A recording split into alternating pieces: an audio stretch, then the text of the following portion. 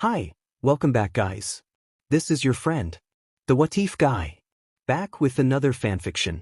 This is the first part of What If Issei becomes the supreme god. Now before starting, please give this video a like and subscribe to the channel if you want more videos like this. Now let's get into the fanfic. Third POV, Tokyo 2. 43 and we see a young man with a hood walking down a dark alley. I still don't understand why my sister needed a diamond bottle of vodka in the middle of the night. In a matter of seconds, out of an alley that goes right beside the alley that our young soon-to-be hero is walking, 3 thugs in black t-shirts with black masks come and are looking at our hero with a very unfriendly look. And that's my cue to leave. Thought the young man and wanted to turn around but was stopped by a baseball bat. "Give us your money or you're going to die," said the thug in the middle while holding a knife. "Ah shit, here we go again," said the young man in his thoughts and took a fighting stance. "You don't stand a chance," said the thug while laughing and holding a baseball bat in his hand. "You think so? Come at me and find out if I really don't stand a chance," shouted the man, startling the 3 thugs. After a battle cry from the thug with a baseball bat, he attacked the young man. Surprisingly, the man hit the thug square in the chest, stunning the thug. He used the moment to take the bat out of his hands and hit the masked attacker in the head, knocking him out in the process. The other thug that said nothing until now attacked the man with his bare fists. The man expertly blocked it and countered it with a clean hit to the nose. The thug went down and the man double-tapped the thug by using the baseball bat. "Impossible! How are you able to defeat them so easily?" shouted the thug with the knife, visibly shocked. "I have something you don't have. It's called skill," said the man while snickering. "What did you say?" The thug with the knife charged at the man only to fail and fall on his face. "Pathetic, really," said the man disappointed and knocked the 3rd thug out. "So now where did we left off?" Yes, I need to dash, only a shot could be heard through the dark alleys of Tokyo." "Demon, he knocked out them, I need to quickly get them out of here," said a 4th thug that hid behind a corner the whole time. "Is this it? Pathetic. Well, at least I left my sister enough money to live by herself. If it's possible, I would like a second chance at life." A sound that was like a notification was heard by our young hero and he saw a blue box with a text in it. "Welcome to the Supreme Heaven Gamer. Your POV/Y/and POV. Welcome to Supreme Heaven Gamer." Wait, what? I looked around the place and it was quite appealing, but still, before me there is a blue notification-like box with "Welcome to Supreme Heaven Gamer." In that blue box. Interesting place, isn't it? I heard a voice which was truly old. I turned around only to see a man in his 70s or 80s with a dark green kimono and a brown coat over the kimono sitting behind a middle-sized table with 2 cups of tea. "Excuse me, but who are you?" I asked while sipping the cup of green tea. "Oh, I'm the Supreme God, and you're right now in the Supreme Heaven, the heaven where all of the ones that I choose go to help me with the other universes that I created," said the old man while smiling at me. "So you're like Zeno from Dragon Ball, right?" I asked with an expression that screams for answers. "Yeah," answered the Supreme God, "something like that." I asked him, "Why did you choose me and not some other guy? I'm clearly not the strongest, nor I'm the wisest, so I ask you again, why me?" "Well, you seem to not really have any relatives that care about you, other than your little sister, but she's still alive, so yeah. Other than that, you're the first one to be ever chosen, so I didn't really have an idea of who should I choose," said the man who was before me. "So, I started, what should I do now? Do I need to be an angel who goes to different universes and spreads the word of God?" The Supreme God chuckled and answered, "No, I tried that already but it didn't work. I would like you to become someone who should protect the world from devastation. The best example is a gamer, and that's what you're gonna be. A man who will have the power that can rival a god. It sounds like fun, right?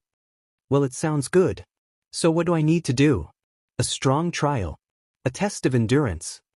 I tried to get him to speak. The Supreme God laughed at me and said, "Oh no, no, no, no, no. I'm gonna give you the power of a gamer and a few extra bonuses and then you're ready to go." "Really?" I asked, clearly confused by his statement. "Yes," he answered confident, "you don't need to worry about anything. Other than, dying." "Alright, get ready, you'll get reincarnated any second now," said the Supreme God while smiling at me.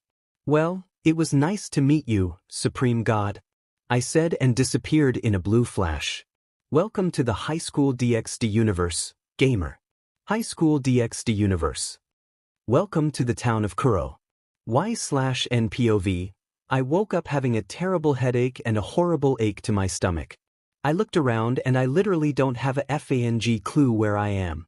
I looked at a photo that was on the table, but because of the light that comes through the window I couldn't really see anything, so I tried to have a better view and I tried to look at it closely too. You unlocked a new skill.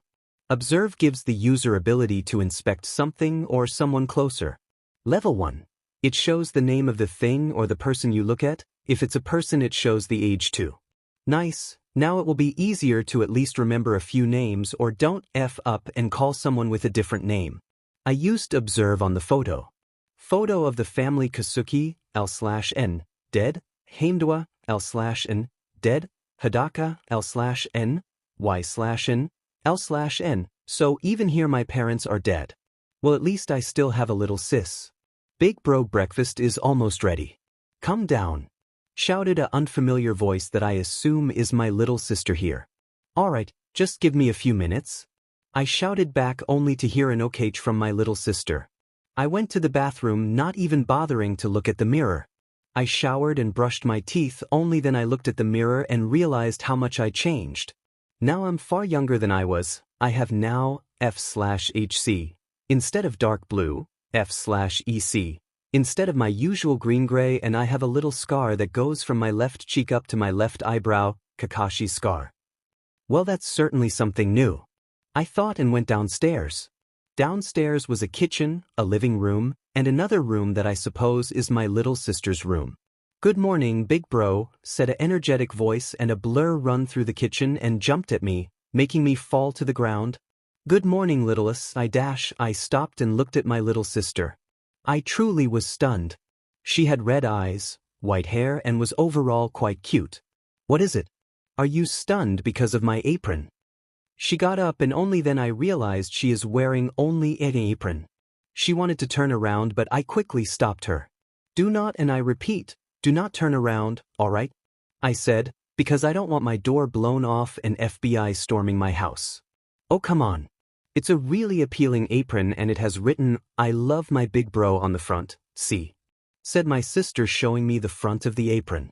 Alright, but still, go and get some clothes? I said with a stern voice, making her pout. Okay, I'll get some clothes.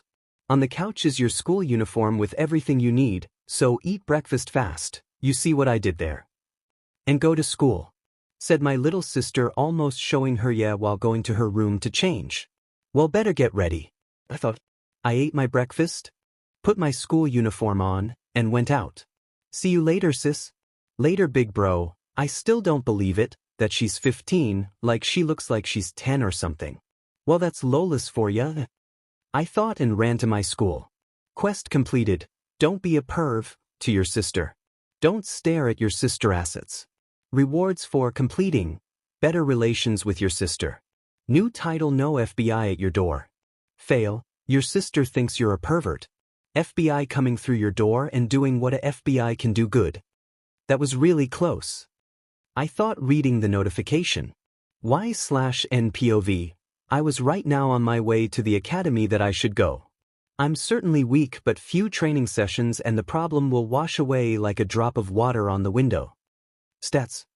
I shouted in my thoughts and a box with my name and stats came up. Name, Y/N, L/N, age, 17, race, human title, none, level, 1, next level, 0 out of 100 EXP HP, 100 MPH, 100 STR. 7, it means strength. It shows how strong you are and how much damage you will do if you attack with a physical object. The points on strength will be multiplied by 2 if you attack with your fists. If you attack with a sword, staff, etc., it will be multiplied by 3. Indeed. 9. It means endurance. It shows how much you can withstand and how much stamina you have. The damage from the physical attacks will be absorbed by how much points this attribute has. So if the damage is 18, it will go down to 9. AGI. 8. This means agility. Your reflex and speed is based on this attribute. INT. 9. Intelligence. It shows your strategic skills. thinking and improves a little bit mana control.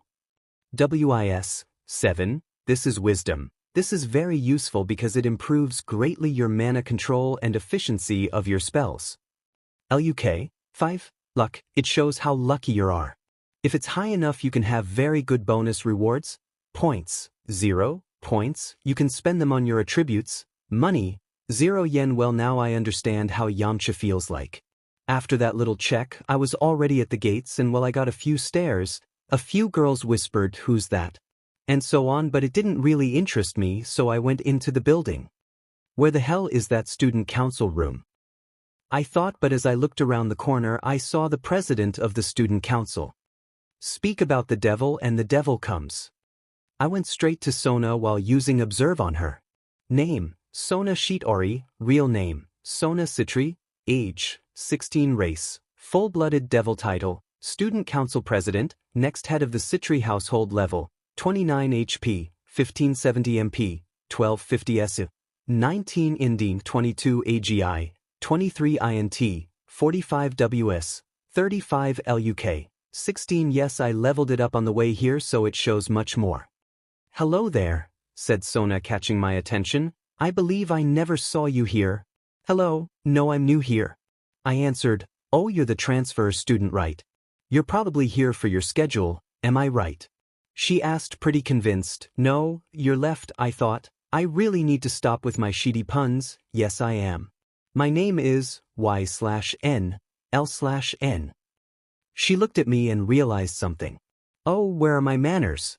My name is Sona Shitori. Come with me, I'll give the schedule in the student council room, she said, and I followed her to the student council room.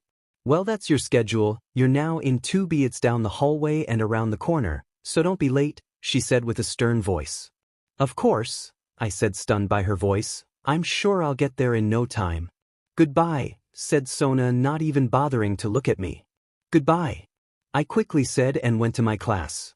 Small time skip, class. We have a new student, come in please. After I heard the teacher calling me and I opened the door and stood in front of the class. Hello, my name is Y/N, L/N. It's nice to meet you, I said while bowing down. Well, Mr. L/N, can you please sit down next to Issei Haidu? Mr. Hai, could you please put your hand up? Said the teacher, and immediately a hand shot up from the back of the class. I went there and sat down next to the brown-haired boy. Observe. Name, Issei Haidu, age, 17 title, the leader of the 3 perverts race, human STR 8 Indi 6 AGI 7 INT 7 WIS 5 LUK 4. Well, he's certainly not very strong. I thought and paid attention to the class. Time to make the donuts. Well, time to eat lunch. I thought and went outside and sat under a tree. Little sis is really good in cooking, I thought while eating. Ihak. I heard a scream. First I looked around me only to realize it was only the 3 perverts that were running away from the Kento club.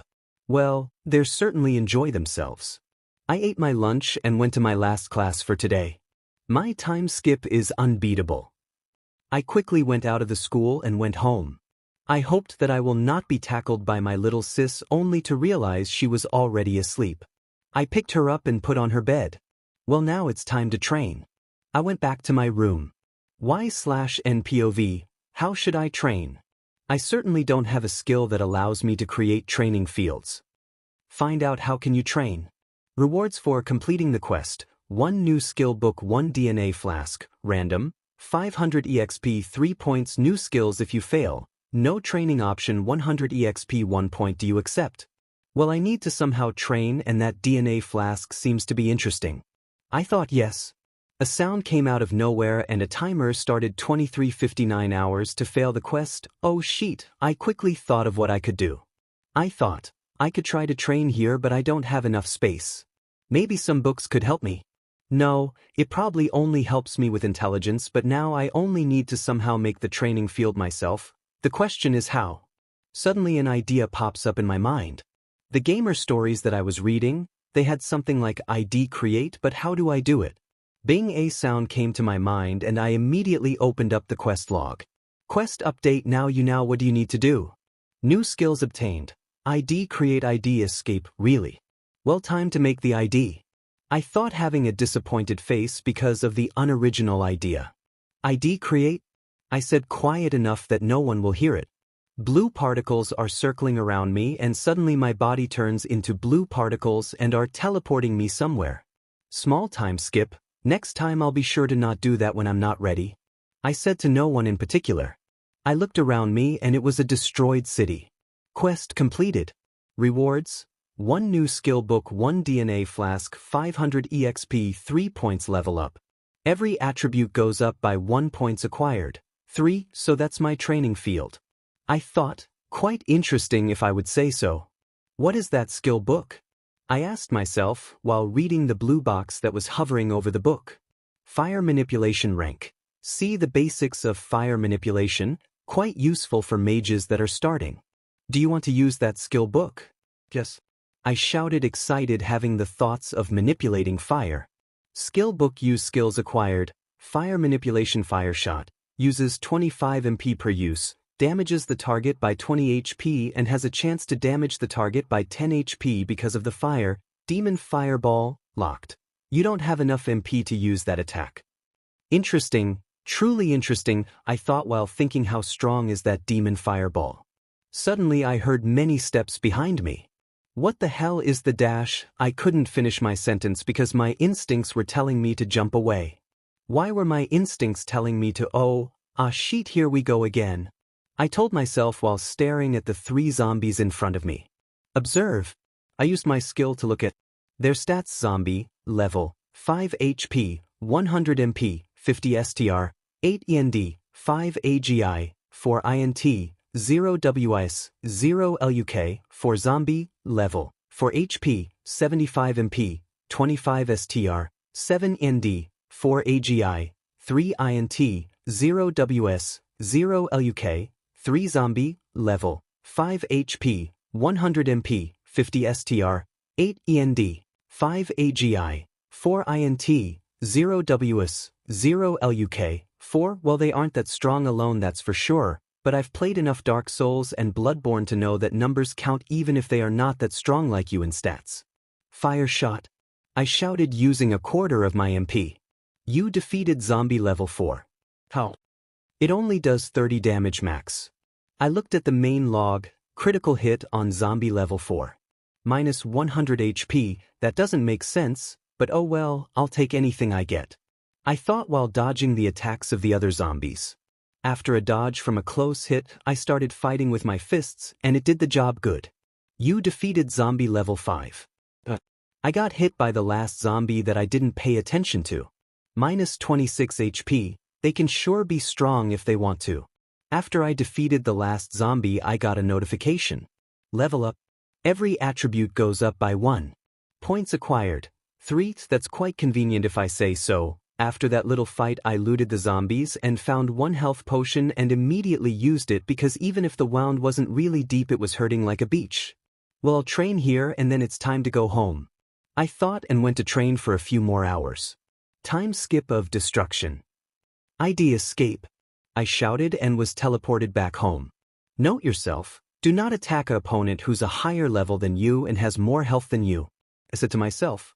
I hope the events here will not happen in at least a week because with my skills I will not have many chances to win a battle against a fallen angel. I thought, but then I realized something. Observe.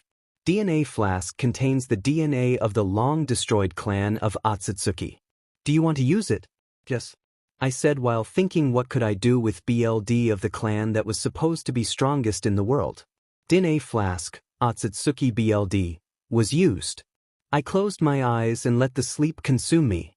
Y/NPOV, you acquired chakra control. You acquired CP.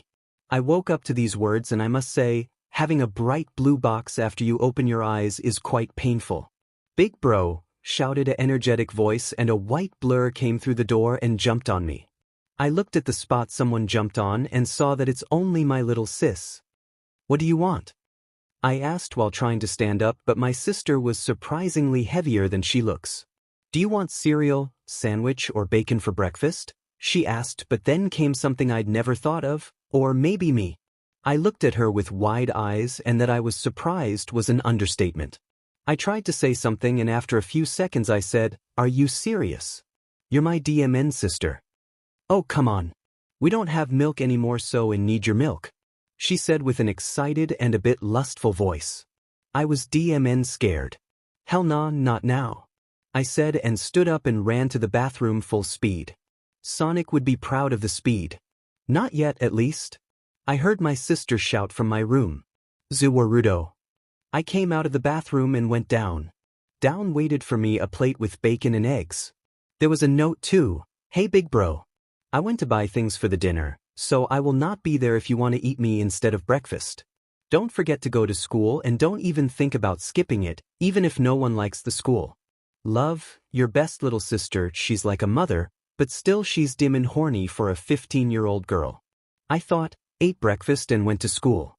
Time skip of infinity. Stes. I shouted in my head and a blue box appeared in front of me.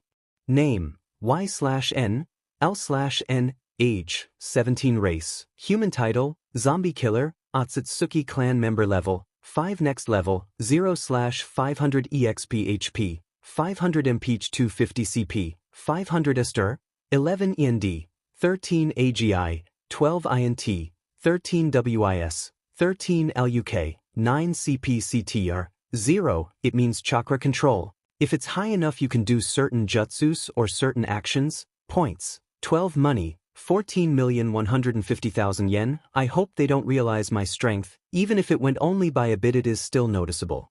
I thought a bit scared of what can happen if I'm not ready for the whole fallen angel stuff and the devil's probably reviving me. "Hello, Y/N, nice to meet you." I heard a voice behind me. "Hello, nice to meet you Terius." I answered. "When you talk about the devil, and the devil comes." I thought shaking my head. Observe. Rias Gremory age, 17 title, Princess of Ruin, little sister of the current Lucifer race, full-blooded devil level, 20 HP, 2000 MP, 1000 STR, 28 ND, 30 AGI, 27 INT, 31 WIS, 33 LUK, 18. "Do you want to come with me to my club after school?" asked Rias with a face expression that showed how happy she was. I thought about it but I answered, "Sure, I don't have anything to do, I'll be happy to come with you." "Perfect," said Rias, "I'll tell Akino to prepare some tea," and with that she went to her class. What did I drag myself into? I asked myself and went to my class. Time skipu. Rias POV, I have succeeded to take Y/N to the club. This is perfect.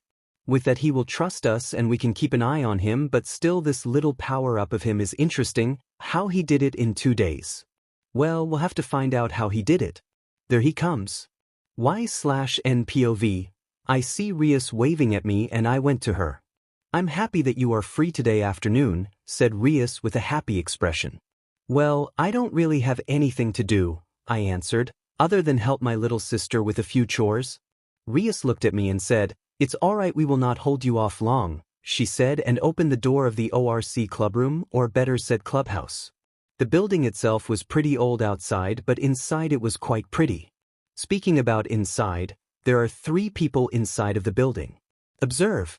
Name, Kaneko Tuju age, 16 title, school mascot, sister of Kuroka Tuju, Rook of Gremory race, half reborn devil, half Nekasha level, 12 HP, 1200 MP 600 Ester, 30, Rook P special effect, END, 29, Rook P special effect, AGI, 19 INT, 27 WIS, 26 LUK, 18 name, Kiba Yuto age, 16 title, survivor, Knight of Gremory race, reborn devil level, 13 HP, 1300 MP 650 STR, 15 ND, 13 AGI, 34, Knight P special effect, INT, 26 WIS, 25 LUK, 26 name, Akino Himejima age, 17 title, Lightning Princess, Queen of Gremory, daughter of Barakiel race, half reborn devil, half fallen angel level, 18 HP, 1800 MP 900 STR, 26, Queen P special effect, END, 28, Queen P special effect, AGI, 30, Queen P special effect, INT, 29 WIS, 32 LUK, 17. They're far stronger than me. I need to push myself to limits if I want to be on their level. I thought motivated to train and push myself to my limits. That are the club members, that's Kiba, said Rias, and Kiba waved to me and I waved back. That's Kaneko. Kaneko just looked at me and went back to eat her chocolate, but I swear I saw a tint of pink on her cheeks. And last but not least, Akino. Hello there, handsome, said Akino and wrapped her arms around my neck.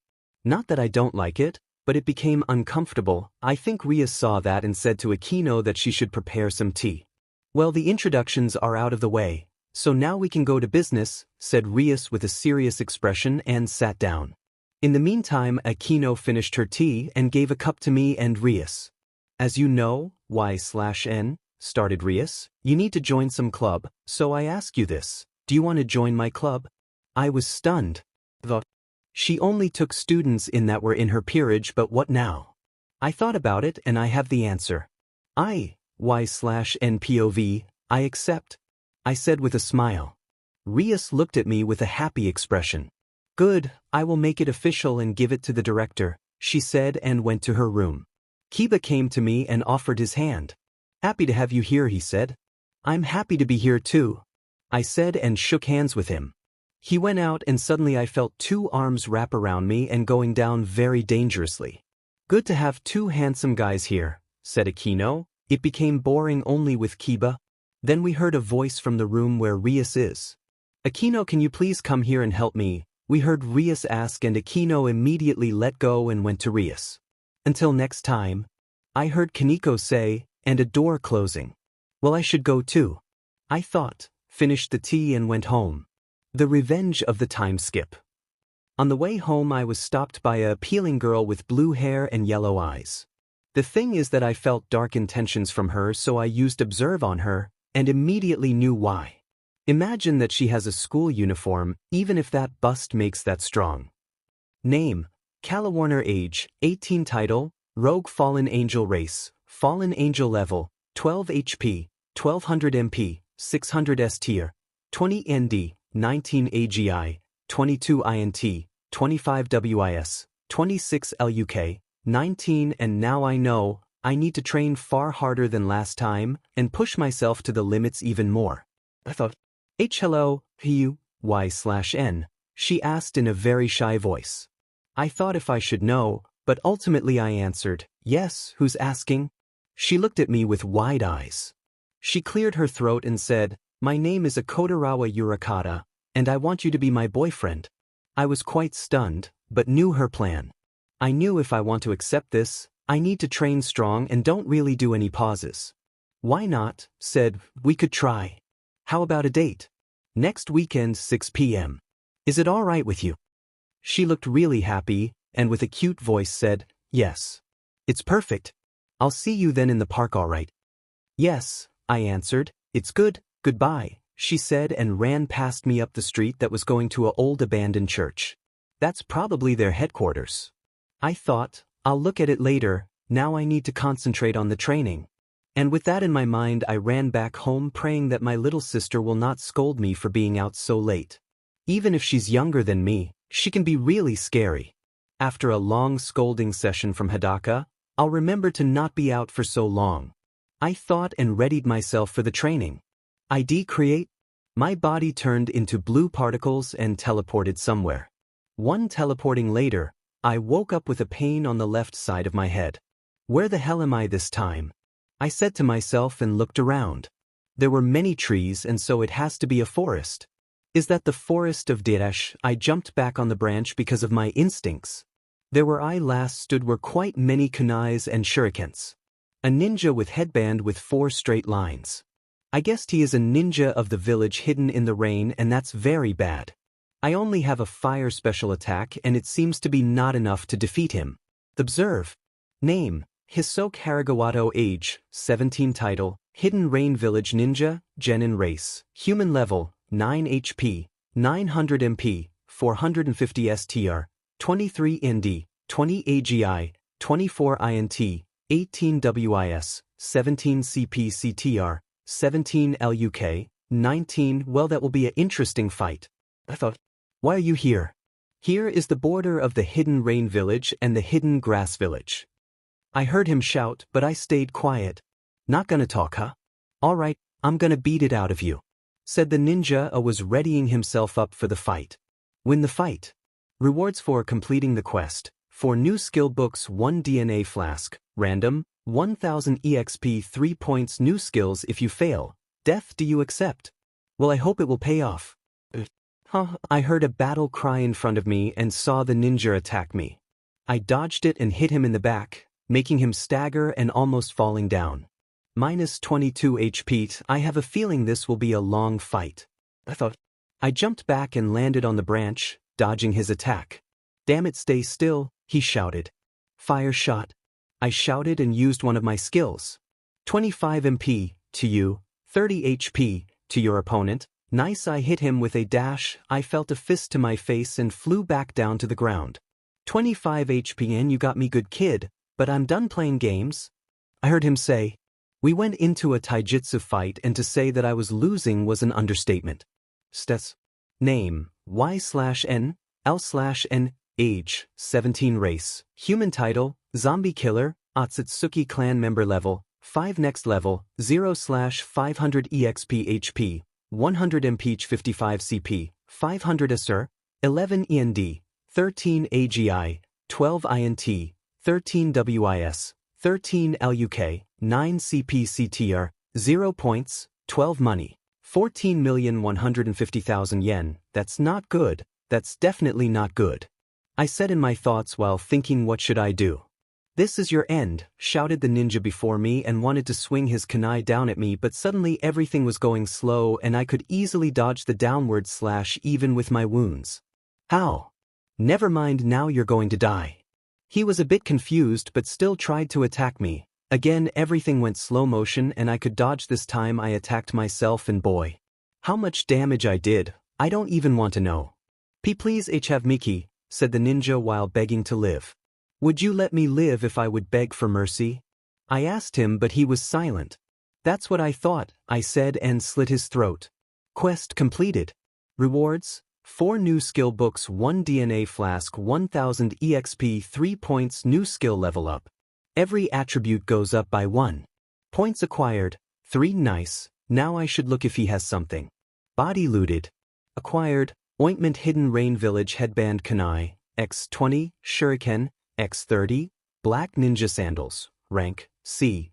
Forearm protectors, rank B. Explosive tags, X5, empty scrolls, X3, DMN. He was full of loot. I said and looked at all the loot and equipped the forearm protectors and black ninja sandals. But why did the time suddenly slow down? Wait, that new skill, it could be it. I looked at the quest log. New skill books obtained. Basics of chakra control, taijutsu basics, genjutsu basics, ninjutsu basics. New skill obtained. Sharingan, and now it makes all sense. Well, I'll heal myself and then it's back to training. I thought and prepared myself for one hell of a training. Y/N POV, stats. Name, Y/N, L/N, age, 17 race, human title, zombie killer, Otsutsuki clan member level, 16 next level, 0/1600 EXP HP, 1600 MP, 800 CP, 1600 S tier, 22 ND, 24 AGI, 23 INT, 24 WIS, 24 LUK, 20 CPCTR, 11 points, 45 money, 14,150,000 yen. Well, that's one hell of an improvement. With this stats I should be on Calawarner's level and my skills will only help me more, I thought. Observe, novice. Level 17. It shows the name, race, title, level, stats and sacred gear. Water walking novice. Level 12 tree/wall walking novice. Level 16 bullseye, novice. Level 17. With this skill you are far more precise with guns, shurikens and kunais. Body flicker, apprentice. Level 26 lets you travel fast from one point to another, seemingly disappearing and reappearing for few short time frames. Fire manipulation, novice. Level 13. With this you can manipulate fire and have far better fire resistance than others. Fire shot, novice. Level 10. A powerful shot, with fire in it. Minus 30 normal damage, minus 15 bonus damage if you're lucky enough. 30 MP demon fireball, locked. Ninjutsu, Novice, Fire Style. Level 7 Fire Style Phoenix Flower Jutsu Level 5 -35 damage, -30 CP, Fire Style Fire. Dragon Jutsu Level 4 -25 damage, -20 CP, Water Style. Level 6 Water Style Water Dragon Jutsu Level 3 -30 damage, -25 CP, Earth Style. Level 2 Earth Style Mud Wall Jutsu Level 1, absorbs -25 damage, -15 CP, Wind Style. Level 5 Wind Style Great Breakthrough Level 3 -15 damage, -20 CP. Lightning Style. Level 9 Chidori Level 7 -60 damage / instant kill if perfectly hit. -100 CP. Kirin Level 2 -500 damage, -400 CP. Sharingan Level 20, 2 tomos in each eye. Slows down time for 2 minutes. Increases eyesight for 20 minutes. Increases perception. Genjutsu, Novice, Demonic Illusion. Tree Binding Death Level 8 Taijutsu, Novice. Hovering Fist of Uchiha Level 7. It focuses on quick and perfect strikes that are critical for the opponent. While using the Sharingan, this taijutsu style will get far deadlier than before. I was happy with result of my training, not to mention my fighting equipment. Black t-shirt, Uchiha clan symbol on the back, rank C. Brown H. This for the Tanto, rank C. Tanto, rank B. Forearms protectors, rank C. Black ninja sandals. Well, now I'm sure the date will be a piece of cake. At least the part where I fight her, I said to myself. Still, next time I'll level up more things, because yes, I'm almost as quick as Sonic, but really, I don't want to end up like Kiba and be as fast as F-Boy but get too touched. Like light, medium and dead, you know what I'm saying. Well, time to ready up for the date, I said, and tried to find something in that I look good. Time stone used. Good. Back to the story. I waited at the park, and even if I was 5 minutes too late, Calawarner takes her sweet time to get here. Hey, Y/N. I heard a voice and Calawarner came to me. I hope you didn't wait for me too long, she said in her excited tone. I waited a half FING hour. No, I didn't wait 2 FING long. I thought and shook my head. No, not at all. I just came here. I answered and took her hand. We went to a restaurant and ate something. From there we went to a cinema and watch a horror movie, and she held my arm the whole time. After that little adventure we went to a jeweller's store and bought here a appealing amulet with a violet gem. She was very happy and repeated the words "I love you" when she got the gift, but I saw something on her face. Regret, sadness and anger. We went back to the park, but from the distance I saw a red light that quickly died down. So Rias already revived Issei. I hope he's alright. Even if he's a pervert, he seems to be alright, I thought. In the park, Calawarner abruptly stopped walking and turned to me with a sad face. She went to my ear and whispered the words that I waited for. "Would you die for me?" she said at the brink of tears. "What did you said?" I asked while readying myself up. She jumped up and transformed. Now she has a trench coat-like top with a matching miniskirt and has black-heeled shoes. 2 black feather wings are coming from her back too. "Run, or do something. I don't want to kill you," she said with a teary face. I just stood her and asked one question that caught her off guard. "Do you really love me, Calawarner?" She went wide-eyed and threw her spear that exploded right before my eyes. "Did you really imagine my death to be so quick?" I asked her while coming out of the smoke.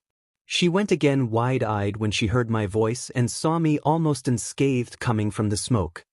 But how W?" she asked.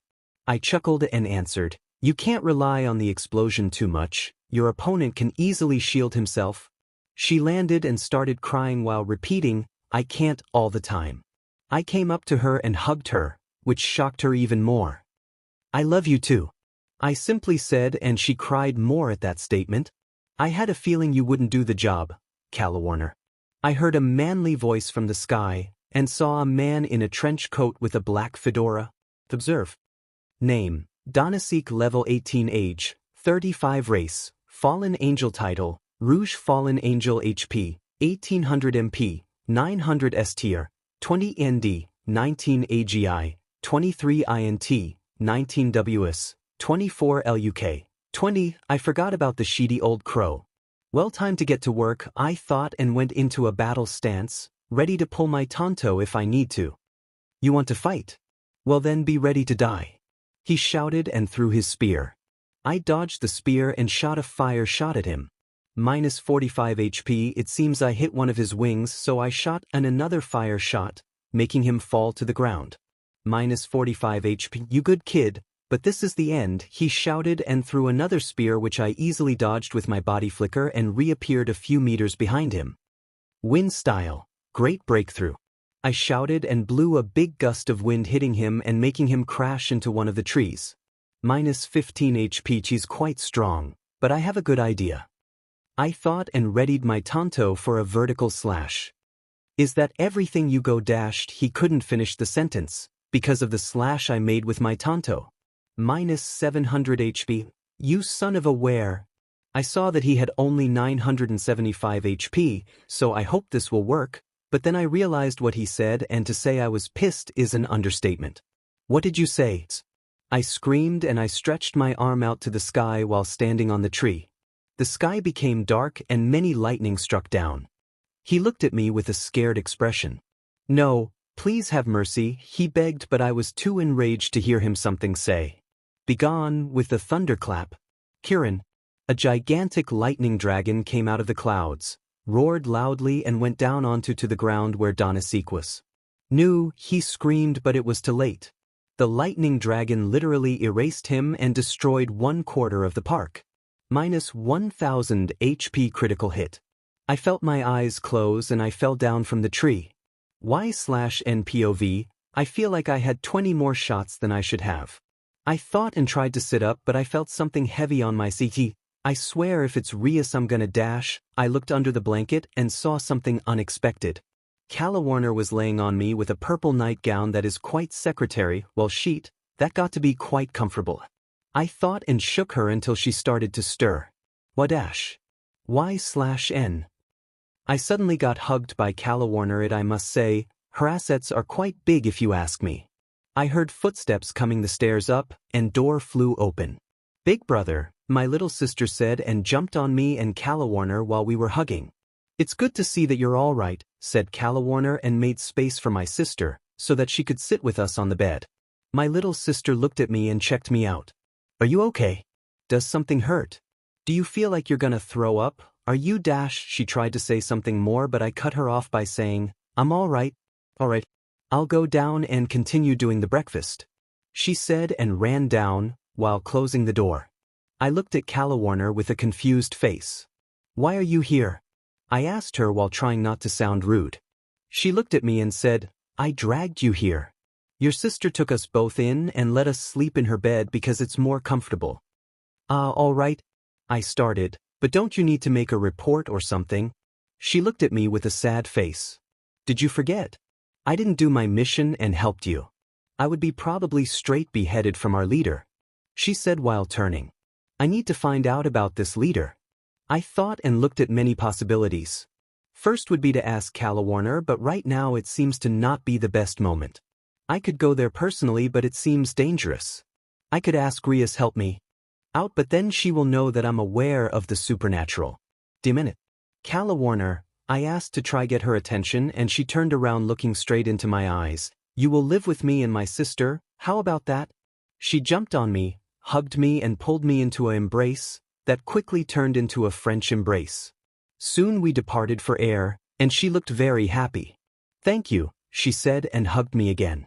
Big brother. Big sis. Come down, breakfast is ready. A voice that is presumably my sister's came from downstairs. Time skip by Chibi Dio shouting Zawardo. Diamenet.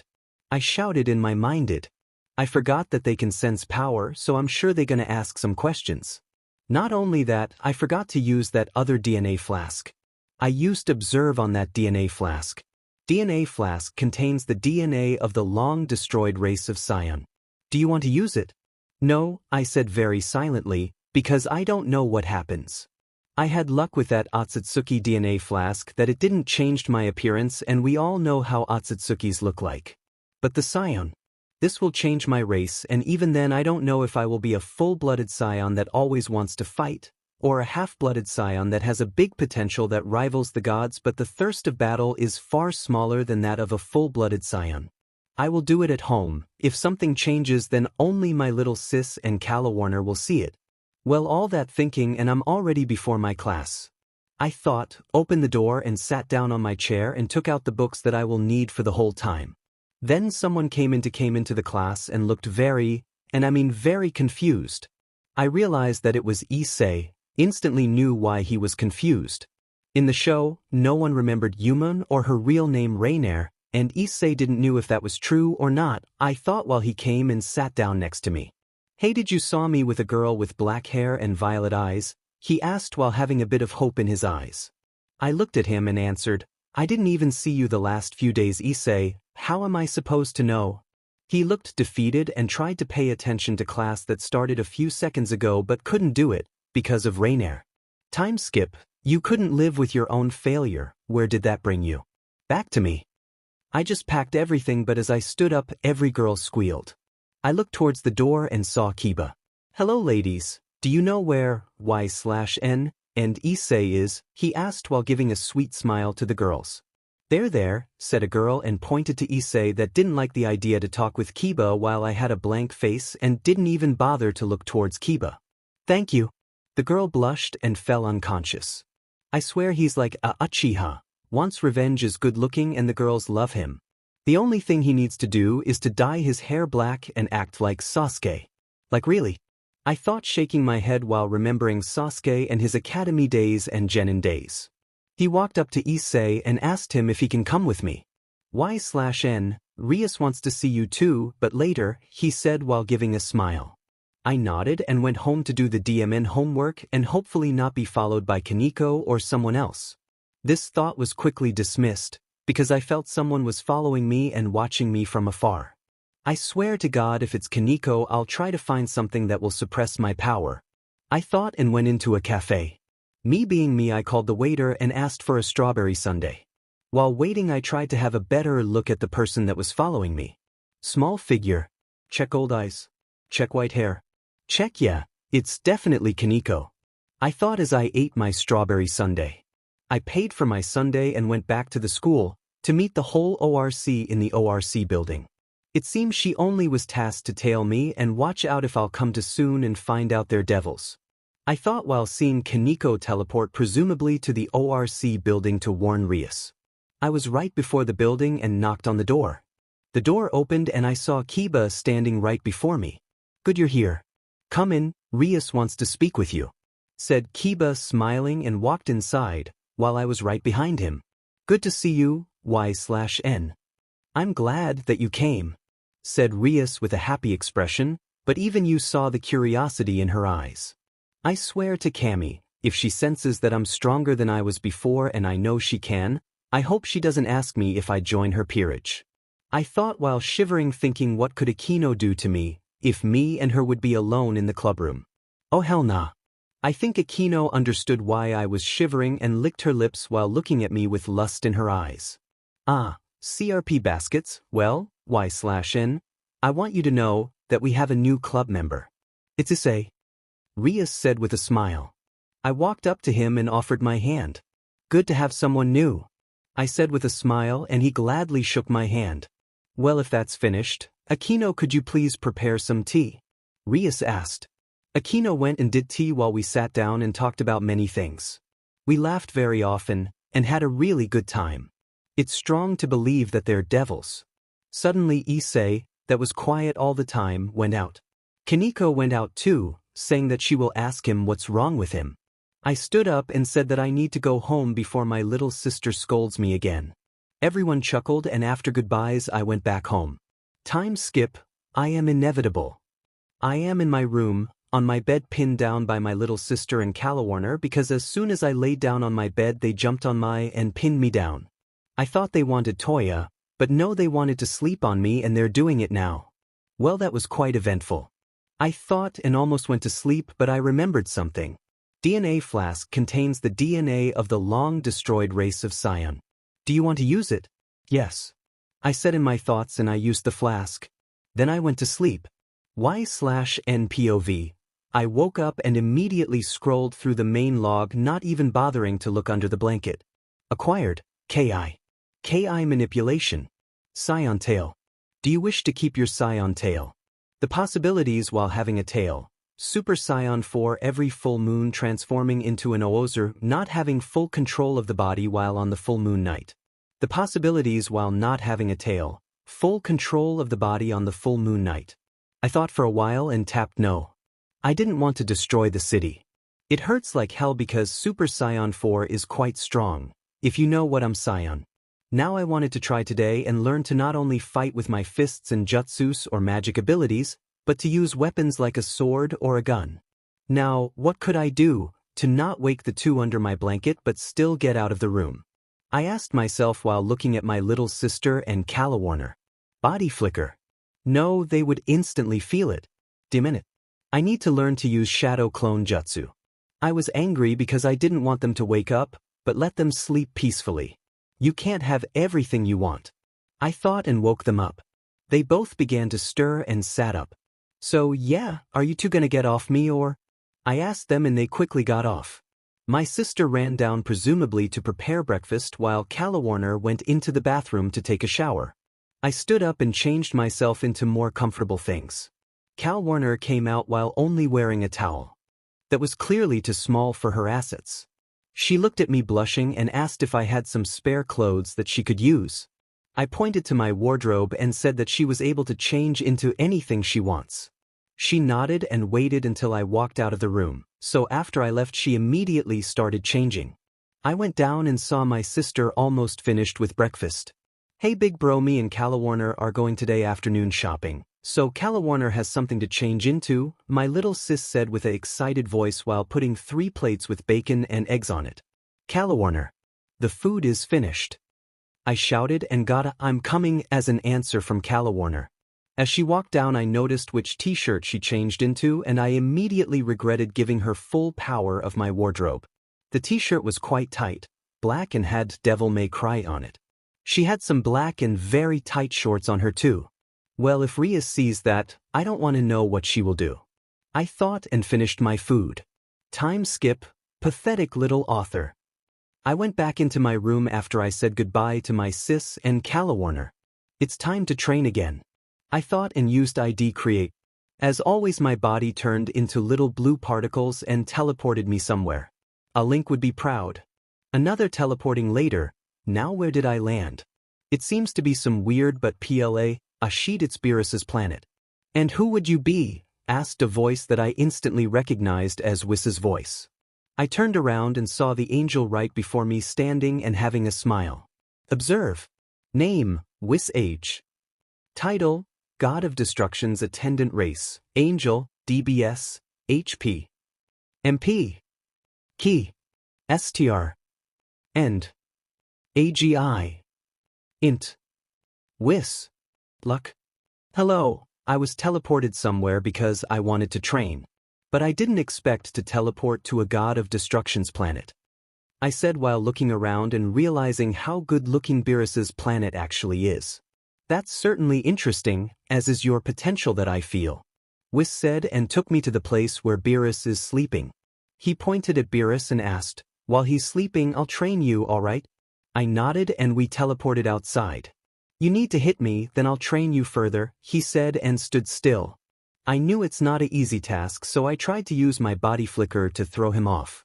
He instantly realized what I wanted to do and concentrated on my KI to know when and where I'm gonna attack, because if that he easily dodged the hit. Interesting, it looks like instant transmission but it's far quicker and you use it without placing 2 fingers on your forehead. Not to mention you don't need to lock onto something, you teleport where you want to teleport. He commented on my technique while I stood up. I looked at him and said, thanks, it's called body flicker, and as you said it lets me teleport where I want to teleport. He smiled at me. Well, it seems that you don't know how to use KI, but don't worry. I'm gonna teach you. He said and I was ready to take anything he throws at me. Quest started, training with Wiss. Wiss wants to train with you. Survive his training regime and you will be certainly strong. Rewards for completing the quest. New skills, new skill book, new weapon. You can later choose which one you want. New mentors 5000 EXP 5 points rewards for failure, death, time skip, a sheet, here we go again. Holy sheet. When I meant anything I didn't mean literally. He called Vegeta and Goku, or how I like to refer to him, Kakarot, and asked them if they can train me, and boy did that hurt. I used observe and I didn't like what I saw.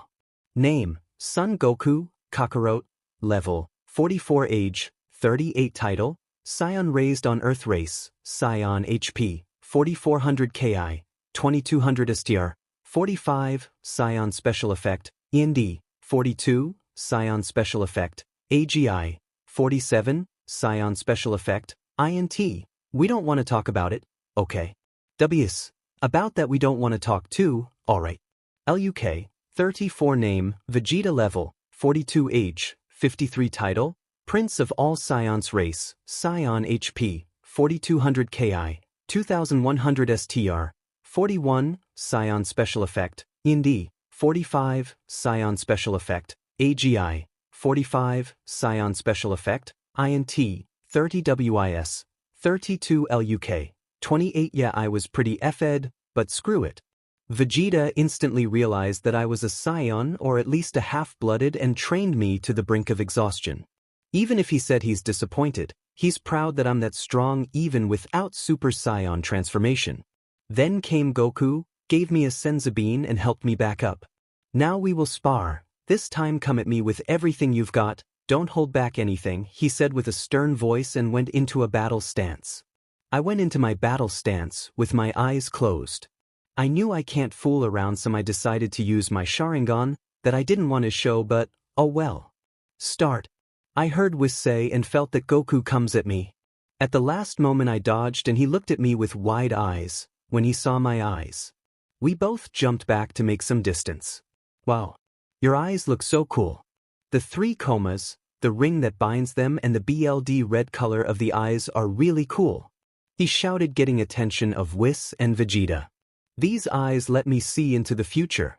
I know what you are going to do, and I can easily copy it if I want. I said, and Goku immediately got a serious face. Then I have to be faster than your eyes, he shouted and seemingly disappeared. My eyes see everything. I shouted back and blocked a direct hit from Goku. He instantly jumped back, but I copied what he wanted to do to me few seconds back, and hit him full force in the stomach. With a pained expression he flew back. You're pretty good. I need to get stronger, he said and went into Super Saiyan form. Yes, that is my end. Y/NPOV. He rushed at me, I saw what he was gonna do, but I'm far too slow to block it, so I took the hit head on. It went like that until I had enough of it. If I can't defeat someone in a spar, how am I gonna defeat someone in a real fight? It's frustrating. It's frustrating that I know that I'm too weak to protect everyone. I'm not gonna let them die. I screamed and transformed. My hair stood up, small sparks were around me, I had a golden aura and golden hair. I felt much stronger. Congratulations. You went Super Saiyan for the first time and completed a secret quest. Secret quest, Legendary Super Saiyan. Use the rage that you build up inside you and use it to transform. Rewards, new transformation 2500 EXP completed. Wow. You went Super Saiyan. Goku shouted excited. I deactivated my Sharingan. Yes, and now, we will fight on equal grounds, I said and went into my battle stance. Goku went into his battle stance and we sparred for a few more hours before I fell to the ground unconscious. Time skip snaps his imaginary fingers. Peter somewhere else. I don't feel so good, Mr. Stark. I woke up to a delicious smell of meat and bacon. I went down and saw Vegeta, Goku and Beerus sitting by a table while Whis was finishing the food. Hey, I just realized I didn't even got your name, said Goku with an uncomfortable smile. It's alright, I forgot to say my name. I'm Y/N, nice to meet you, I said and Goku nodded. Well, Y/N, sit down and eat up, you're gonna train for some time here and not only with Vegeta, Goku and me, but with Beerus, said Whis while placing the last plate on the table. Are you sure? I don't want to be a burden or some dash. As I almost finished my sentence, Vegeta cut me off. You're a Scion or at least a half BLD, But you're still better than Gohan in your age, so start act like one. You're gonna train and become as strong as us. We Scions have pride. Something you can't never forget. Understood? Shouted Vegeta at me, while I just nodded. Well, it seems you have potential, but still you're far from achieving the full power, said Beerus. I used observe on him and ye name, Beerus age. Title, God of Destruction Race, Offworlder HP. MP. Key. STR. End. AGI. Int. Whis. Luck. Just like Whis. Well, if I'm gonna stay here for some time, I should use the time to train with literal gods. Y/N-POV. Yeah, I might have gone overboard with training. Stats. Name, Y/N, L/N, level, 22 next level, 500/2200 age, 17 race, half-blooded scion half-blooded human title, zombie killer, Otsutsuki clan member, one of the last scions, student of the G-O-D attendant, student of G-O-D HP, 2200 MP, 1600 CP, 2200 KI, 1600 STR, 33, Scion Special Effect, END, 35, Scion Special Effect, AGI, 34, Scion Special Effect, INT, 30 WIS, 30 LUK, 26 CP CTR, 17 KI CTR, 10 points, 68 money, 15 million yen observe, apprentice, level 21 it shows the name, race, title, level, stats and sacred gear.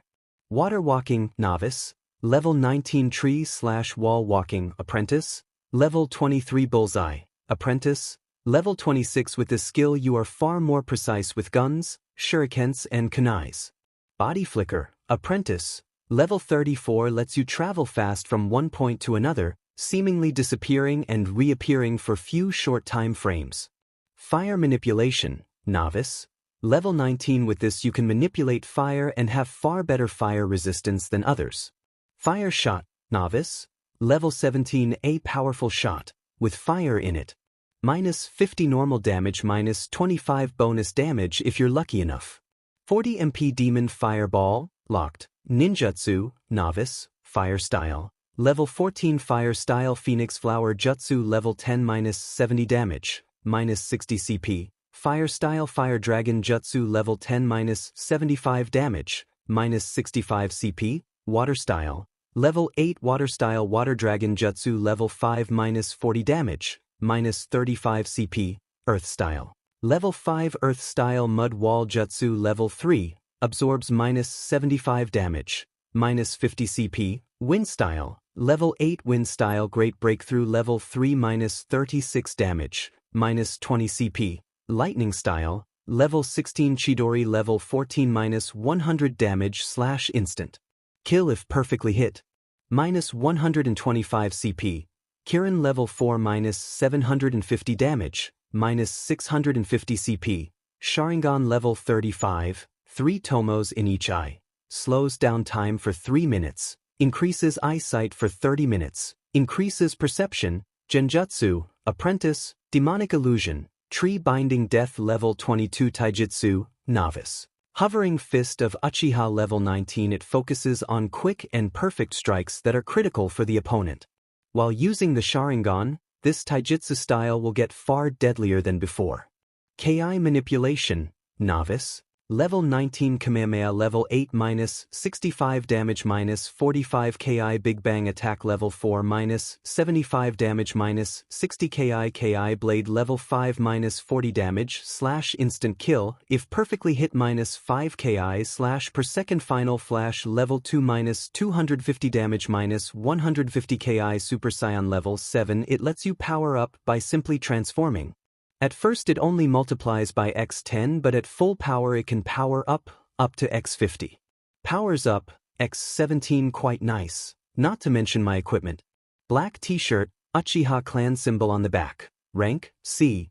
Brown HRS for the Tonto, rank, B. Fine. Tonto, rank, D. Fine. Forearms protectors, rank, B. Fine. Black ninja sandals the Demon King's ring it shields the wearer from any magical damage. It can cast spells back at the attacker and even curses can be reflected. Yeah, I can suppress my power but some will still leak out, so yeah. The new skill book. It was about KI blade, quite useful if you ask me. Now it's time to choose the weapon. I thought. I was quite happy when I heard that the time here stops or at least slows down so I can freely train. I am right now in my room readying my things, before my little sister takes a wooden ruler and hits me for not doing anything productive. Yeah, that. I still have something to do, right? I asked myself and looked at the quest log. New weapon, you can choose which one you want. New weapon, you say. I started, well, I have something on my mind. I thought. Do you want to summon this sword? Yes, I said in my mind, and a black sword materialized before me. I picked it up and admired its craftsmanship. Well, DMN, I'm gonna definitively learn how to use a sword. I thought and went to the school, while having mixed thoughts about if I did the right thing removing the tail. I hope it's possible to get back the tail. I had hope I could train in ID Create to control the Great Ape form and then turn Super Saiyan 4.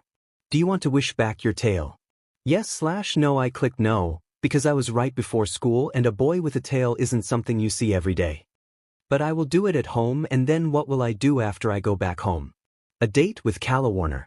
No, I'm scared for my wallet. Wait, doesn't Issei fail a pact with the client and gets attacked by Calawarner? But now it will be either Rainier or Middlet. I could help him, but I would need a mask or something. Ding, I'm really good at ignoring everyone and only thinking at.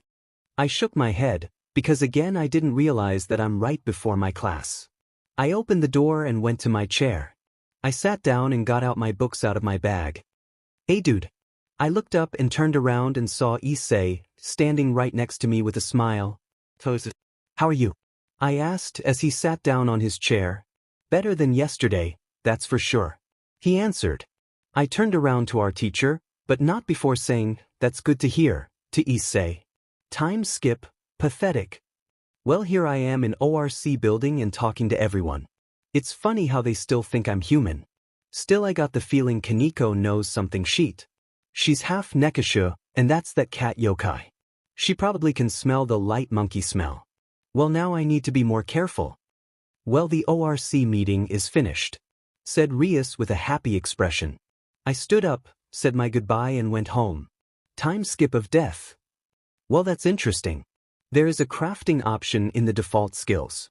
The default skills are walking, jumping, the thing you learn as a child. I tried to create a spear from the stick I found in the park, but it went horrible. Crafting level 1, novice. With this you can create anything you want, as long as the skill is on a high enough level and you have the materials that you need to use. Interesting. Well, I should level this up, so I can create a mask. Time skip. After approximately 6 hours, I have this on level 25. How did I do it? Plot reasons and the author got a little lazy. Could you please not break the fourth wall? My flex tape is running low, and I already sniffed whole flex glue, so I have literally nothing to repair it. Not to mention the bedrock that I used to build this wall. Yes, sorry about that. I forgot you're quite poor when it comes to wall repairing. F you? Well, never mind that I can make a mask now. I used black Elticher, a zipper, to make a quite interesting mask. It's like Kaneki's mask, but I modified it a little bit. Speaking about Kaneki, it would be interesting to become a ghoul. There's that, but now I need to help Issei if something happens. I said to myself in thoughts and went out through the window. I hope they'll not be mad at me to leave so late.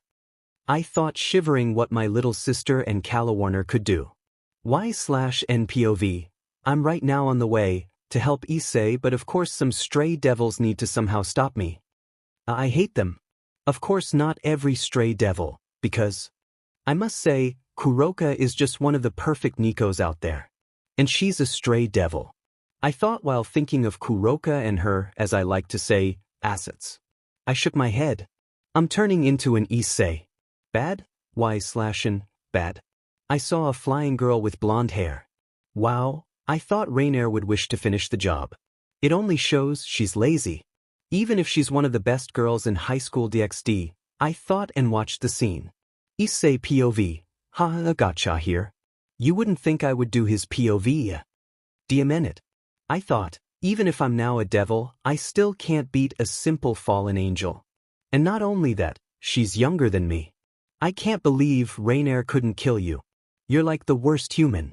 The girl that was hovering in the air shouted to me while laughing at me. How does she know about that? Never mind. Wait, that hidden power that Ria said I possess. How do I unlock it? Flashback, you just have to focus on a part of the body, and then your sacred gear should awaken, said Rias while having a smile and explaining Issei how he can unlock his sacred gear. Flashback end, that's right. I thought while focusing on my left arm. I put my left arm up just as that blonde girl wants to kill me. Focus. I yell and a red gauntlet-like thing appeared on my arm. What itch? The blonde girl screamed while being blasted back by that red gauntlet-like thing on my arm. But even after that she came out of the rubble and stood up, while holding a spear in her hand. Even if you have a sacred gear, I'm gonna finish the job, she shouted and attacked me, but in the same time some dude in a black mask and black hoodie with black jeans jumped in front of me and deflected the spear. You fallen angels never learn, do you? He asked in an arrogant tone. The blonde girl focused her sights on the dude in front of me. And what's it to you? Who are you anyway? She asked. Y/NPOV, someone who's far stronger than you? I asked while readying my super god fist. She laughed and said, I doubt that. You aren't even gonna land a scrid dash. She couldn't finish her sentence because I hit her with the super god fist that knocked her instantly out cold. Well, she's out for the count? I said and turned towards the pervert. He looked bit scared. Go to your emisto, devil. Going alone in the night isn't the best idea, especially if you have one of the strongest sacred gears out there. I said to Issei, while he just nodded and ran towards the ORC building that is located near the school. Well, I'll drop her off to the church and go home, I said to myself, picked Middlet up and flew to the abandoned church. Small time skipu. Well, here I am, sitting on my bed, while observing my tail that is wrapped around my waist.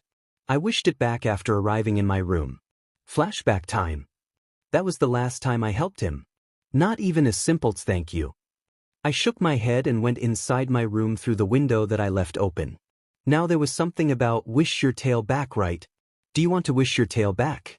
Yes/no. I pressed yes, and I felt a slight pain just above my nice butt, #no homo, and right below my back. I saw a brown thing wagging right beside me. Well, shit, that's quite fun having a tail. I thought while grabbing a water bottle with my tail. And I have some control over my tail, that's good. I thought and wrapped my tail around my waist. Flashback end, I need to find a way to hide it so it is not noticeable but still easy to unwrap or take out. I thought while trying out many things. I decided to let it wrapped around my waist and look like a belt to other people. But still, if someone decides to touch it, I'm pretty fed, I thought, shivering at the thought that someone would find out that I'm not human. Well, enough of this, I need sleep, I said to myself and went to sleep. Y/NPOV, now you are probably asking yourself, why are you now in the ID create? Riser. He's the most annoying person that I know. Not only because of his attitude, but his fighting style is just trash. He heals himself over and over again, and even Kirin on the level that I've got will not erase him completely. So I went into the Naruto training world and did what a person would do in a training world. Now the question is why? I need a move that would destroy Riser and not let him heal himself. Something like, if he heals himself, but it will still destroy the healed part and he would need to heal it again. Now you would say, how about Hakai? It's not really possible. I saw that Goku was literally holding a big chunk of his power, while we were sparring, and Hakai is something only strong persons can use. So I went through my options and found something that is interesting. If I have luck, I could get Itachi's Mangekyo, and that would be nice. Amaterasu is the thing I need. So I looked in which time I am in the Naruto. And boy am I lucky. It's around the Yellow Flash era. By that I mean around the Third Great Ninja War if I'm not mistaken. So with that I can easily train without any trouble that some ninjas will come near me because of some mission. The most ninjas are either on the front lines or looking out from their outposts. The only problem is that there are probably some spies lurking around, and trust me, that's really not good. They could see me and thinking that I'm an enemy ninja, fight me, which is a bad idea. Well enough explaining, it's time to train. I thought, and just as I wanted to train my Sharingan, I felt something, or better said someone. And not one but two had a really strong aura. Suddenly 4 people jumped out of the trees. 3 of the 4 were mere children of the age 13 to 14. One of them was easily recognizable of his white hair and a mask that was covering his mouth. The other boy had a blue and orange jacket with the Uchiha symbol on the back. He also wears goggles with an orange glass-like structure that was covering his eyes, but you could still see everything that was covered. The last child was a girl with brown hair, lilac stripes that were on each cheek, and was slightly nervous. The last one was a man with a stoic expression. He has bright blonde hair and blue eyes. He also wears classic hidden leaf Jonin West with blue long-sleeved shirt with the Uzumaki swirl on each side of his 2 arms. Like the 3 children, he wears his headband on his forehead. The blonde-haired man, that I guess is their team captain, came to me.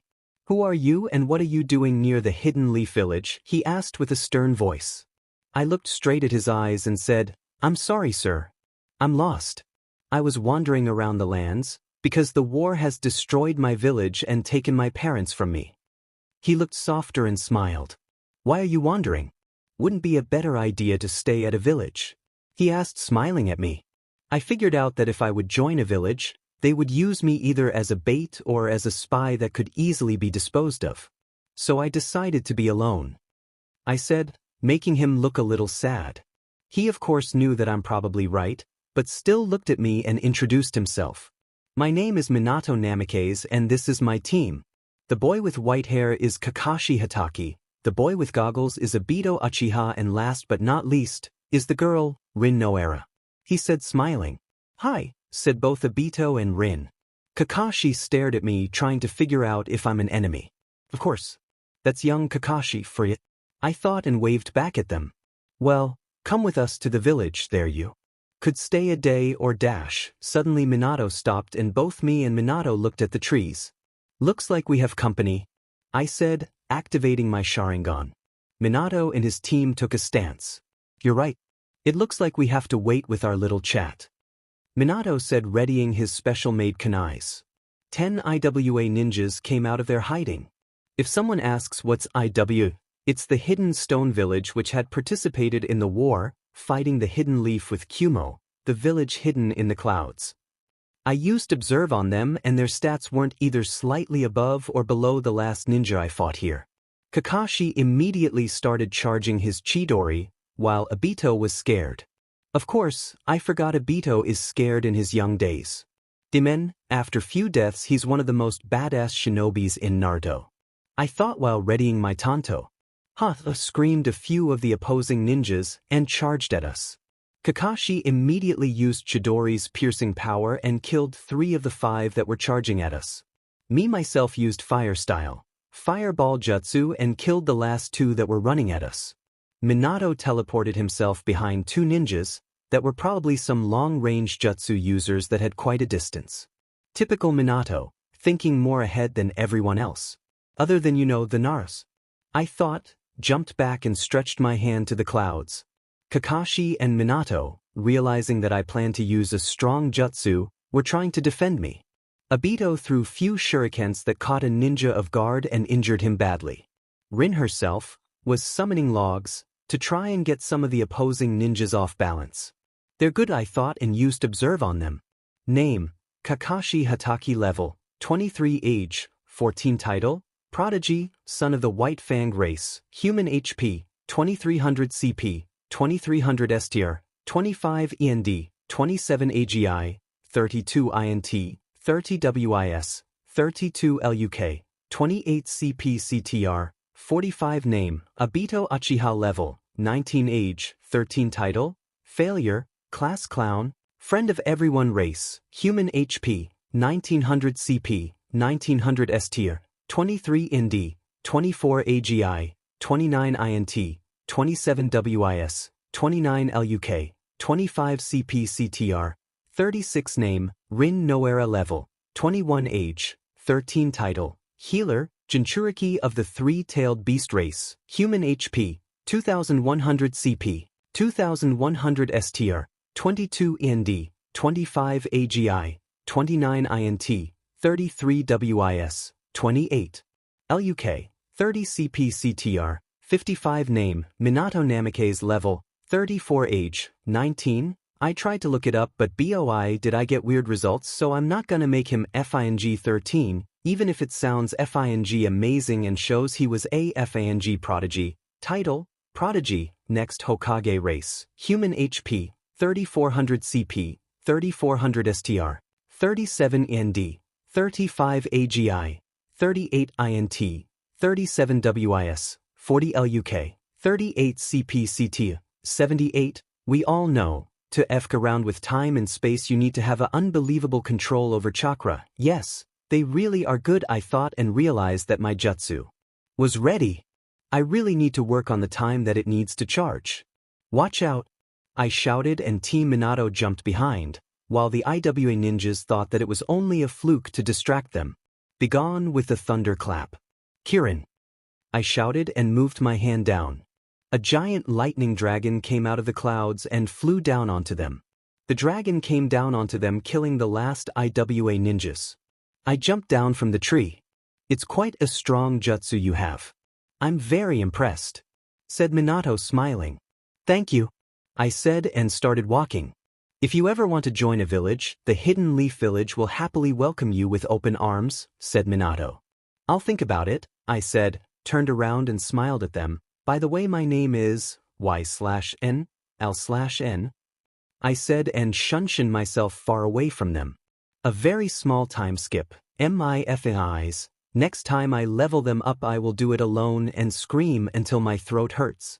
I screamed while holding my eyes in pain. Congratulations! You evolved your Sharingan into Mangekyo Sharingan. Abilities, Amaterasu locked. This will be a hell of a ride with these eyes. Y/N POV.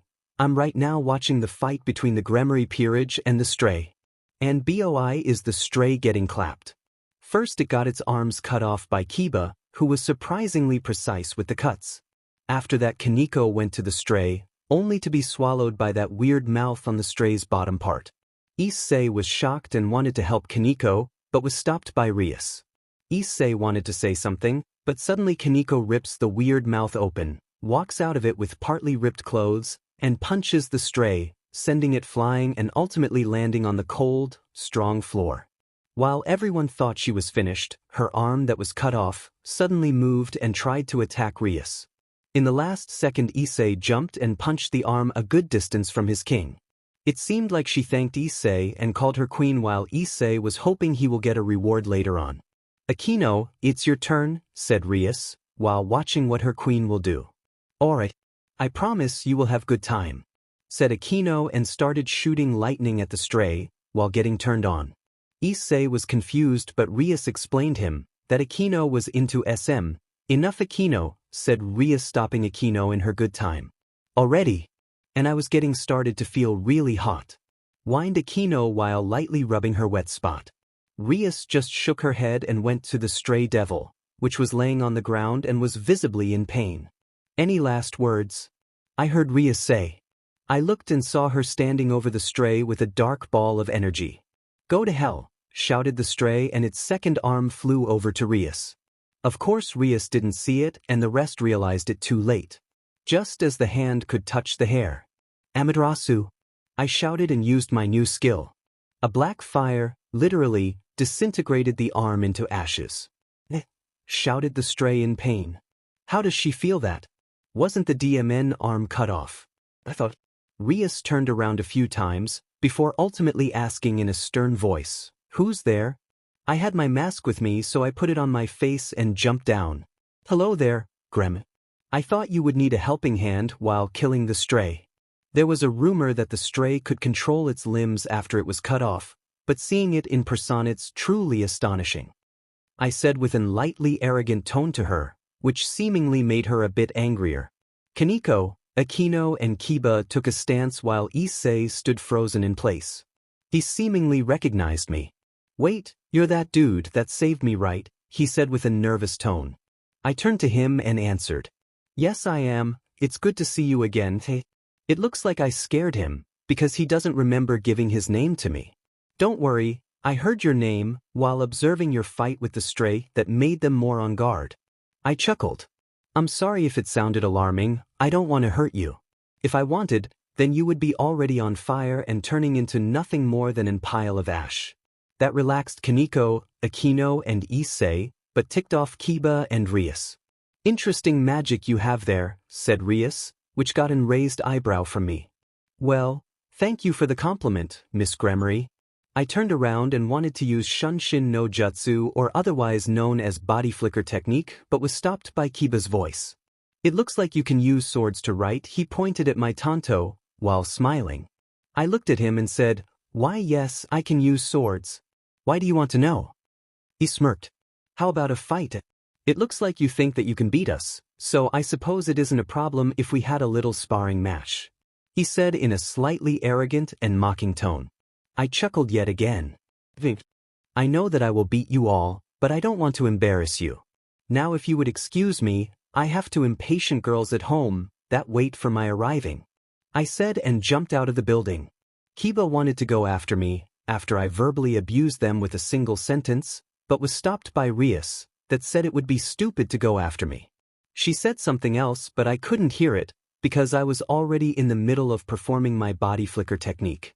Time skip, dread it. Run from it. Destiny will always arrive.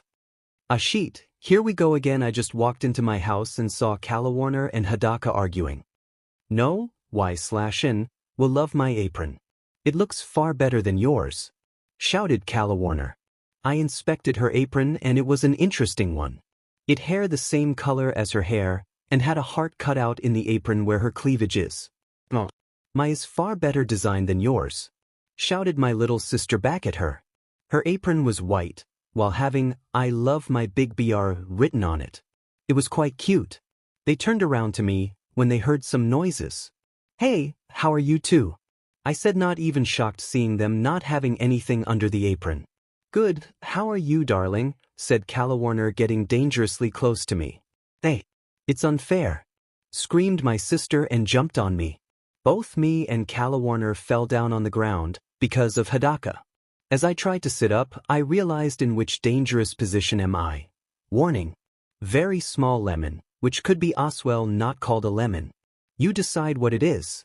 So just to warn ya, it's getting a little bit SXL down there. Calawarner was sitting on Maya, and was rubbing her spot, which was wet. I tried to say something but now the other problem. Hadaka was sitting on my face and had a blush, while holding her moaning.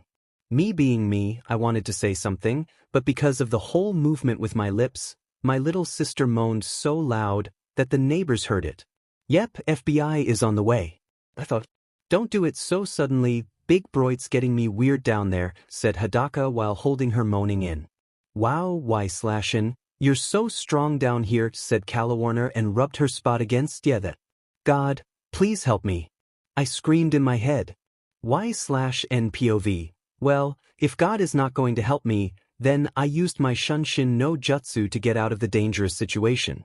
I heard 2 loud thuds downstairs, and to be real with you, I don't care. What the hell? Big bro, darling. Come back.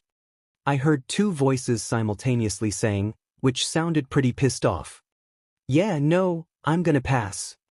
I thought and locked my door.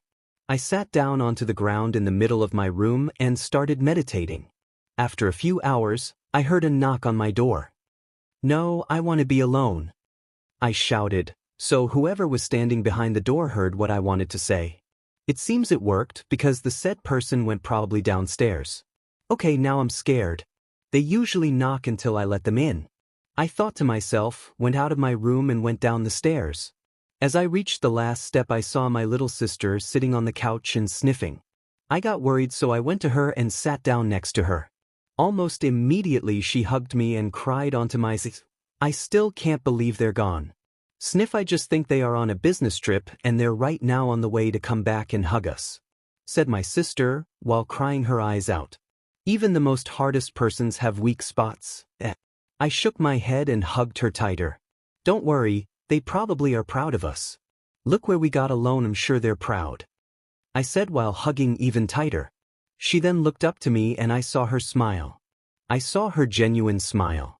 Yes, you're right, she said. I'm sorry for waking you up. I smiled. It's nothing but next time. Just come to me and don't wait until the lights are out. All right, I'll do that, she said and went inside her room. Well, that was emotional. I chuckled. Secret quest completed. Memories of the past. Talk with your favorite little sister and bright up her mood. Rewards. Better relationship with your sister. Failure. Your relationship with your sister will break. Damn, it sure was a important secret quest. Never mind, I will go to bed. And with that in mind, I went back into my room and closed my eyes. Time skip, I am immortal. After that little fiasco, I must have passed out on my bed. After I took a bath and changed into the school uniform, which was so DMN tight. Like really. I went down and surprisingly it was quiet. Calawarner was watching TV and Hidaka was making breakfast. Okay, now I'm really FNG scared. Are you two alright? I asked. To that no one said anything. Something is wrong. Can any of you two explain me what is going on? I asked, getting the attention of Calawarner. I'm watching TV and Hidaka said that she will do the breakfast, said Calawarner, who watched Dragon Ball Evolution. I swear if she didn't love me, would I Chidori her but right now? I thought, shaking my head. Alrighty, right? I'm going to school now. I said, but a hand stopped me. I turned around and saw Hidaka with a toast in her hand. Take at least something for the way, would you? She said. I took her toast, said thank you and ran to school. On the way there I saw my favorite loli next to my sister. Good morning, Kaneko, I said, waving my hand. She noticed me and smiled. Hey, Y/N, she said, waving her hand too. So why are you here? Shouldn't you be like already in school? I said with suspicion visible on my face. She became red and stuttered a bit. WBI though what I could get some S's here, you know, she answered. Yeah, that isn't suspicious at all. I chuckled. Well, if you say so, how about I buy you a chocolate bar? I asked. Yes, please, she said and dragged me to many stores, even if we only had half an hour left, to be in school on time. Time skip, foolish little readers. After my purse was seemingly emptied by our favorite Nico and an uneventful day at school, I decided to tail Issei with my mask on. Well, he seems to be a bit stronger than in the anime but still too weak to even entertain the perverted priest. And with that statement, I wasn't really wrong. He suddenly stopped before a house. Yep, that's the one Friedselzen should be in. I thought and readied my black sword. Kirito's sword. I went immediately after Issei and the strong smell of BLD hit my nose. Well, sheet, I went into the shadows and watched the exchange of Fried and Issei. Issei POV, you did this? I shouted at the man with white hair. Why yes, and I will now kill you too. But before that, my name is Friedselzen. He said to me with a weird face. My name is Issei Haidu, and I'm gonna kill you for this. After the words left my mouth, he immediately started laughing. You killing me? He activated his holy sword. You will not even be able to touch me? I was scared. From what Rias told me, holy items can almost immediately kill an unexperienced devil like me, so I should be careful. As I charged at him, he shot me in the leg and went down onto one knee. They really hurt, do they? They were blessed by an exorcist, so they hurt like a beach. He said to me, while laughing at me maniacally. I charged at him again, but this time he dodged. I knew he wanted to slash my back, so I braced myself for a sharp pain in the back, but nothing came. Instead, a sound of two swords going against each other was heard through the whole house. Y/NPOV, how about you take someone on, who actually can put up a fight? I said and pushed him back. Well, what do we have got here? A human that wants to defend a devil. You shall be punished, shouted that DMN white-haired priest. I just rolled my visible eye, and just when I was about to use Amaterasu to burn that effer, Asia came in. Issei, she shouted and ran to him, but Fried stopped her. You know that little devil? He asked her. Yes. Issei is my friend. And I don't care if he's a devil, an angel or a fallen angel. She shouted at him. Suddenly I felt the ORC teleporting here. So we meet again, Gremory? I asked. She just looked at me and then asked her knight to take back Issei. Akino be ready to teleport, said Rias. Wait, Asia is still here, we can't leave her, said Issei. I'm sorry, Issei, she's not a part of my peerage so I can't teleport her too, said Rias with a sad voice. Don't worry, Issei, it was good to have a friend, said Asia just before the whole ORC teleported back. Well, if that's at its end, how about we continue our battle freed? I turned to him. I think you have more important matters to settle than me, he said with a smirk and disappeared with Asia. What is he, oh son of a beach? I sensed over 50 fallen angels. Well, Hidaka will not be happy about the cleaning of my clothes. I sighed and readied myself for a purge.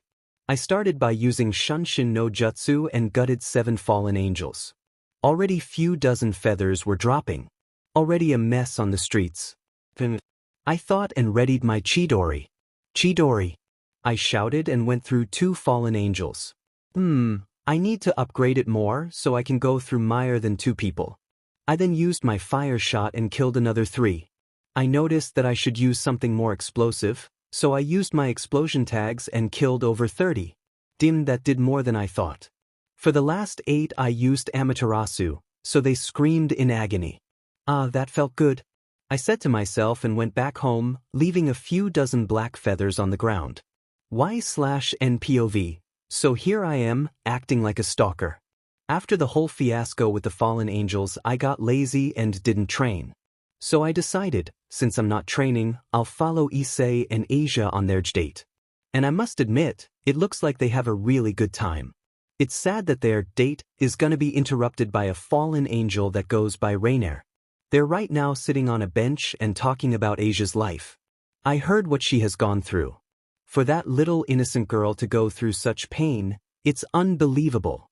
Well, the fallen angel will appear anytime now.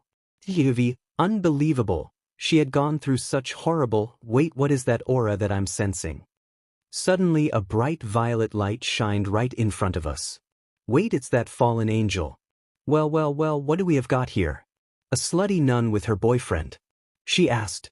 How can she say something like that to Asia, who is tearing up now, when she's dressed herself like a slut? How dare you say something like that? Sacred gear.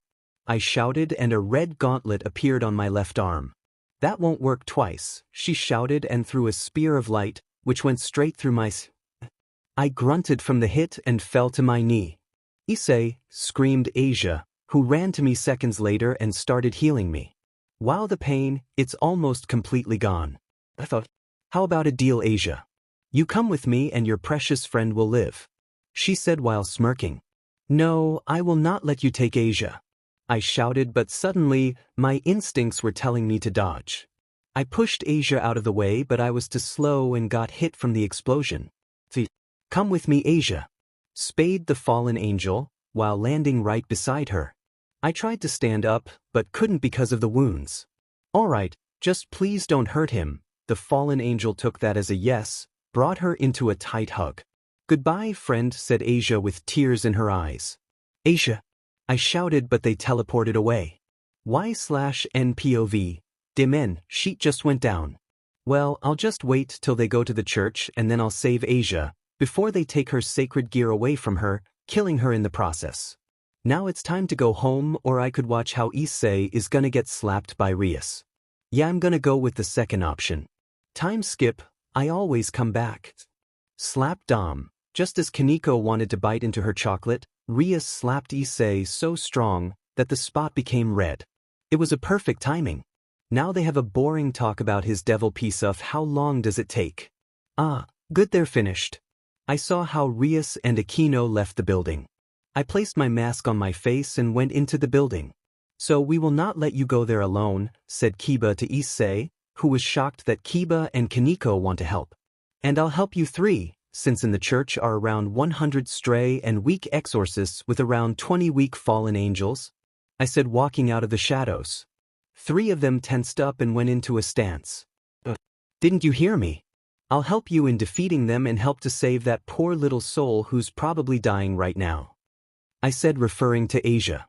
Wait, Asia is dying? Issei shouted, confused. The ritual is starting in 2 minutes and it takes around 10 to 15 minutes.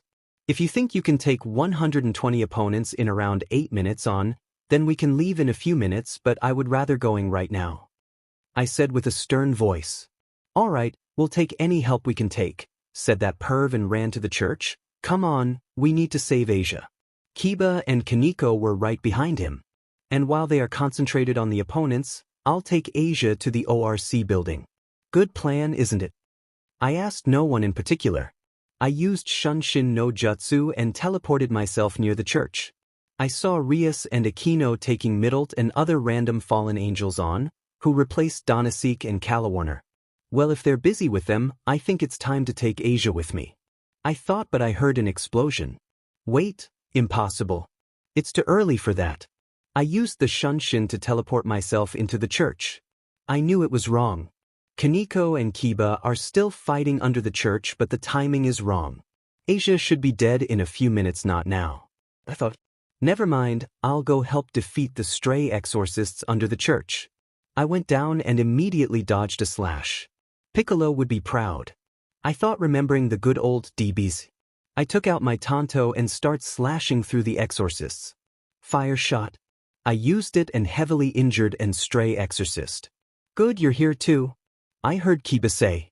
Well, I couldn't miss out the fun, you know, I said while countering an enemy attack. Jump back. I shout and both of them jump behind me. Amaterasu. I used one of my special eye techniques and successfully burned the rest of the opponents. Sometimes I'm scared of the power you've got, even if it seems like you're on our side, Kiba said, while Kaneko had an unreadable face, even with her ripped clothes. Come on, we will miss out the fun one level above, I said and went up. So he awakened the true from. I said it in my thoughts, while looking at the evolved form of Issei's sacred gear. Please, Issei. I hear Rainier say, with her sweet Yuma voice. Two can't do it. Bucho. He asked his king. Attacking humans isn't the best thing, but playing with my servants. I will not tolerate it anymore, said Rias and used her power of destruction. I slow clapped. Bravo, you finished. Now I would appreciate if you could help the poor soul who got in between this all, I said, pointing to Asia. Issei took the rings, which were Asia's sacred gear, and gave it to her, crying because he couldn't save her. I could bring her back, Issei, started Rias, but she would be reborn as my servant and bishop of the Gremory household. Please bring her back, Rias, pleaded Issei with tears in his eyes. After a small speech, the white bishop piece which was laying on her titi went into her, yebioi, and she started to wake up. Issei, she looked at him with tears in her eyes. They got into a tight hug that was ended by a cough. If that's out of the way, I would like to ask you a few questions, Mr. Unknown, Rias said, turning to me. I'm honored, Ms. Empress of Annihilation, I said with an cocky voice. I saw that she didn't like that tone but quickly ignored it. So who are you and why did you help, she asked. As to who I am, you will know in the future, and as to why did I help you, I say because you needed it, I suppose. I answered with a less cocky and a bit more serious tone. I thought I had everything under control, she said with a smirk. If you ignore the exorcists who were in the cellar with their holy pistols and the other that hid in the bushes, then yes, you had everything under control, I said, ticking her off. I smirked. Even if I like to get on your nerves, Ms. Gremory, I need to get going. Oh, and Issei, how you wanted to break the rules to save your friend, it was very honorable, I said. Remember what I'm going to say, Issei. Those who break the rules are scum, that's true. But those who abandon their friend are worse than scum. With that I left, using Shunshin no Jutsu. Y/NPOV. So, about saving Asia, I realized it a bit too late. Flashback, F-. I shouted as I was running to my house. Did I now really let her die? I thought, while making a big FING facepalm. I went into my room and cursed myself for being too late to save Asia. Flashback end. Yep, I'm dumber than a rock. As I was near the school gate, I felt someone following, so I turned back and what do I see? A black cat. Just when I wanted to go after the black cat, a hand tapped my shoulder. I turned back around, only to see Rias with a smile.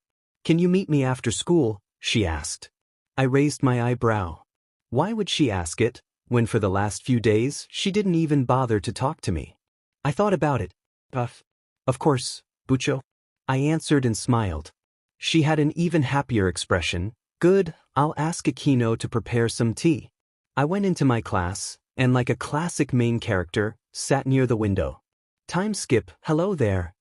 Right now, I'm on my way to the ORC building, and the funny thing is, I'm leaking a bit of my power. Riser will probably come in few days and I want to help them. Not to mention the familiar forest. Having a familiar is a good thing.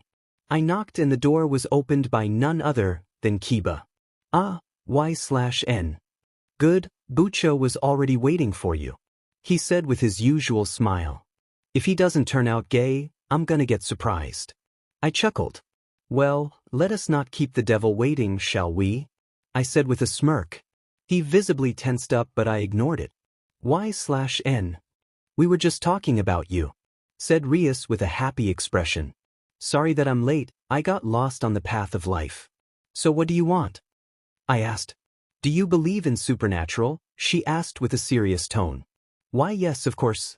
I'm right now surrounded by 6 devils, right? I asked with a smirk. How do you know that? Issei asked. I turned to him and showed my mask. When I saved your butt multiple times, I should know something about you, I said, waving my mask. Wait, so you were the one that helped us? Asked Kiba, referring to himself and Kaneko. Of course, but let's drop the conversation here, Kiba, I said, and turned to Rias. So what do you want from me? I asked the stunned king before me. I want you to join my peerage, she said, with a prideful expression. Wow, Vegeta would be proud right now. I'm sorry, Rias, but I have to decline. Just the thought of taking orders from someone just doesn't feel right. We Scions have our pride, you know. I answered her with a smirk. And before you tell me the advantages of being a devil, I just don't like the thought of being at a type disadvantage. The aging process of us, Scions, is enough for me too. You know what I'm Scion. Alright, I'm gonna stop with my shitty puns. I chuckled at her shocked faces. After everyone regained their composure, Rias asked a question again. What do you mean Scions? Well, I started. Scions are a warrior race from space that had incredible power when it came to hand-to-hand combat and knew about KI techniques. To shorten the whole history, a self-proclaimed space emperor destroyed the planet. I'm a half Scion, so I wasn't there where it happened. Other than that, I think one of us here already knew that I'm not normal. I turned towards Kaneko. You have a weird monkey smell on you, she said, while biting a bit of her chocolate. I unwrapped my tail. We Scions can turn into giant monkeys when the full moon is out, I said, while holding my laugh in because of their faces. How strong are you? Asked Rias. I'm stronger than you all together, that's for sure, I said to them, while letting about 45% of my power out. To say they were shocked was an understatement. Well, I can help you out in anything you want, but I won't join your peerage, I said. It's all right as long you are on our side, said Rias, and went to explain Issei and Asia the whole thing with familiars. So you're Asia Argento. It's nice to meet you. I shook her hand. Oh no, the pleasure is all mine, she said with a cute voice. Well, my name is Y/N, L/N. If you need help for anything, I'll be glad to help you, I said with a smile. Suddenly we heard a knock and the door opened. The whole student council came into the room. Sorry, I'm a bit too lazy for the detailed description. So I have used observe on them and I got out a few things. First, everyone was between level 25 to 35. Next were the names that I didn't know. Tsubasa, Yura, Momo, Hanakai, Tomo, Meguri, Rea, Kusaka, Ruruko, Nimra, and last but not least, Saji Genshu. Who are they? Asked Asia. That is the student council, but what are they doing here? Answered Issei. I want you to congratulate Rias for getting new servants, said Sona. Servants? Are there other devils in our school? Asked that perv. Oh, so you didn't tell them about us? Asked Saji, who I already do not like. I'm hurt, but I suppose if you didn't tell him, then he's not worth it, huh? He said with an arrogant tone. It isn't good to get into affairs of other households, Saji. It's normal that Rias held the information back, said Sona. Well, I'd like to introduce my pawn, Saji Genshu, said Sona. Well, this is my pawn Issei Haidu and my bishop Asia Argento, continued Rias. So you're a pawn too, dude. Nice, we're like brothers now. Issei said with a smile. I took 4 pawns, So I'm far superior than you and your slutty sluts? Suji said, and that almost made me use Amaterasu on his but then Sona shattered his pride. Issei here took 8 pawns. So I would say you should check your info before you make a utter fool out of yourself. Now that's a good verbal Hakai right there. I think I'm getting ignored, aren't I said, having enough of the ignorance from them. Oh, Y/N. I didn't see you there, so which piece do you have? Asked the student council president. None. I'm not a devil. I said. So you're just a lowly human. Why are you here then? Said Saji, and now my patience has ran out. I was as quick as Shursui when I went to him. I was only in the lane of sight when I grabbed Saji by the throat and started choking him. I'm sorry I didn't hear you. What did you say? Only the sound of choking was heard from Saji. That's what I thought. I released him and he immediately went down to his knees gasping for air. I put my foot on his back and pushed him down. I'm far stronger than you, pathetic devil. If you think you're superior, then you're clearly wrong. I said with a cold voice. Now, Y/N. We don't want to fight, right? Said Rias with a sweet tone. And what gives you the right to tell me what to do? Never mind. I'm going home, you aren't worth my time. I said with an arrogant voice. Why are you here anyway, Y/N? Asked Sona. I'm a part of this club. Am I not welcome here anymore? I asked with a sarcastic tone. I was just curious about that, no reason to get offensive. Answered Sona. I'll get going, call me if you need me, Rias. I said going out of the building. Time skip. Roses are red, violets are blue, I will find you, and I will kill you. Alright, almost at my home and nothing F dash. I saw a black cat that was injured and unconscious. You can't be serious. I thought, well, better heal her up than letting her die, you know. I picked the cat up and went into my house. What happened to you, Kuroka? I asked myself watching the black cat. Y/N POV, how the hell did I get dragged into this? I thought I would be like a referee, but now I'm playing dodgeball with them because they had a draw in the tennis match. Flashback, so I'm right now going to the match between Sona, Tsubaki and Rias, Aquino. I was called because they wanted to have me there.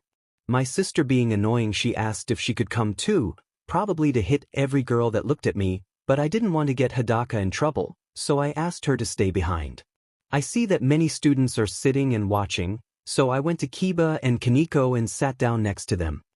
I'm guessing guys are here to not watch the match, but the girls are here because Kiba is here. Am I right? Kaneko just nodded and Kiba chuckled. Pathetic, I shook my head, to the number of guys that are here to probably fap after the match. They're hopeless. I would get a good tie and oh look at that, they use magic. I thought and immediately said it to Kaneko too, who just nodded and sighed. Kiba again chuckled and I just now realized the girls have already fainted because of Kiba and his chuckling. It seems that they have a draw. I asked and went to them to ask what now. They said they will talk about it. Flashback end. And now I'm here, stuck with the ORC team. Kaneko got hit immediately after the match started, saying she didn't want to play anyway. I understood her. I got a few student council members, but then I got hit myself and went to Kaneko, who left a half of the chocolate for me. Well, I didn't have the best morning too, you know. Another flashback. I woke up to a pair of squishy pillows. Squishy pillows. I squeezed one of them and got a slight in return. I squeezed again, this time harder and got a louder back with a slight nya at the end. I didn't know you were that forward nya, a voice said. I immediately sat up and saw a woman with black hair and black cat ears and 2 tails on my bed. Ah shit, here we go again. I thought. I'm sorry, I said, not fazed by her very suggestive sentence and pose, which was her grabbing her berry and spreading her legs slightly. But you don't need to say sorry. I should give you a reward for healing me, if you know what I mean, yeah. She said and went up close to me, hugging me and pushing my face into her melons, while sitting between my legs.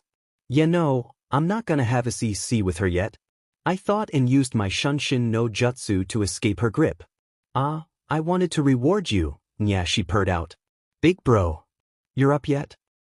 I heard my little sister yell, from behind the door. Suddenly Kuroka went and sat onto my lap. I'll come back, Nyai, she said with an extra long Naya. Well, my friend, I'm sorry that you'll have to endure a night with that woman in the future. I thought, thinking what Maya would scream at me.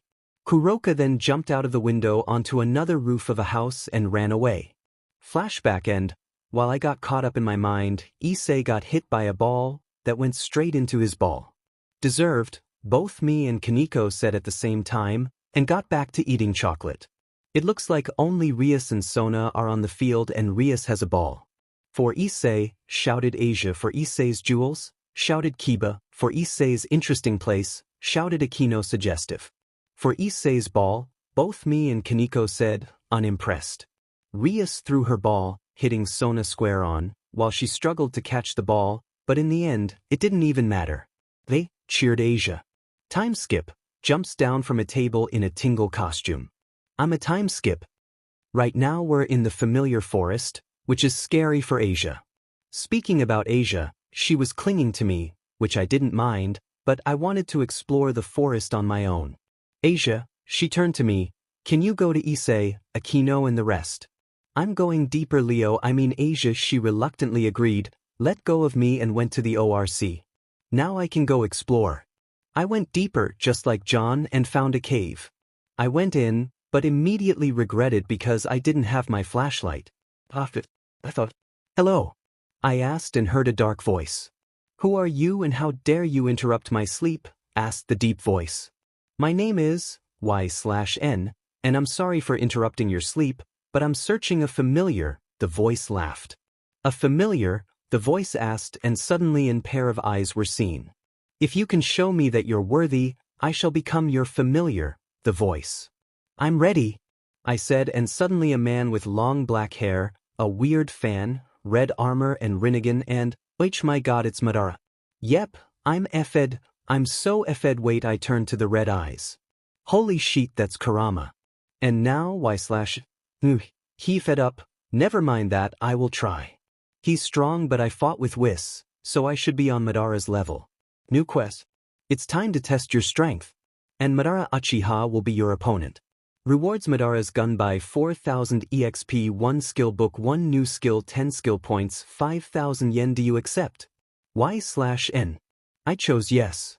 Alright, I'm ready, I said, and the figure immediately attacked me. I knew I couldn't play around and went Super Saiyan. I activated my Mangekyo Sharingan, just in case. We fought hand-to-hand combat, but I won because I went Super Saiyan. Then Madara jumped back and I immediately knew what he was gonna do. No, no, no, no, you're not doing that. I yelled and readied my Chidori. Chidori. I yelled and charged at him. Katan, Guka Mekyaku, he shouted. I used my remaining chakra to jump as high as possible to get over the wall of flames. Please let it work, please let it work. I screamed it in my thoughts. I concentrated my arm on Madara. Chidori Iso. I shouted and a spear went through Madara's heart, ultimately killing him. Congratulations. You completed the quest. Rewards 4,000. EXP 10 skill points, 1 skill book, 1 new skill, 5,000 yen. Wow, I made it. Stats. Name, Y/N, L/N, level, 23 next level, 0/2400 EXP age, 17 race, half-blooded scion, half-blooded human title, zombie killer, Otsutsuki clan member, one of the last scions, student of the G.O.D. attendant, student of G.O.D.HP, 1197 MP, 1500 CP, 502 KI, 955 STR, 34, Scion Special Effect, Indie, 36, Scion Special Effect, AGI, 35, Scion Special Effect, INT, 31 WIS, 31 LUK, 27 CP CTR, 18 KI CTR, 11 points, 78 money, 15,005,000 yen. New skill. Chidori Iso, a version of Chidori, which turns into a deadly spear of lightning that has a large range. New skill book. Katan, Guka Mekyaku, a jutsu that was famous for its destructive power. Madara used it very often. New item obtained. Madara's gun by it's a fan that is used for both offense and defense. This version can absorb non-physical attacks and reflect it with the same strength back. Nice. I thought exhausted. Well done, kid, said the voice, that I'm sure it's Kurama. Thanks, what's your name, big guy? I asked. The cave suddenly became brighter and a fox was in the line of sight. My name is Kyubi no Yuko, he said. Nice to meet you, Kurama, I said, catching him off guard. How do you know my name, he asked. That's a secret, I said, but of course you can find it out, right? He raised his eyebrow. I can become your Jinchuriki, I said, again catching him off guard. No, I would just destroy your life, he said, looking away from me. But Naruto still lived with it, didn't he? And became your friend, even if you made his life to a living hell. I said. How do you know so much, he shouted. How did he die? I asked. I saw a single tear flowing down his cheek. Protected his village, his family, and lastly his best friend. I knew what he meant. I'm sorry I didn't know, I said, and Kurama chuckled. How could you know? It was 1,000 years ago. And the whole history is lost. I shook my head. Didn't you see what I did? Or what did I have? I asked. You used dash, I cut him off. I used Chidori Iso, only Sasuke used it, and I have the Sharingan. The history isn't completely lost, Kurama, I said. Stretch your fist out, he said, and concentrate all your remaining chakra there. I'll use a seal that will make you, my Jinchuriki, and the seal unbreakable. I stretched my fist and concentrated my chakra. Be ready, it can hurt a bit, he said. I screamed. Y/NPOV. It hurts so much that it felt like my skin is being ripped off and a new one was being laid on it. The burning sensation was for a couple of minutes, which for me were a couple of centuries. Kurama tried to comfort me, but it didn't work, because I couldn't hear him. The pain was too much for me and I passed out. Inside the mindscape. Where the hell am I asked and quickly got an answer. Inside your mindscape. It looks like the pain was too much for you and you passed out, said a voice. I turned around and saw Kurama laying behind red bars. This is the seal Naruto had, right? I asked. Yes, it's one of the strongest, if not the strongest seal in the world, said Kurama. So to unlock your full chakra and make the cage disappear, I need to fight you or something? I asked. No, not me. But yourself, he said and pointed behind me. I turned around and saw a copy of me, but his eyes were different. He had a black scara and red pupils. So you're the manifestation of all the bad of me? I asked. I got a chuckle for an answer. Not gonna talk. I know how to defeat you, but I want to test myself and look if I'm able to defeat a copy of myself, I said and took a stance while readying my tanto. I shunshined to him and tried a vertical slash, but he easily dodged it by jumping back. While in the air he threw a few shurikens that flew past me. Something's wrong, I thought, and immediately shunshined myself a good distance away from the place I stood. Suddenly a big explosion was heard and seen where I stood. That cheeky lad, I thought, and Greg led. If you know the reference, I'll give you a cheeky cake. I readied a Chidori and went for a clean hit, but he countered it with a earth wall in the last moment. DMN. Alright, time to kick this up a notch, yelled and went Super Saiyan. The copy chuckled and went Super Saiyan too. We went into a hand-to-hand combat and he slowly overpowered me. I jumped back and readied a Kamehameha. I started charging it. The copy started charging a Kamehameha too. The copy mirrored my moves. I got annoyed and planned to trick the copy. I smirked. The copy fired its Kamehameha, but I used Shunshin no Jutsu to get behind it, because I didn't have instant transmission. The clone got the full Kamehameha in its back. Only smoke was seen on the battlefield. Suddenly a laugh was heard. First it was a normal laugh, but it slowly turned into a creepy laugh. You think with a cheap trick like that you'll kill me? Asked the copy, clearly angry. It was worth a try, I answered. The clone activated its Ki blade and charged at me. He stabbed me near my heart thinking I would die. You're pathetic, he said. Really? I asked, smirking, while Kurama's chakra was healing me. How, he yelled. You forgot, I'm Y/N, L/N. I answered. I stabbed the copy with a Ki blade back. I always knew how to defeat you, but I wanted to test you. If you would think like me and look right through me. But it looks like the real deal always wins. Arrogance visible in my voice. The copy turned into ash. You gave me a scare there, Y/N, said Kurama. I chuckled. Let's change this mindscape a little bit, I said, and suddenly everything around us changed, from sewers to a appealing landscape with mountains and green plains. It's appealing, said Kurama. Wow, you sound just like my sister. I rolled with my eyes. He chuckled. Well, I suppose I should show my true self, don't you think? Asked Kurama, and immediately a smoke started surrounding the giant fox. After a few seconds a figure was seen. The figure came out of the smoke and it was a woman. Imagine her eyes being red with slits, please. She had long orange hair and 3 whiskers on each cheek. She had a golden cloth wrapped around her hips. Her most unusual features were the fox-like ears and the 9 tails wailing behind her. I was confused. All my life, I thought Kurama was a he, but it's a she. What? Surprised that I'm a woman? She asked, smirking. She got uncomfortably close. Are you getting flustered? She asked. I tried to turn the tables. It's strong to not get around a CC woman. I answered. Keyword tried. Well, why don't we take it somewhere private? Out of nowhere a room manifested around us and we were in a bed. You know, that's my cue to leave. I felt a hand going down my tee and we were in a dangerous position. Bad touch, bad touch. Stranger danger. I screamed inside my head. It looks like our time run out, said Kurama suddenly. Everything started to slowly dissolve into nothing. Don't forget to visit me, said Kurama. I woke up in a cave and heard a scream. I smelled dissolving clothes. The hell? How do I smell that from that far away? I thought and started running to where I heard the scream. I ran next to a little lake. As I looked at the mirror image I saw myself but with fox ears and 9 tails. Oh yes, I forgot to mention, you'll get a sense boost so you can hear and smell things from afar, said a voice inside my head, that I quickly recognized as Kurama's. The problem is you look sometimes like a fox, but I can quickly fix that, she said, and my tails and ears disappeared with smoke.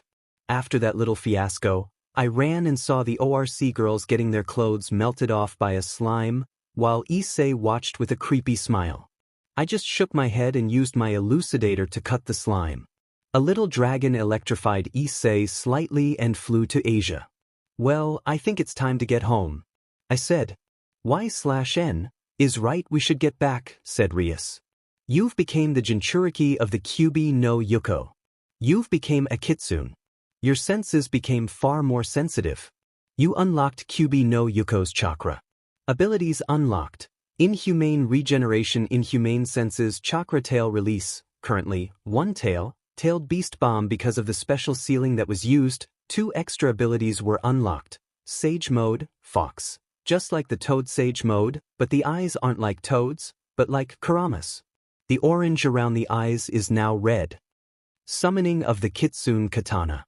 Looks like I've become a bit OP, I thought as I went inside my house.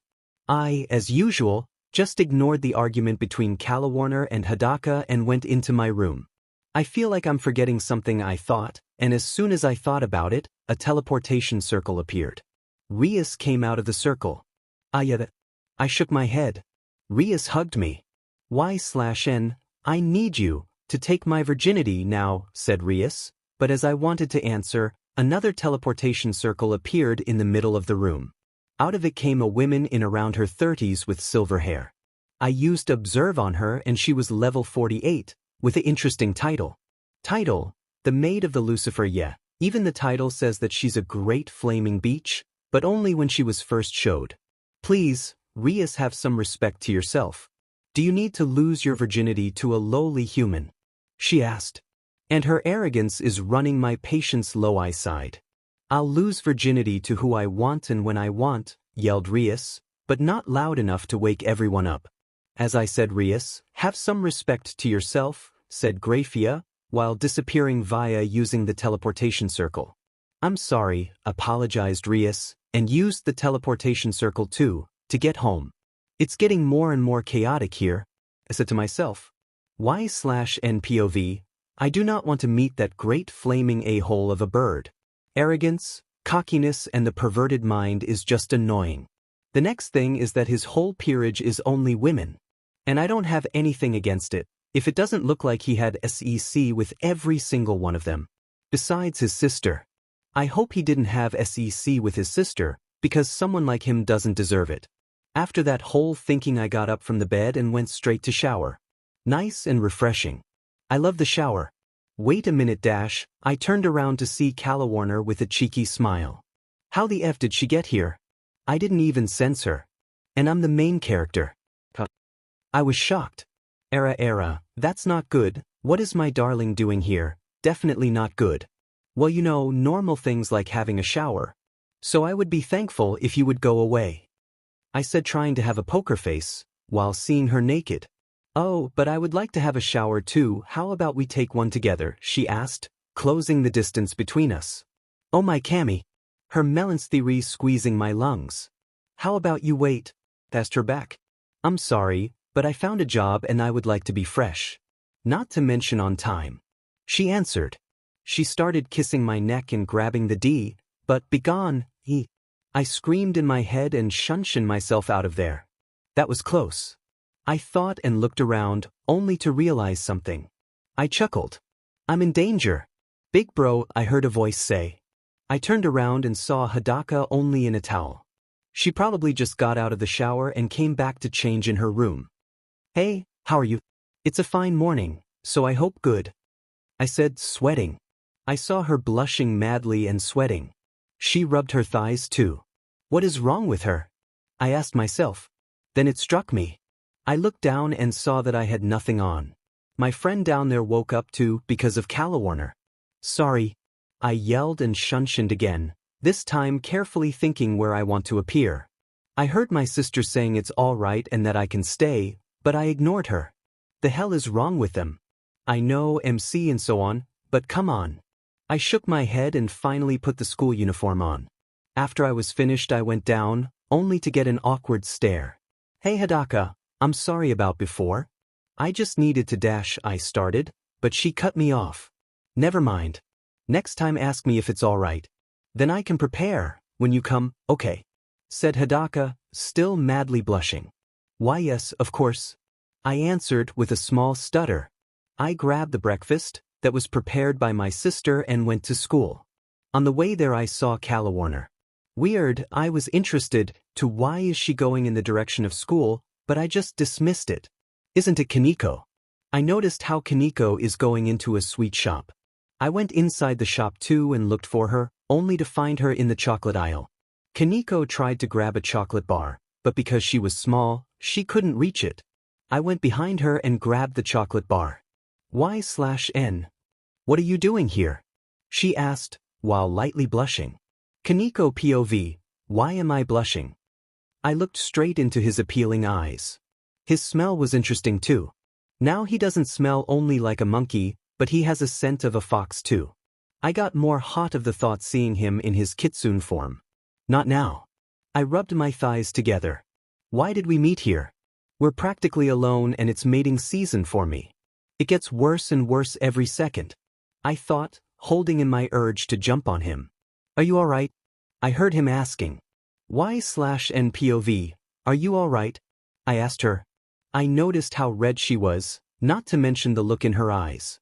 Oh, I remember now. I thought about what Kuroka said to me yesterday. Flashback. I woke up in the middle of the night, again feeling something squishy. I moved a little bit, only to get a long Naya Tham in response. Why is she Moa, oh my Cammy? I realized where my hand was. It was in a very dangerous place. I immediately got up and apologized to Kuroka. I'm so sorry, I said while she just smiled. It's all right, but a simple apology will not be enough, Nyang, she said and crawled on top of me. Well shit. I was getting scared. A night with Kuroka is probably a nightmare. What if Kuroka and Akino would try to have a 3-. Yeah, I'm not going there. I shuddered at the thought of having her and Akino in the bed. Kuroka, what are you doing here? I asked her. Oh silly, I'm here because I'm in heat.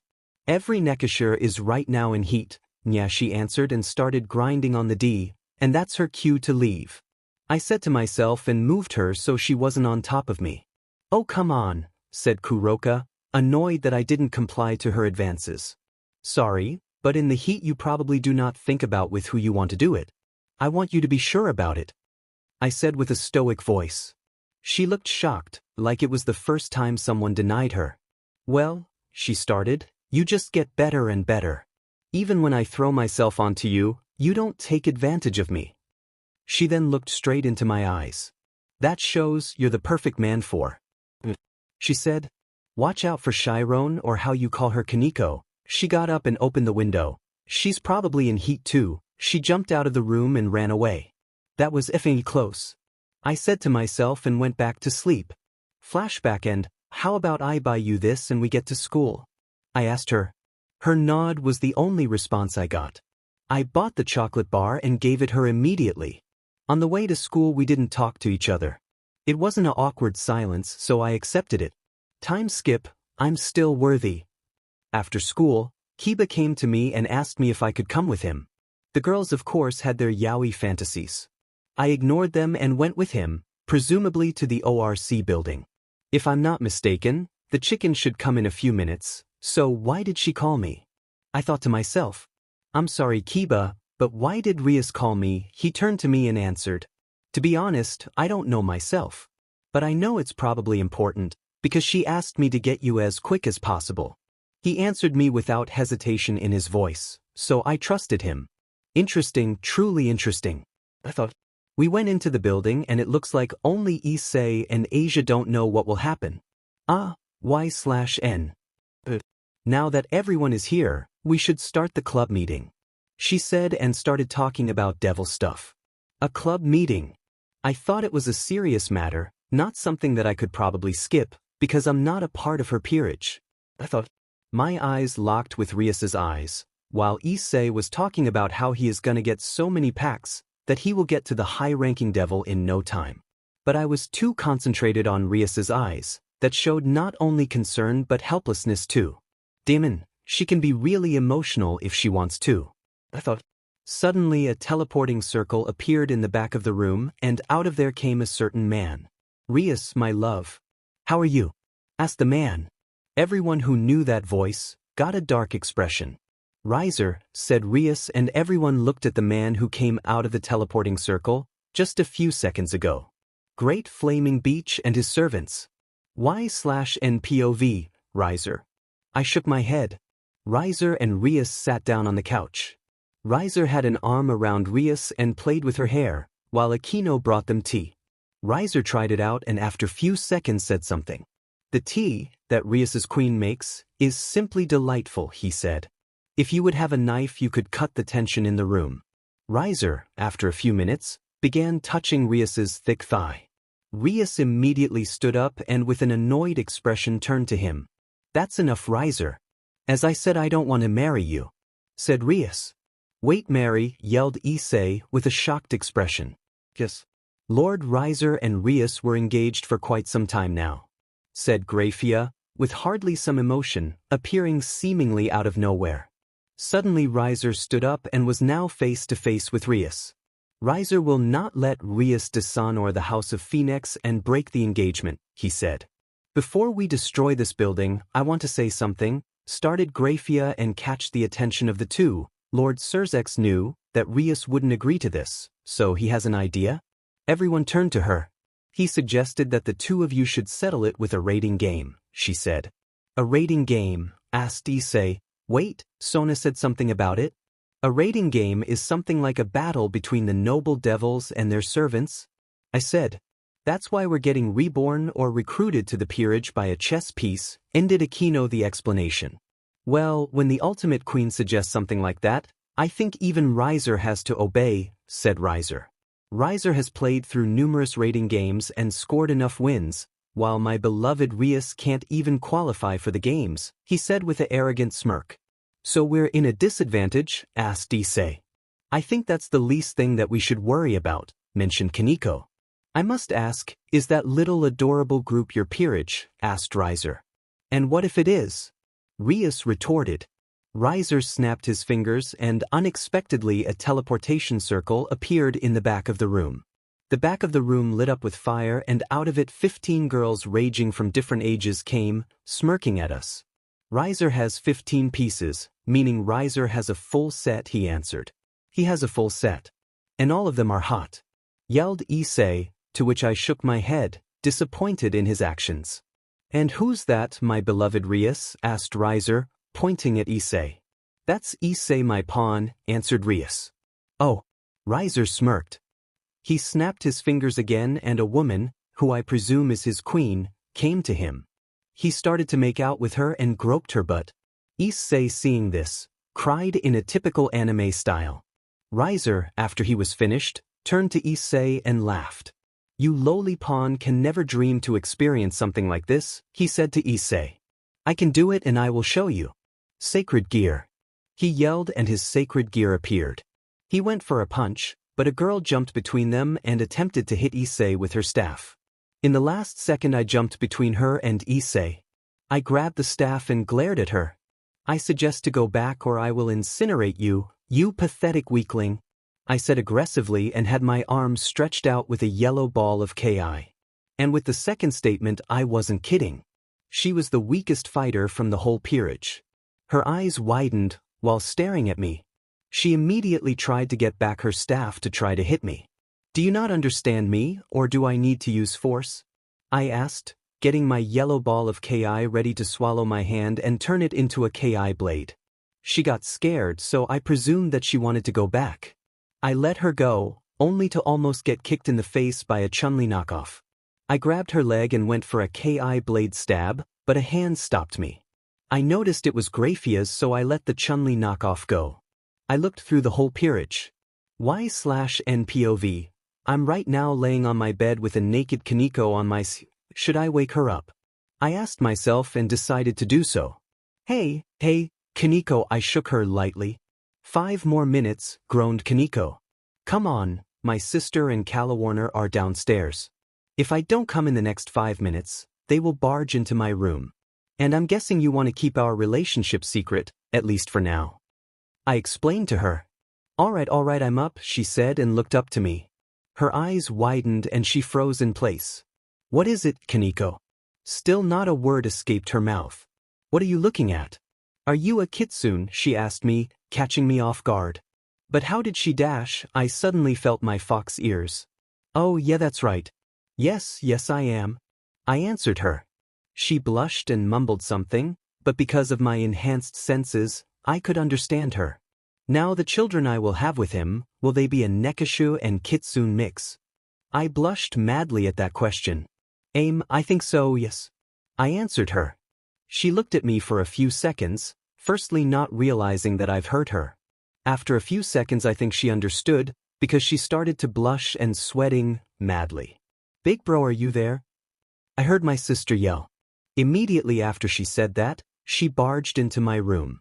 So, me and Calawarner decided to dash, she started, but stopped talking mid-sentence. I hid my fox ears before she came in, so it couldn't be because of that. Looking at Kaneko, I think I understood her. Kaneko was on my lap, sitting. Completely naked, she was hugging my thihi and burying her face into it. So, I can explain. See, Kaneko and me went into my room and fed for a few hours, while you two were away. I said, not even trying to lie. Hadaka just looked at me with tears in her eyes and ran down to the kitchen. I think I just broke her heart. I said to myself and wanted to get up. Kaneko got off me immediately, understanding why I want to get up. I took a pair of boxers and pants, put them on and went down, searching for Hadaka. I heard sobs coming from her room. I knocked on the door and asked, Hadaka, can I come in? I didn't get an answer, so I just went in. I saw her and Calawarner crying into each other's shoulders. It truly hurt my heart seeing them like this, so I tried to calm them down. Come on, I love you both just like Kaneko and you know that. So, why are you crying? I asked. WYNT to take your virginity first, they both answered in unison. What? I was dumbfounded. Here I was, thinking they're crying because I broke their heart. Come on, it's not that bad. I said. It is bad. It's the worst. They said, surprisingly again in unison. Think of it this way, I still can take your virginity. I tried to just roll with it and try to make them stop crying. I guess you're right. But still we would prefer that we would take your virginity. Explained Calawarner. I went back to my room and noticed that the shower was on. I went to the shower too because I wanted to get the smell of me. Carefully and without making a noise, I stripped and went into the shower. I grabbed Kaneko by her waist and started to leave hickeys on her neck. She yelped and got slightly scared, but nonetheless moaned while rubbing her thighs. Is my kitten getting wet already? I asked, mocking her in process. She just glared in response but still moaned.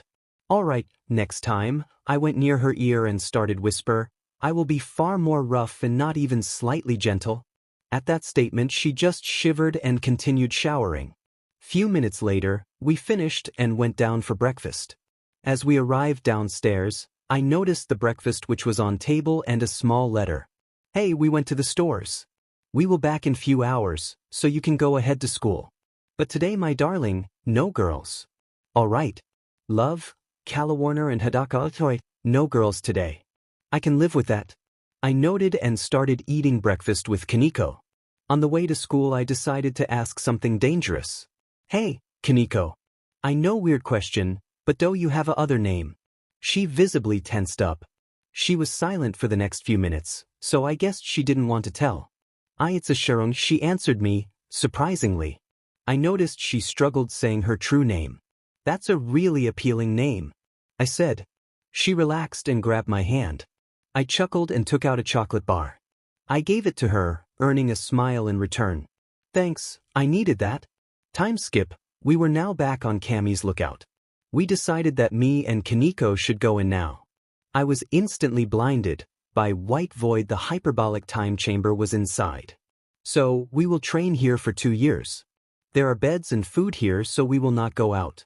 But if you do go slightly crazy, tell me. I will then bring you out of the chamber. I explained to her, to which she nodded. I know that you're strong and your defense is good, but you lack speed. And that is on what we will be focusing for the next few months. I said. Taking out the scroll I had in my pocket, I summoned weights. I wasn't good in Fuinjutsu, so I couldn't draw any gravity weights on her. You will put these on and run with them at least 2 miles for warm-up. Then you will spar with me for at least 40 minutes. After that 2 miles running and the rest is up to you. I planned out her schedule carefully. She nodded and wanted to put the weights on and start running. Before you go, tell me when you can easily do anything in them. Then I will give you heavier, or I told her. Yes, she said and started to put the weights on.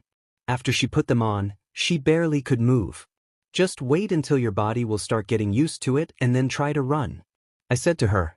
After a few minutes she started running. I read about the special ninjutsu that Kagaya used. One was somewhat interesting and it could be used both offensive and defensive. Yasugami Kajiki is a move which materializes big fists before you. They could easily break a full-fledged Susanoo. That's quite strong, not to mention useful. I was brought out of my thinking when a hand tapped my shoulder. I looked back and saw Kaneko, who was covered in sweat. I would recommend you to change your school uniform and change into something better, I said, to which she could only nod. And don't forget to drink something, I reminded her. She came back, changed in a simple white sports BR with black shorts and her gloves on. All right, ready? I asked, taking my stance.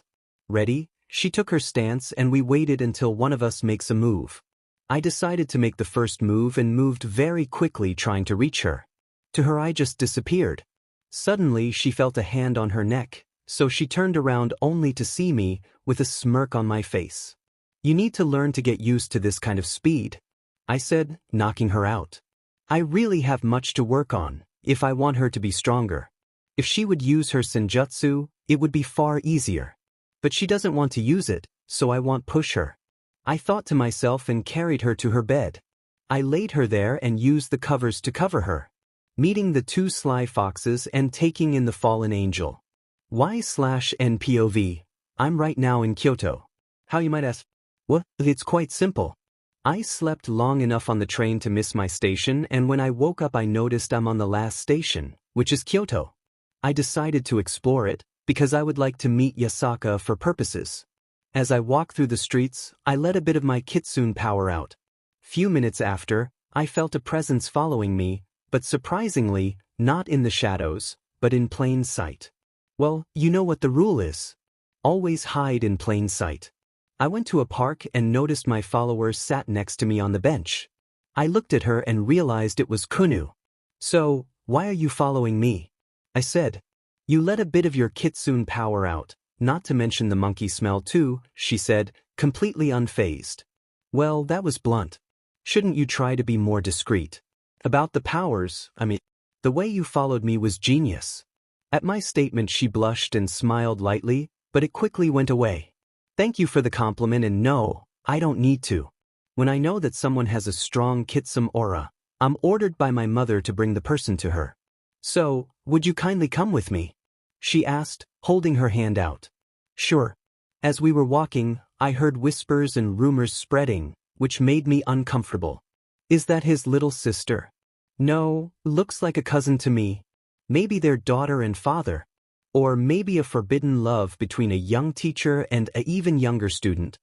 I looked at Kunu and noticed that she was blushing madly, but nonetheless held my hand as we were walking to Yasaka's place. As we arrived, Kunu informed her mother about a strong kitsune arriving. Mother, I brought a strong kitsune home. It sounds like I'm a wild beast and she asks if she can keep me. I shuddered at the thought. Heard footsteps and saw Yasaka. Deducing from her, only wearing a towel and her wet hair, I know that she just had a shower. Oh, I'm really sorry. I didn't have time to shower before and wouldn't guess that my daughter would bring someone that handsome like you back home, said Yasaka, slightly licking her lips. I'm quite literally F'd, it's alright, no need to apologize. But I would have a question. Of course, ask away, she said, going to the couch and sitting down on it, not even bothering to put some clothes on. Why do you ordered your daughter to bring a strong kitsune back home? I asked. I would like to have every yukai under my protection, especially my race, she answered, understandably. Of course, I would like to find a mate for me, or my daughter too. Kitsune only. At that statement I started sweating.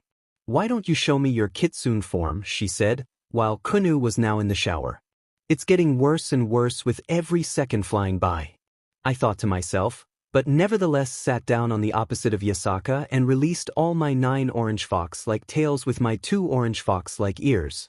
My eyes changed as well, having a black slit and being red. Wow, 9 tails. You're quite strong, she said, seemingly teleporting herself on my lap.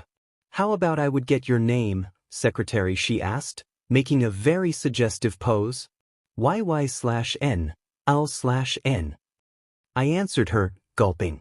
No need to be scared, I will not do anything too forward. Yep. Mom, me and Yasaka turned, only to see Kunu with her kitsune parts out and Anki in a towel. Yes, my love. Why are you sitting on my mate's lap, she asked, catching me off guard. Silly Kunu, he's my mate. I promise we will find you a mate. But if you really want to, we can share. Yasaka explained to her, to which Kunu pouted, but still sat on the right side. Yasaka went down, off my lap, only to sit left to me and lean on my shoulder. Kunu went a bit further and placed her head on my lap, dangerously near my crotch. F dash, F dash, F dash, F dash, I cursed inside my head. I looked then down onto my watch and noticed that my last train to Kuo will be here soon. I don't want to break it to you, but I need to go back home. I explained to them. Kunu looked sad, but Yasaka understood it. You promised to visit us? Kunu asked. Of course, and with that I ran to my train. While on the train I thought about few things. What Kunu said, it sounded awfully like what a daughter would say to her father, who's going out of town. Then I should speak with God in the near future, and the last, I noticed a fallen angel presence. But not that of a leader like Azazel or Kakabil, I needed to roast him. But a simple servant or low to middle class fallen angel, if you want to use ranks. If one of the 4 fallen angels from the Asia plot survived, I will try to take the person in, since I already have Calawarner. Small and kawaii time skip. I was right now on my way to the park, when I noticed the presence again. I activated my Sharingan silently and prepared a kunai, just to be prepared if it wasn't a fallen angel I know. I knew the presence was getting near me, so I teleported behind the person and noticed it was Middled. Do you mind explaining to me, why are you following me? At the sudden silence, broken by my voice, Middle yelped, jumped back, fell on her butt and tears were forming in her eyes. Hey, are you all right? I went near her and she immediately hugged me. Shoo, take deep breaths and then talk with me, she complied and started to calm down. Now, what happened? It started after you guys destroyed the church. I had nowhere to go, so I went to an orphanage, because I looked like a kid. I got adopted by an abusive family, but couldn't kill them, because they still provided me food and a house. Then one day, something in me snapped. I killed all of them, including their children, and got sweet revenge. The past few days I was trying to find a shelter and enough food she explained, but before she could start crying again, I hugged her tighter. Hey, it's all right. How about you stay with me? You have a shelter, food, and Calawarner is there too. Not to mention, my sister who's like you, sweet on the outside but a pure evil on the inside. I said, and she chuckled at the comparison. She agreed to come with me back home, so I teleported both of us there. I explained the situation to both Hidaka and Calawarner, so they took Middle in with opened arms. I went upstairs, leaving the girls talking about the sleeping arrangements and something about who's first, who's second, and who's third having SEC in bed with me. I dismissed the last thing and opened my door to my room, only to see both Kunu and Yasaka sleep in there. In the middle of them there was space, enough for me to crawl in and sleep, so I did just that. Both Yasaka and Kunu smiled and hugged me in their sleep. While I was asleep, God appeared in my dream.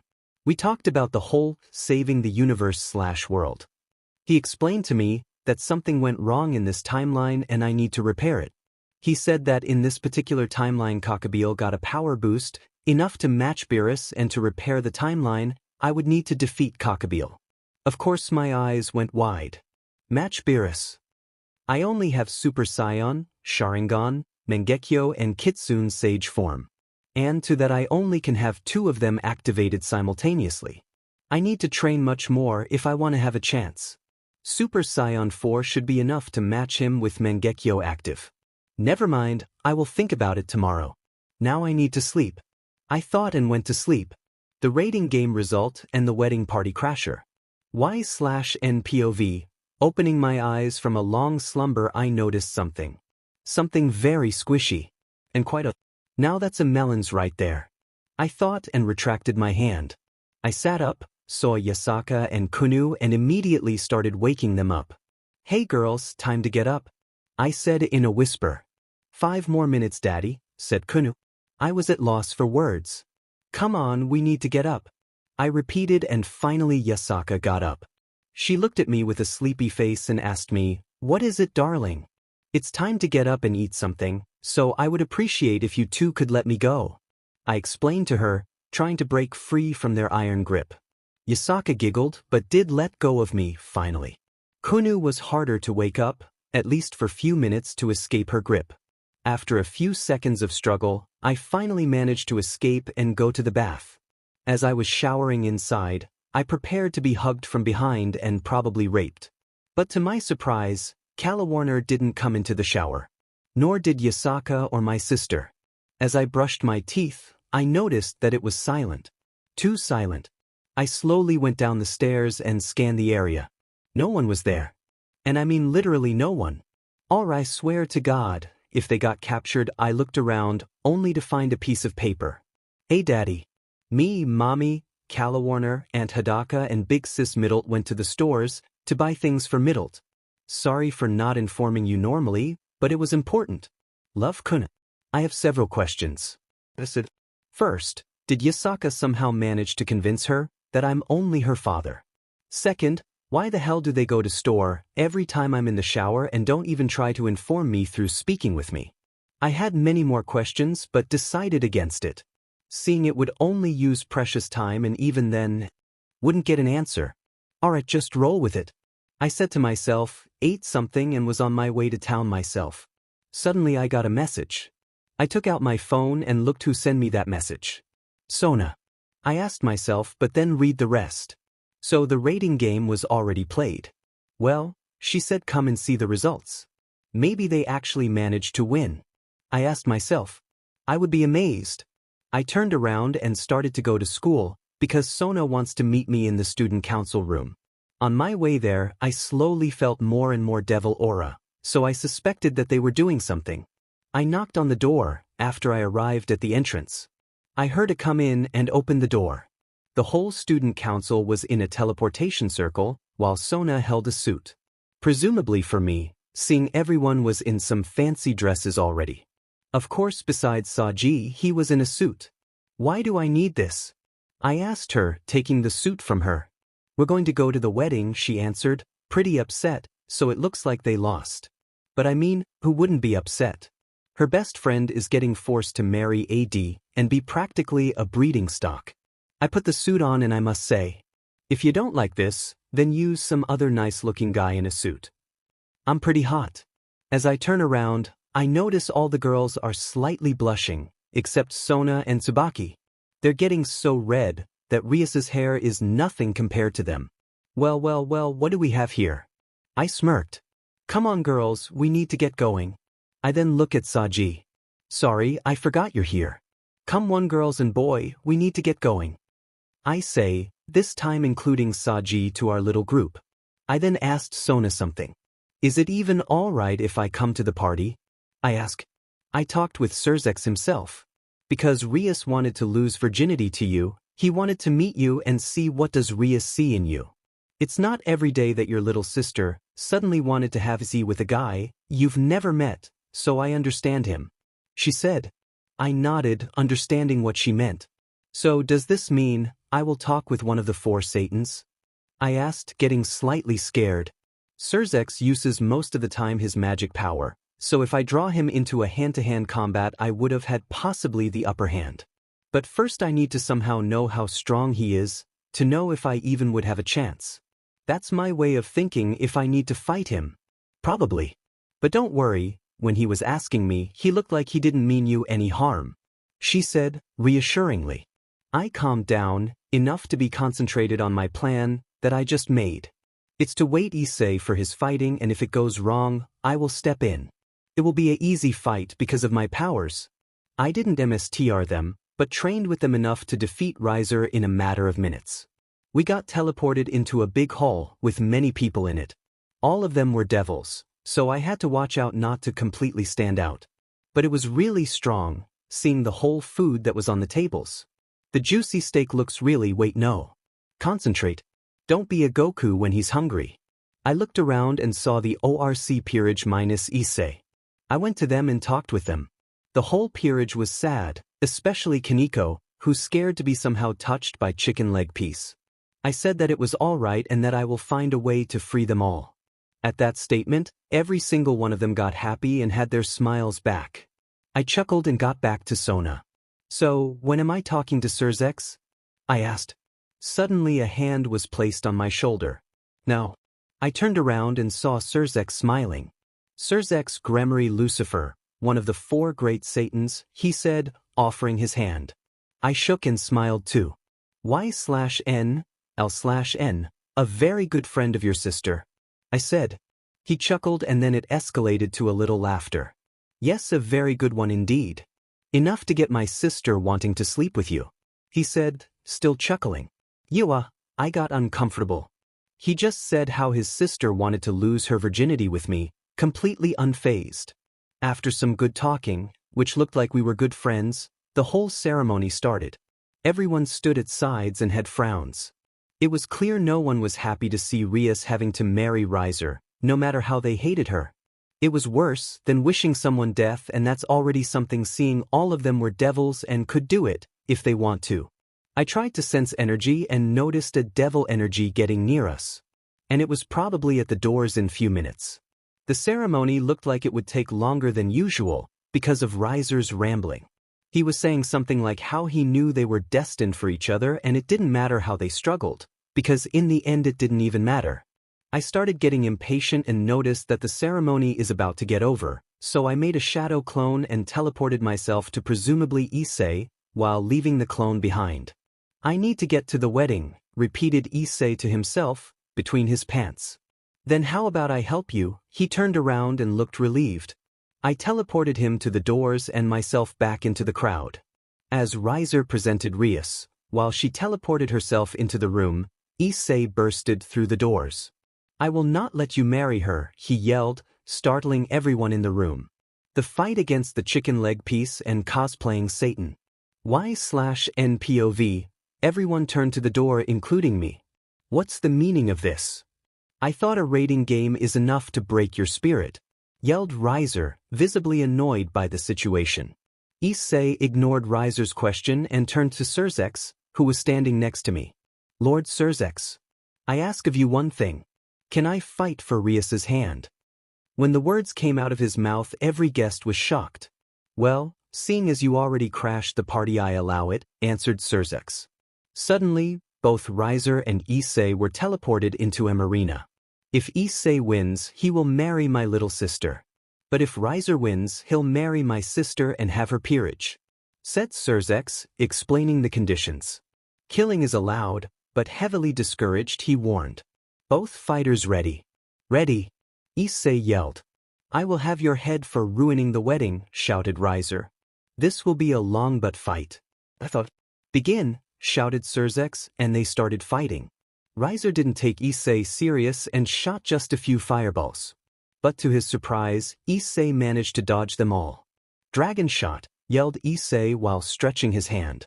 The small red ball, that already formed, turned into a giant beam and hit Riser square on. Now to my surprise, Issei still had his guard up. He's somewhat intelligent.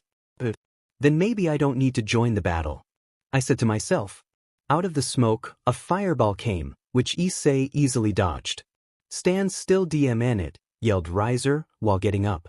Issei smirked, knowing he's on a good way to win. I will destroy you, yelled Riser, while he flew up. He threw bigger fireballs at Issei, which he easily dodged again. Balance breaker boosted gear, scale mail, he yelled, and a red armor appeared on him, resembling a dragon. He seems strong enough to destroy Riser, so it looks like I can relax, I thought to myself. The dragon inside his boosted gear started to count from 10 down. 10, he yelled. Issei went on the offensive and fought quite good. 9. Riser was getting annoyed and started to throw fireballs after fireballs. You DMN scum. How dare you interrupt Riser's wedding party? Riser will burn you to ash, yelled chicken leg piece. 7. Issei threw a red energy ball at Riser, but he dodged it. 6. Riser will show you the Phoenix clan's power. Riser will incinerate you, he yelled, and fire wings formed on his back. 5. Issei and Riser were flying at each other and met in the middle.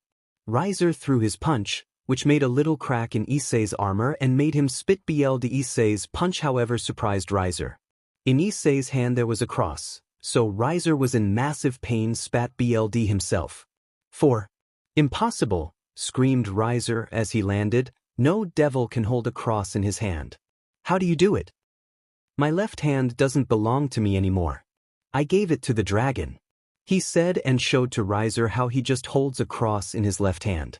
3. I will defeat you for Asia. 2. For Rias. 2. And for everyone else. 1. He charged at Riser, but the time run out for him. Count off, yelled the dragon, and his whole armor disappeared, piece after piece. Well, now that's anticlimactic, I thought. I just need 1 second or more, you demon dragon, he yelled, but the boosted gear refrained from giving him any more time. Well, Riser is not disappointed. Riser will give you that, started Riser, while forming a fireball, but for crashing Riser's party you need to die. He launched the fireball. Smoke enveloped the whole arena. After the smoke somewhat cleared, Riser stood there with a smirk. He didn't even notice when I saved Issei, nor did the rest see. Finally, now Rias, my love, will you dash? I cut him off. My Cammy, you really made this whole fight anticlimactic, Issei, we both chuckled. Just destroy him and save Rias, okay? Asked Issei, trying to not fall unconscious. Sure thing, and with that he fell unconscious. I stood up, turned around and looked at Riser. You know, I could just kill you, but we want to make it fair, I said. I know you can somehow heal, so do it. No. If you don't, then I will enjoy ripping your arms off. I warned him. He took out a flask with the phoenix tears and started to heal all his wounds. After he finished, I smirked. Now I think it's time to destroy you, I said and closed my eyes. Riser of course stood there probably thinking that I'm scared. Mangekyo Sharingan, I said and opened my eyes. Riser then went into a defensive state. I summoned my elucidator and waited for his attack. After a small standoff, Riser charged at me, coated his fist in fire and tried to punch me. Keyword tried. His punch went through my face. Surprise, I said, going through his whole body and now standing behind him. I learned a new trick while I was training. I smirked. It's called Kamui. Riser was visibly scared, because if his punch went through then it means he can't hit me physically. If I can't hit you with my fists, I will kill you with my fire, he yelled and shot few fireballs. Just before the fireballs hit me, a red shield, that looked like a warning in game, appeared in front of me. It absorbed the fireballs and sent them back with double of the power. Riser got hit and was sent flying. I completely forgot about you, I said to myself, while looking at the ring that I had equipped on my left hand. I think it's time to end these games, I said and let my elucidator disappear. Yamato, come forth and aid me in battle, I yelled and the space in front of me shattered itself. Out of the opening a handle appeared. I grabbed the handle and took out the Yamato. It's time to make time and space my beach, I said and got a giant smirk. Riser stood up, heavily damaged. I will not be defeated by a dash. He suddenly stopped talking. The audience looked where I should be, but I wasn't there. They suddenly heard a sword getting sheathed, so they looked to the direction where the sound was coming from.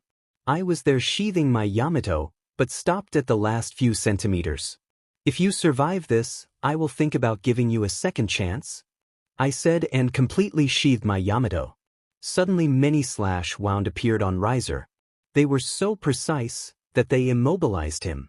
Who are you? He asked, trying to cling to his life. Someone who made time and space his beach, I answered. Riser went completely limp. DMN, I killed him. Oh well, I think I should dash. I suddenly felt a sharp pain in my W to the hell.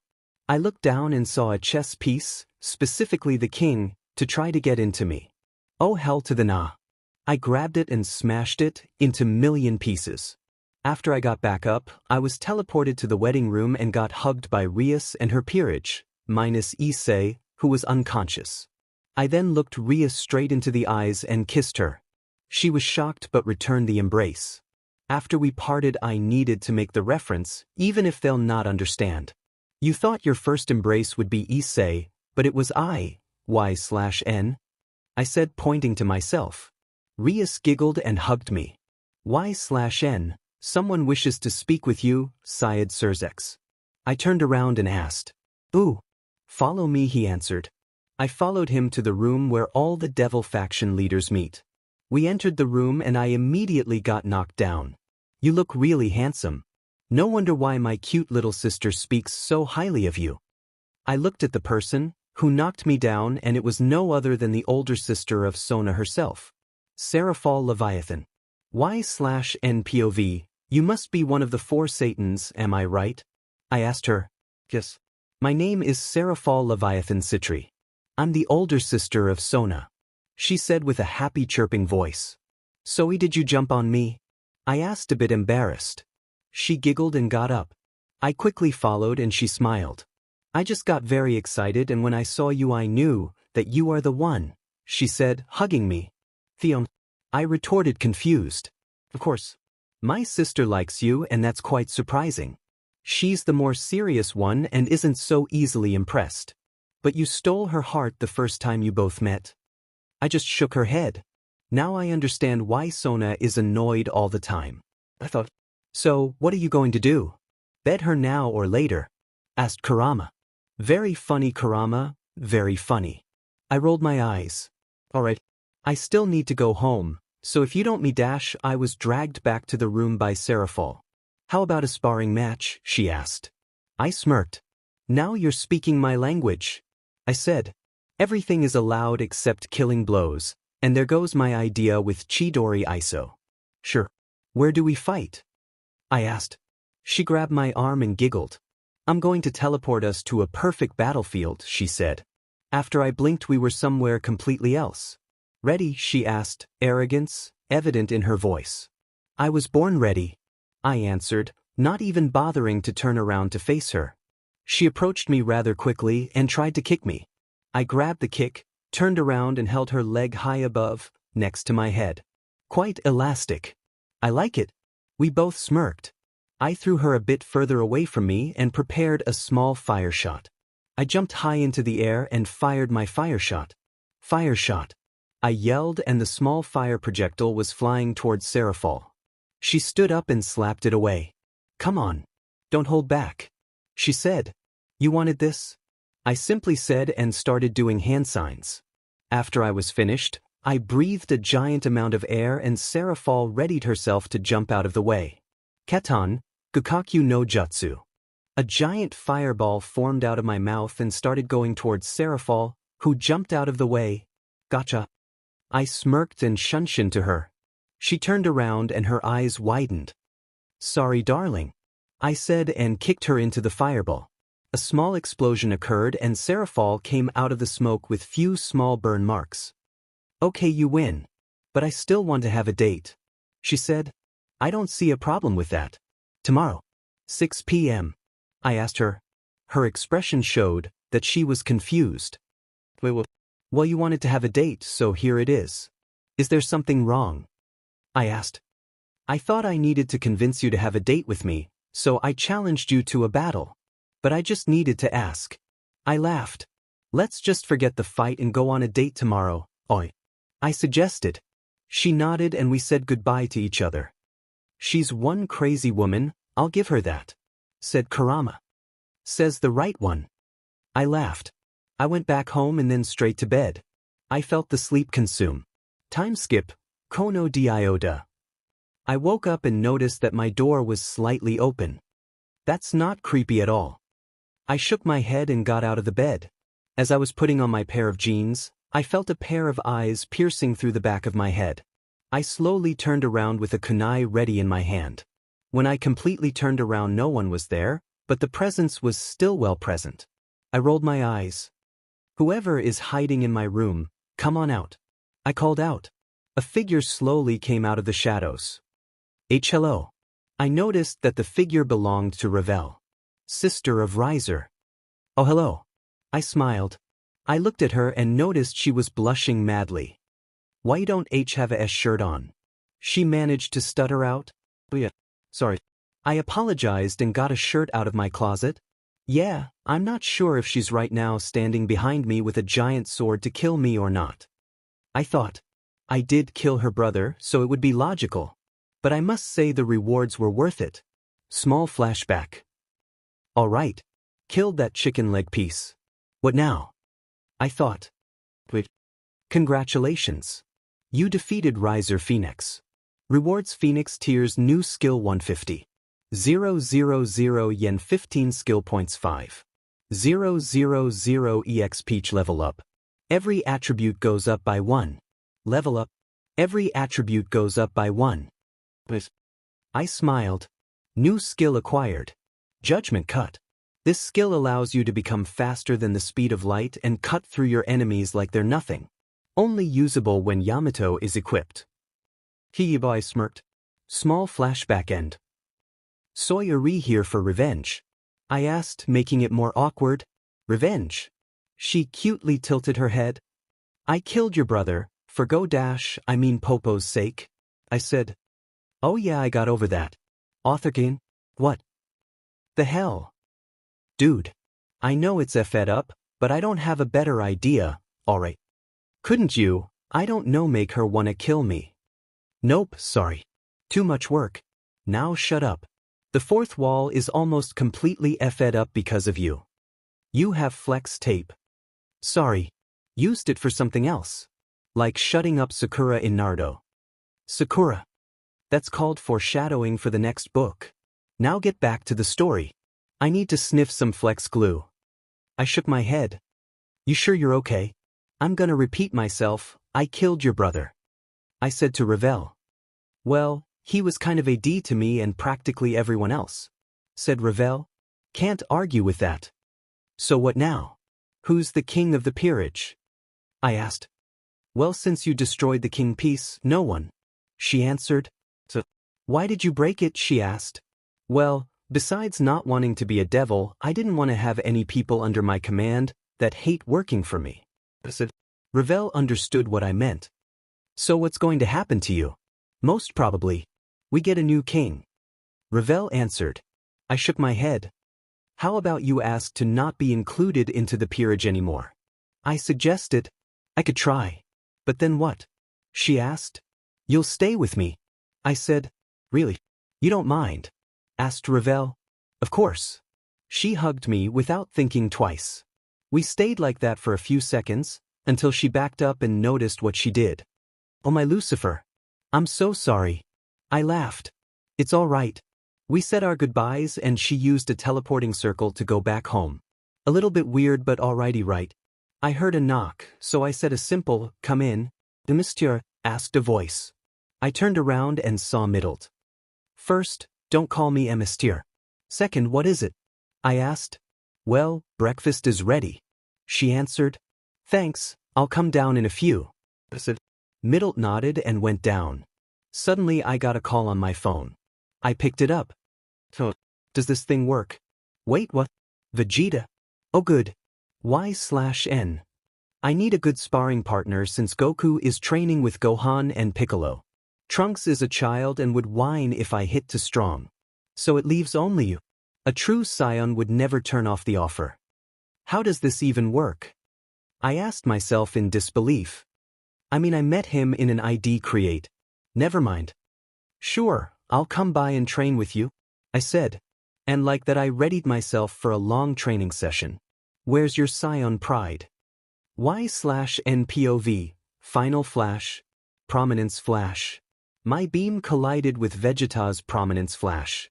His beam slowly overpowered mine, so I went Super Saiyan and started to pump more Ki into mine Final Flash. After a few seconds the beam clash was interrupted by an explosion. Me and Vegeta both stopped and looked where the explosion occurred. There stood Beerus, completely covered in cuts and bruises. In front of him was Whis, smiling. He turned to us and waved, indicating that we should come to him. I went out of my Super Saiyan state.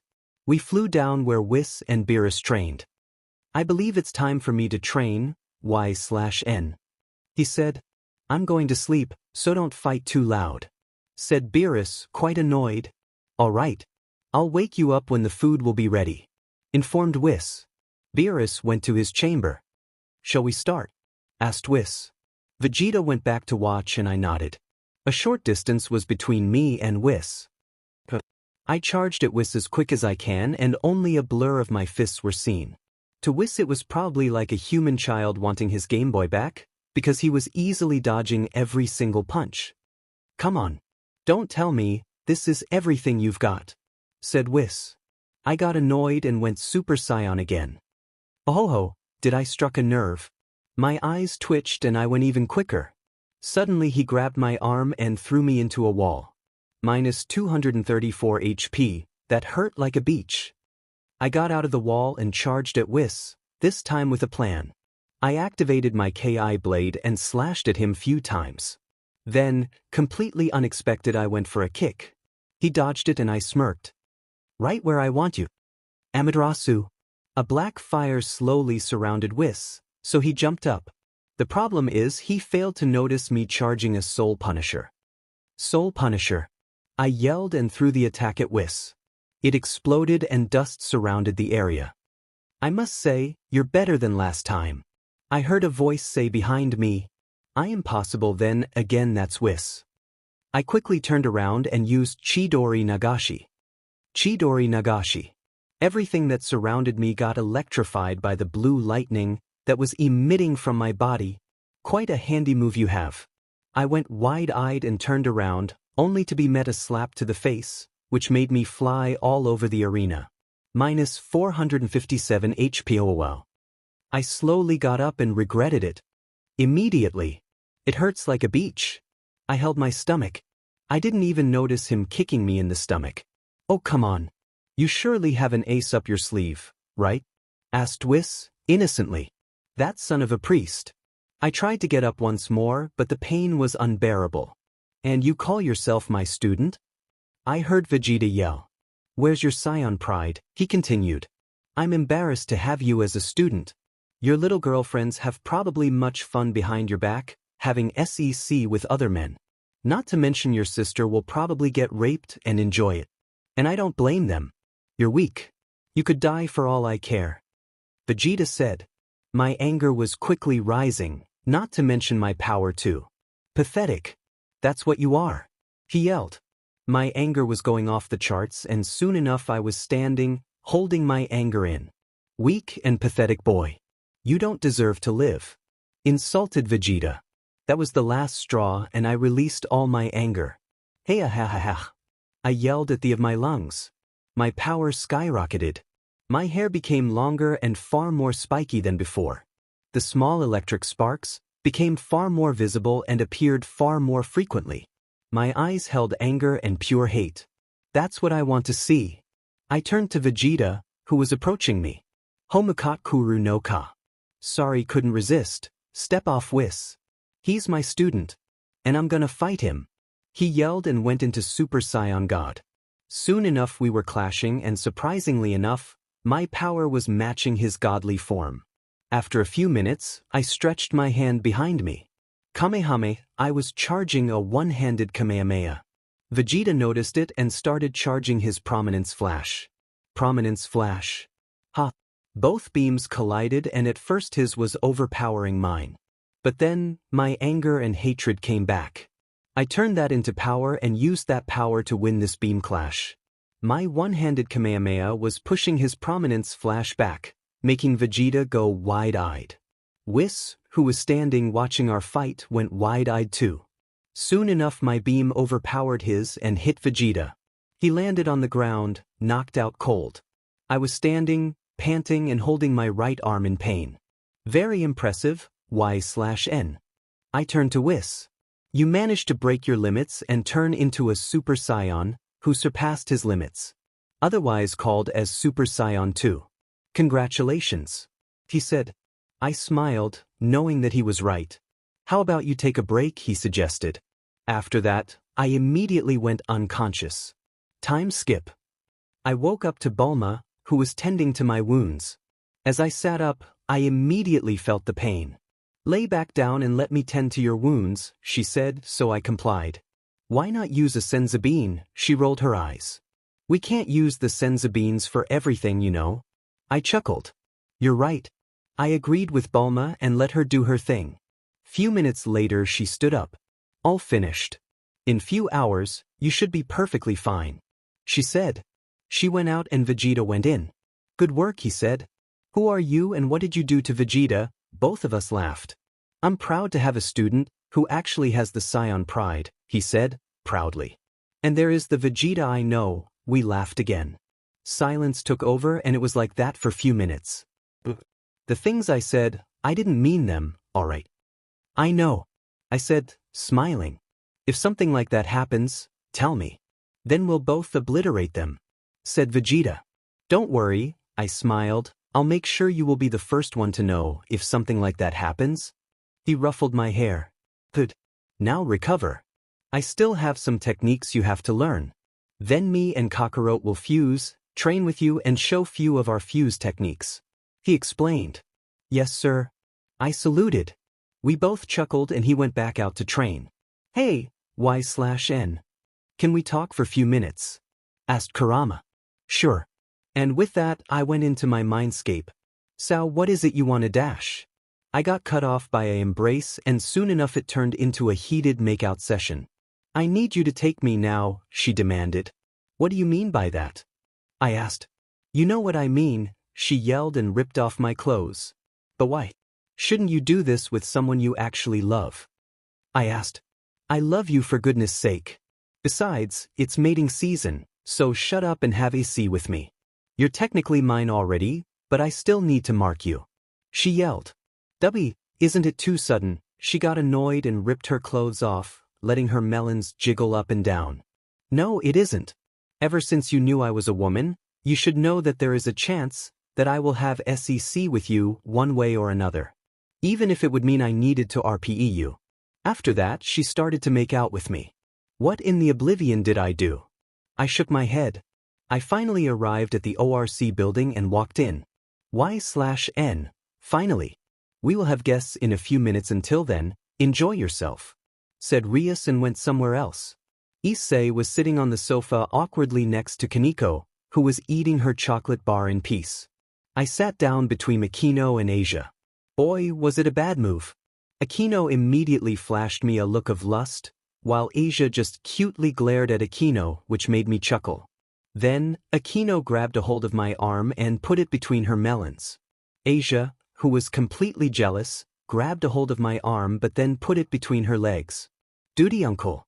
A knock stopped the rivalry between the two girls and Rias came out to open the door.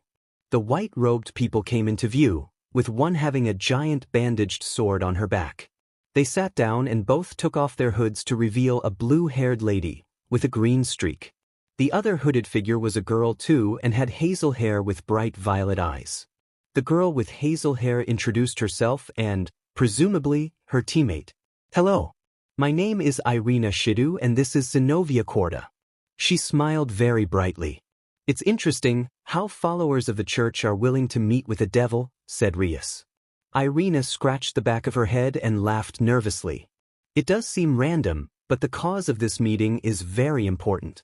See, there's 6 holy swords that we can be sure they exist. 3 are with the church, the other 3 were stolen by fallen angels. She informed us. We have 2 swords of the 3 swords that we have left with us. Both are made from the Excalibur. Mine is the holy sword of destruction, said Zenobia, in a rather monotone voice. Mine is the holy sword of mimic, she said, while pointing at a white cloth on her arm. It's an Excalibur mimic. So, what does it have to do with us? Asked Rias. We ask of you to stay out of the way. It's between us and the fallen angels. We don't need any devils in this mess, said Zenobia, glaring. While she said that, she looked behind her and when she reached me, her eyes stood still. It looked like she was checking me out and while doing it, she blushed. It sounds like an accusation towards us. Do you think we would join the fallen angels and keep you from getting the swords? Rias asked. Zenobia was pulled back from checking me out and answered her. Well, the holy swords are a detestable thing for devils. It would make more sense to join them. The tension was beginning to get even more thick than Kurama's thighs. Holy macaroni. Is everything all right? I heard Kurama say. I hope that's the case. The tension in this room is thicker than your thighs. I said, wow, that's really thick. You're sure you don't need help? She asked. Yes, I'm completely sure. With that, our little conversation was finished. Hey, isn't that the nun who could heal angels, fallen angels and devils? Asked Irina. I came back from spacing out and turned around. I saw Asia getting sad. Yes, you're right, Irina. It is the witch, confirmed Zenobia. Ah shit, here we go again. I thought. Tell me, Asia Argento, do you still believe in God? Asked Zenobia. Wait, she's a devil. Doesn't that mean she's evil and stuff? Asked Irina. I looked over to Asia and saw her on the edge of crying, so I went to her and hugged her with one arm. Allow me to execute you. He will surely forgive you, said Zenobia, grabbing her sword. Ria stood up to say something, but I was faster. I believe that's enough, Ms. Korda. Shaming Gremory's servant is a bit too much, don't you think? I warned. I don't need any guiding from a devil, she said, making me smirk. What makes you think that I'm a devil? I asked. You certainly look and feel far stronger than any human, so being around devils is pretty much a confirmation, she said. Well, he isn't my servant, Ms. Korda, said Rias, making Zenobia turn to her. I offered him to join, but he declined, saying it will only make him weaker. That made Irina interested. In what way? She asked. Well, humans are neutral towards any magic, and considering I'm 1/3 human, I would like to have the possibility to be neutral towards anything. Making me a devil, it would result in holy magic weakness. I explained to Irina. 1/3 human, asked Rias. CRP baskets. Do I need to explain myself? I asked. It will be enough, if you'll at least tell me one of your parts, she said. I looked over to Kaneko, who just nodded. I let my kitsune parts out, making Rias gasp and Asia have stars in her eyes. The blonde-haired girl went towards my tails and started stroking and hugging them. Rias felt a bit ashamed, but quickly regained her composure. A kitsune? Well, you're still weaker than angels, so I'm not really scared of you, said Zenobia. I turned around and went near her face. She probably felt my breath and shivered. Urja saw Karama in her giant fox form behind me and got scared. Shall we test it? I asked, my smirk becoming very wide. Oh, of CC course, she answered, trying to regain her composure, but failing miserably. I want to fight too. Y/NPOV. I woke up because I heard a rather loud purr. My mistake, 2 rather loud purrs. I sat up and looked to the sides and saw both Kaneko and Kuroka. So do they hate each other or not? I decided to wake up Kuroka to avoid an argument, if they do hate each other. What is it, darling? She asked, rubbing her sleepy eyes. I don't want to be that guy, but your sister is sleeping next to me right now, I said. She giggled and hugged me, putting my head between her giant Issei. Don't worry, I explained everything to Chiron and she actually took it better than I expected. Now if you don't mind, I would like to have some alone time with you. She told me her thrusting experience with you and I got curious, she said, letting me out of the hug. She crawled onto my lap and started grinding on my crotch. Oh my, it's so big, nya, she said with an extra long and stuck vnaya. Kuroka, we turned around and saw Kaneko with her cat parts out and big blush. I want to join, she shouted. Sure. I think, Y/N, wouldn't mind it with cute and CC cat girls, right? Kuroka winked at me. I gulped and smiled. Of I was cut off by the door, which got completely obliterated. Big brother. Y/N. Cutie. Daddy. I was fine until the daddy. I still have hope, that she meant dash. I want to feel daddy inside me too, yelled Kunu and jumped on me. F dash. I used instant transmission and landed beside Sona. She turned to me with an raised eyebrow. I almost got raped by 4 Lolas and 2 giant-breasted women. So cut me some slack. She rolled her eyes and went back to work, but not before slightly rubbing her thighs together. Alright, what could I do to be safe, I thought, and got an idea. I kissed Sona's forehead, just for sheets and giggles, and used ID Create to go to our favorite god of destruction, right, author? Huh. Joke's on you. This time I didn't use titanium. I used fuanium to reinforce the 4th wall. Not to mention all the flex tape that I got from the readers. By the way, thanks for the help. Thanks for calling 4th wall maker too. Hope he will be here if Sheets goes down. F dash. As I finally regained my body, I noticed I was in some sort of lake, so I quickly got out of it. And who might you be? I heard a voice ask. I turned around and saw the Supreme Kai with his assistant Kibito. My name is Y/N, L/N. It's a pleasure to meet you, Supreme Kai. Oh, Goku told me about you. How about you train with us?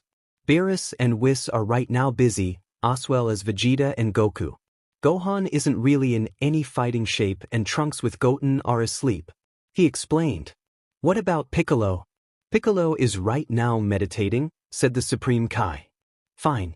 I'll train with you. Excellent. Kibito. Could you test Y/N/S power? Both me and Kibito went into a stance. Go, signaled the Supreme Kai, and I immediately went for a kick to the face. Kibito was caught off guard and flew for few moments, until he caught himself mid-air. I think I need to get serious.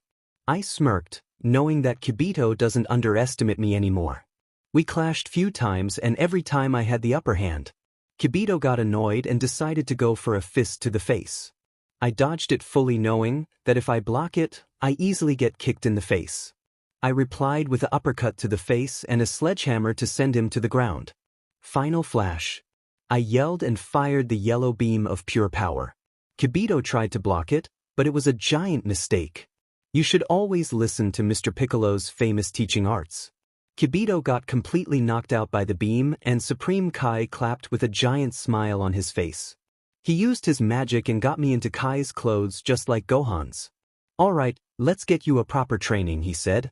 Time skip, skips time menacingly. Alright, let me recap everything that happened for you.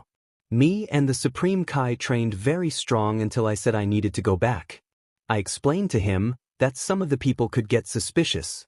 He had an idea and teleported us to Lord Popo. After learning the pecking order, we went into the hyperbolic time chamber. There we trained for few years, because the Supreme Kai used his magic and for the plot purpose, of course.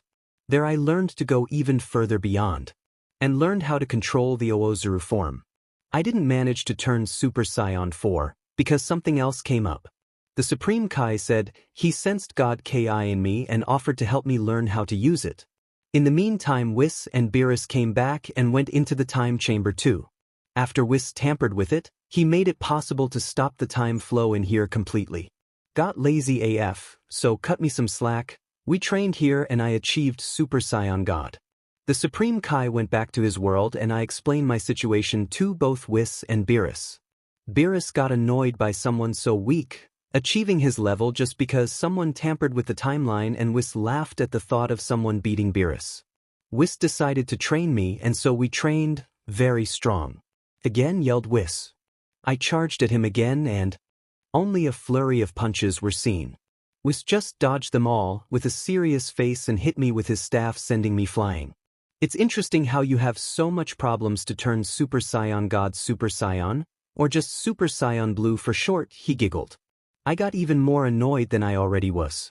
He was practically laughing at me for not even showing the potential to go Super Saiyan Blue. How is that possible?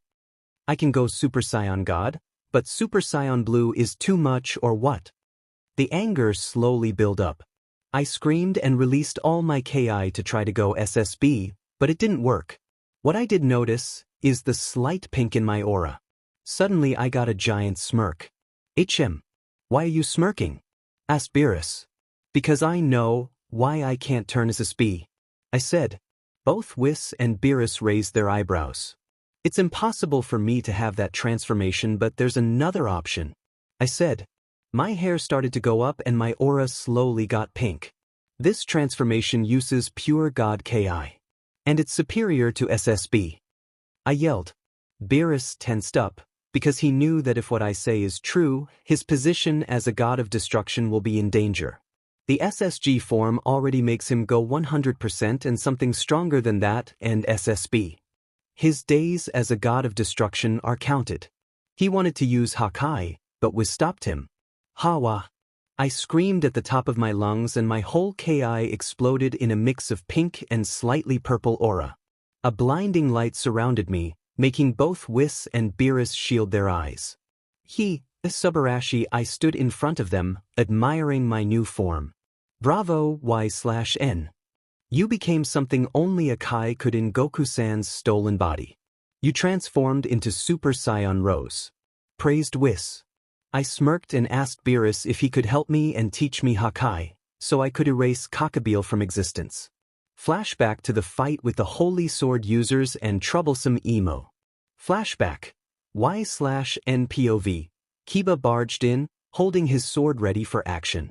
Perfect. Now I have a emo boy who wants his revenge. I rolled my eyes and heard a giggle in my head. Yeah, I watched through your memories and he's almost like Sasuke. Wait, what? Ask me before you look through my memories. Just because I had a CC with you, doesn't mean you can watch through my whole life story. I yelled.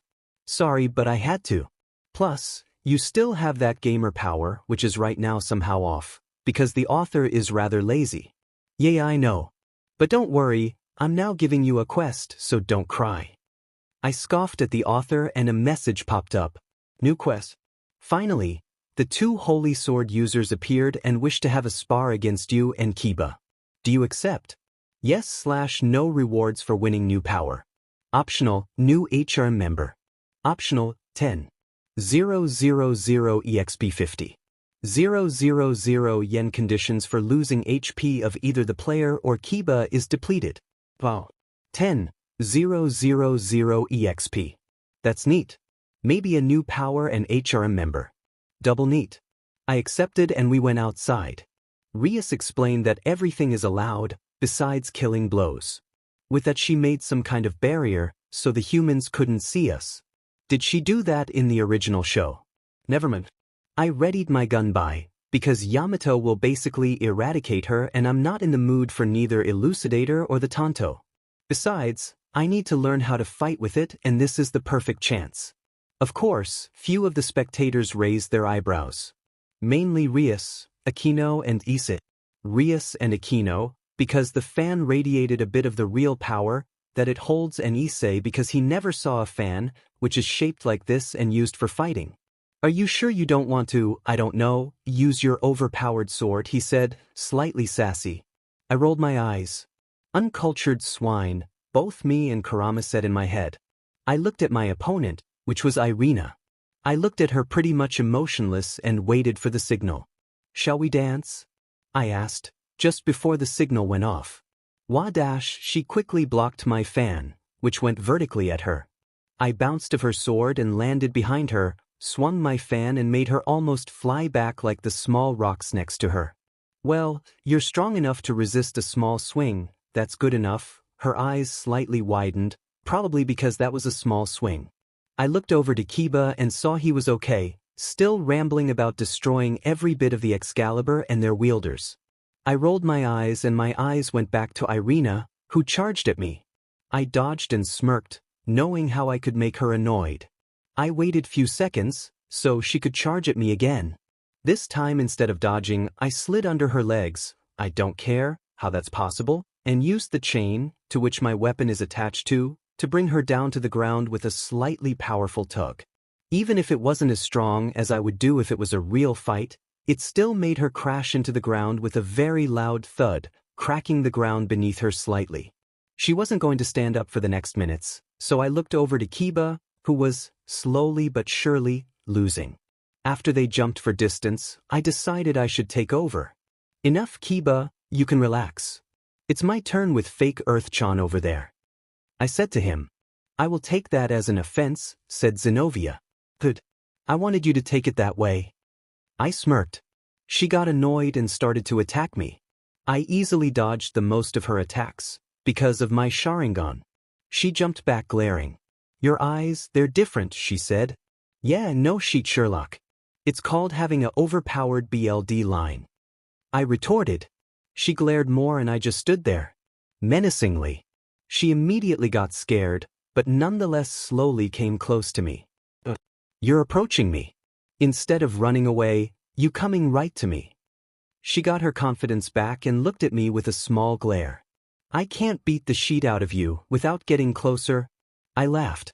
Ho ho, then come as close as you like. She charged at me and swung her giant sword. No eggs. I stopped her sword with my finger, to which her eyes widened even more than Irina's. Useless. I simply said and kicked her in the gut, making her fall to the ground and hold her stomach in pain. Quest completed, that was expected, rewards 10. 000 EXP 50. 000 yen. You can choose whether you will accept your power and new HRM member or not, when you want to. Level up, level up, level up. Neat, 3 level ups. I looked to the Gremory peerage and Aquino was making turned-on thought noises. Rias's mouth was gaping like her like a fish. Yes, that's what I meant. Kaneko had stars in her eyes as well as Asia. Kiba smiled, happy that he has such a strong teammate and friend. And Issei was being Issei. How are you so strong, he yelled. Training, plot purpose and being the MC overall. I answered, making them confused. I rolled my eyes and Rias scolded Kiba about being reckless and so on and so on. He left and the day finally ended. I woke up, this time not by any troublesome women, but by a ringtone. Cue Giorno's theme here. I groaned in annoyance and grabbed my phone.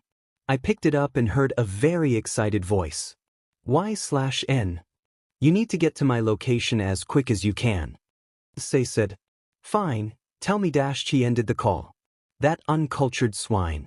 I got up, dressed, went down and met the girls. Middlet was the first to see me and hugged me. Hello, Middlet. Darling, I felt 2 arms go around my neck. Good morning, Calawarner. Middlet went back to watching TV and Calawarner went back to do whatever she was doing. Big brother, a energetic voice said, and someone jumped on my back, clutching to it like a facehugger to its victim's face. "Morning, Hadaka." I greeted and she got off me. I proceeded to eat breakfast, kissed the trio's foreheads and used instant transmission to get to Issei, who was in a restaurant. I appeared beside him and scared the hell out of Saji, who was with him along with Zenobia, Irina and Kaneko. "Hello there," I said in a usual Obi-Wan Kenobi voice. "Y/N. You're here, good." He then explained the whole plan on working with the church to get the holy swords back. I didn't really listen to him, instead listened to Kurama, who was explaining on how I could actually try and find every tailed beast. "Are you even listening to me?" he asked. "You want me to help you with the sword retrieval and get Kiba to join too?" "Yeah, I know. Let's just get over this," I said. He sighed and Kaneko giggled. Zenobia stayed emotionless and Irina laughed a bit. We went and met Kiba. Issei went and asked him to join him. Then Zenobia said about how Valper Galilei is probably with Fried, who has a holy sword too. Valper was the one who made the holy sword project, which included Kiba. Then Kiba took over and told the whole story, how his comrades died, yada yada yada. Basically the usual Uchiha pack. The people who are close to you die. You get more power in return. You turn into an emo and you want revenge, not wanting to have anyone interfere in it. Nevertheless, he agreed to join forces with Zenobia and Irina. Yar days, I went back home, having enough of the whole emo story. Even more HRM members. Stand power. Y/NPOV. After coming home, I learned what stand I got. At home, I was trying to awaken Zawarudo, but nothing worked. From a near-death experience to anger, nothing made it come out. Well, it did say a new HRM member, so OOH my god. Kurama. Yes, darling. Did you see a woman? She has blonde hair, bright yellow jacket and pants and likes to say Muda. I asked and gave a description of Dio. Not that I know why. Well, she kinda is the key to unlock my new power. Oh, really? Well, if you do find her, don't get too perverted thoughts. Kurama warned me. Do I look like Issei? No answer. I decided to meditate and soon enough I ended up in the mindscape. I looked around and saw Kurama sleeping. I walked away from the usual place, where Kurama sleeps. The mindscape has, surprisingly, many parts. There is the part where Kurama is. It's mostly filled with green fields and some birds. There are few waterfalls. It's simply appealing. After walking few hours, I came to a desert. I think I'm on the good path to meet the key to my new powers. But still, how am I gonna dash? I stopped and saw a city, which looked deserted and destroyed. Especially the water tower. I went to the center of the town and saw a giant tower with a clock on it. Suddenly a knife flew towards me. My body moved on itself and dodged the knife. Wow. If I'm already this good on dodging, I don't need ultra and dash. Something cut my cheek and when I looked at the thing it was another knife. Alright, I'm taking that back. A silhouette landed in front of me and I instantly recognized it as Dio. Or at least the female version. I approached her and she just giggled. You're approaching me. Instead of running away like a coward, you're coming closer. She smirked. I laughed. Either I'm gonna regret it, or I'll get raped. I can't if the brain's out of you without coming closer. I yelled.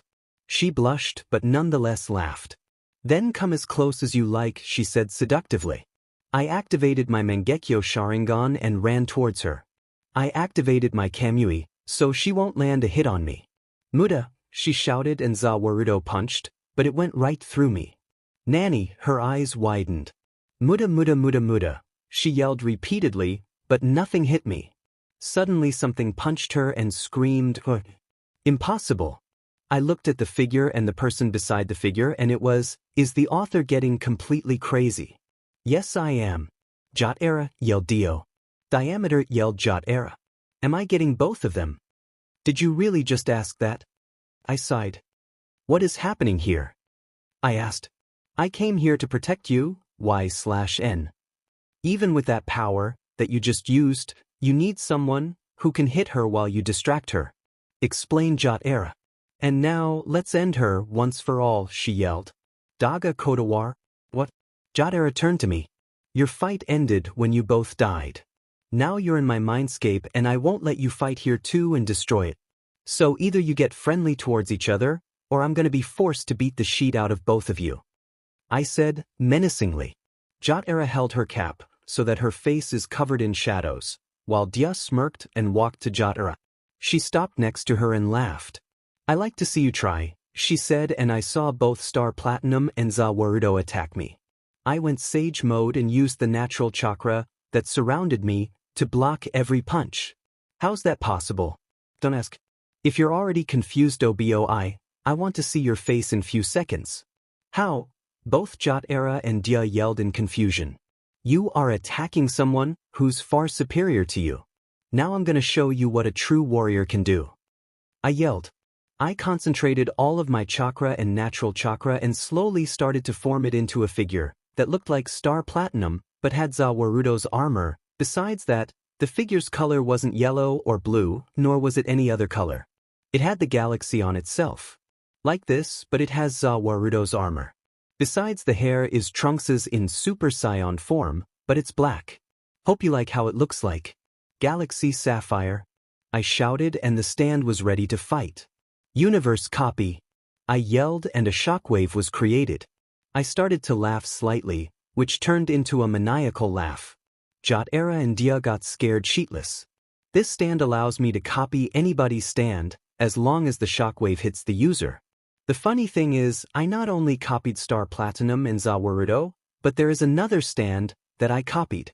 And it's golden experience. So, come on Giovanna. Where are you? I yelled. Y/N. What is it, Kurama?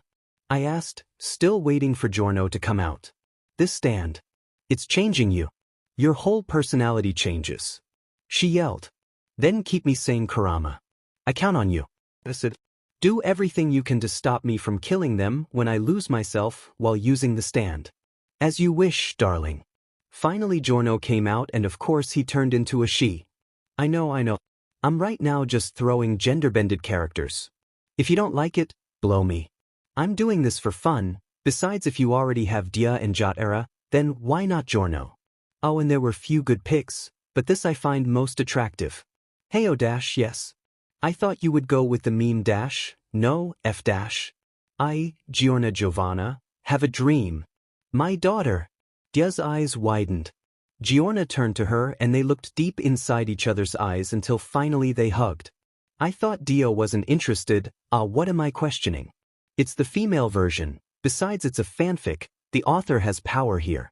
You know what is missing? No. Let the readers decide on this. Fine. You want Jolin too. You have Giorna and the mother. Kakyo and Aporv, so why not Jotera and Jolin? I'm reminding you, the HRM is gigantic already. Throwing her into the mix means I'm gonna have to make some changes to the whole dimension change at the end of the book, but more on that later. Alright, shall we dance? I asked, a creepy smile growing on my face. I think they don't want to fight, Jotera said and pointed at the two blondes still hugging. Yar days, both me and Jotera sighed.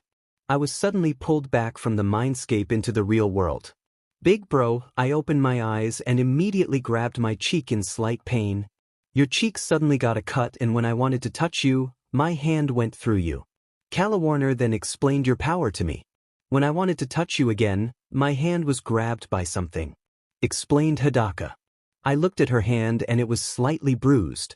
I'm so sorry, Hidaka. One of my powers awakened and I can't control it, while I'm in my mindscape. I said, it's okay, but I want to sleep with you tonight, as her apology. She said, me too. Calawarner said, who just came into the room. Middle came too. Me three, she giggled. Oh. They got sad, but after I kissed each of them on the forehead, they were happy again. My phone went off and I looked at the message. It was Kaneko, who said that she will send me a message if she needs my help while they're on the operation. I asked if she wants to sleep with me tonight and she accepted. I hope tomorrow I won't wake up with Chiron and Kuroka on both of my sides, while the other girls will storm in and will want to have Issei with me. Friends, we could try that. Training Issei. Y/NPOV. I was on a stroll through the town when I noticed Issei creepily grinning. I shook my head and went to him. What the hell are you doing? I asked, pretty annoyed by his antics. Look. I raised my eyebrow and saw a girl with brown hair and glasses flirting with some guys. Few minutes passed and the boys went their ways. I chuckled because I figured out what she did, so did Dia, who laughed and said how the speed was pathetic. The girl came to us and flashed few thousand yen. Wow. I thought you were joking when you said you would do it. You're really good, Aika. I didn't even see you going for his wallet. Issei praised her. Indeed. It was impressive how you tricked him into looking at your assets and used the moment to steal the money. You're rather skilled. I smirked. You're good, she said and went near me. She started to circle around me and check me out. Why, thank you. I was trained by the best, I said, and saw how she went for my wallet. I grabbed her arm before she could react. And let me tell you, it was pretty obvious. She just shrugged and agreed. So you both became friends. I'm not surprised, I remarked. Yeah, you could say so. Aika's phone went off, cutting her off mid-sentence. After a brief talk, she said she needed to go home. We said our goodbyes and I started to walk home, but was stopped by Issei. Let's hang out, he offered. I rolled my eyes. Fine. I sighed and he immediately dragged me off to a cafe with maids. God damn it, why did I agree? Probably because you're too nice to decline, said Karama. Or you really hoped he would have taken you to the cafe with maids and now you're happy and ready to dash. I cut you off. No, if you like maids that much, we could dress up as some, offered Giorna. I decided to tune out the girls and found myself inside the cafe with Issei looking outside the window. You good? I asked. He sighed. Not really. I mean, everyone has a problem with how I act and how I want to make my dream come true. He said. Well, you're perverted and want to have a HM, so it's not that strong to hate you. I said. You're right. But I still think I shouldn't be judged that much. I mean, I can be serious and thoughtful. He remarked. Yes, but that's rare. His head went down. But when you do decide to act like that, it works really good. So, if you are even a bit more serious and nice, everyone will warm up to you a bit. I noted. He looked up to me and I smiled. You mean that? He asked, hoping for a yes. Yes I do, Issei, I said, making him smile. Could you train me? He asked, a completely random question. Well, sure, why not? I answered. Come to my house later and we will start your training, I said, and he nodded. I paid for the coffee and went home. I called the number, which Vegeta used, hoping I could reach him. Hello. I heard a woman say. Hello, is Vegeta there? I asked. Oh, of course. Honey, someone is asking for your husband. I heard her call. She gave the phone to someone else. Hello. Hey, Bulma. I greeted. Y/N. How are you doing? She asked. Could you tell Vegeta I'm coming with a friend? He asked me to train him, so I wanted him to train in the gravity chamber. There I could make him go through the ultimate training session. I explained to her. Of course, she answered. Tell him that my friend, Issei, isn't so strong. I don't want to hear his whining. I heard her laugh and she told me she will say that to him. I ended the call and heard the doorbell go off. I opened the door and saw Issei standing there. You're earlier than I expected, I said. Well, I don't want to be late for a training session with my best friend, he said and walked in. Friend. I guess you could call us like that. I smiled. I followed him and saw Calawarner come out of the shower with only a towel. Surprisingly, Issei didn't stare at her, but turned to me and asked when we start. I was startled, but nonetheless happy he wasn't a complete pervert, at least near me. Grab my shoulder, I said, and he did as I asked. I used instant transmission and teleported outside of the Capsule Corporation, where I saw Trunks and Goten play. They noticed me and waved, which I returned. Who are these kids? He asked. Trunks and Goten. Both their fathers are men who would easily obliterate the leaders of every faction, I said. Besides, we're in a different multiverse, so you shouldn't be too surprised. I notified him, nonchalantly. Different multiverse, he looked shocked. So you're the friend of Y/N. You look pathetic, I heard Vegeta say behind us. He turned around and noticed the glaring Vegeta. Oh, WLT, that's WIIYNTED, Y/N, To train me? Issei said scared. Vegeta rolled his eyes and motioned for us to come with him.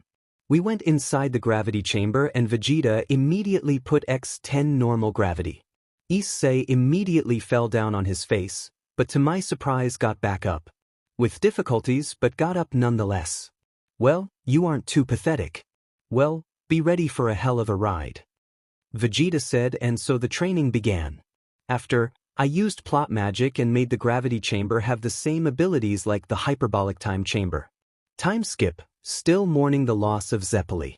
Both of them.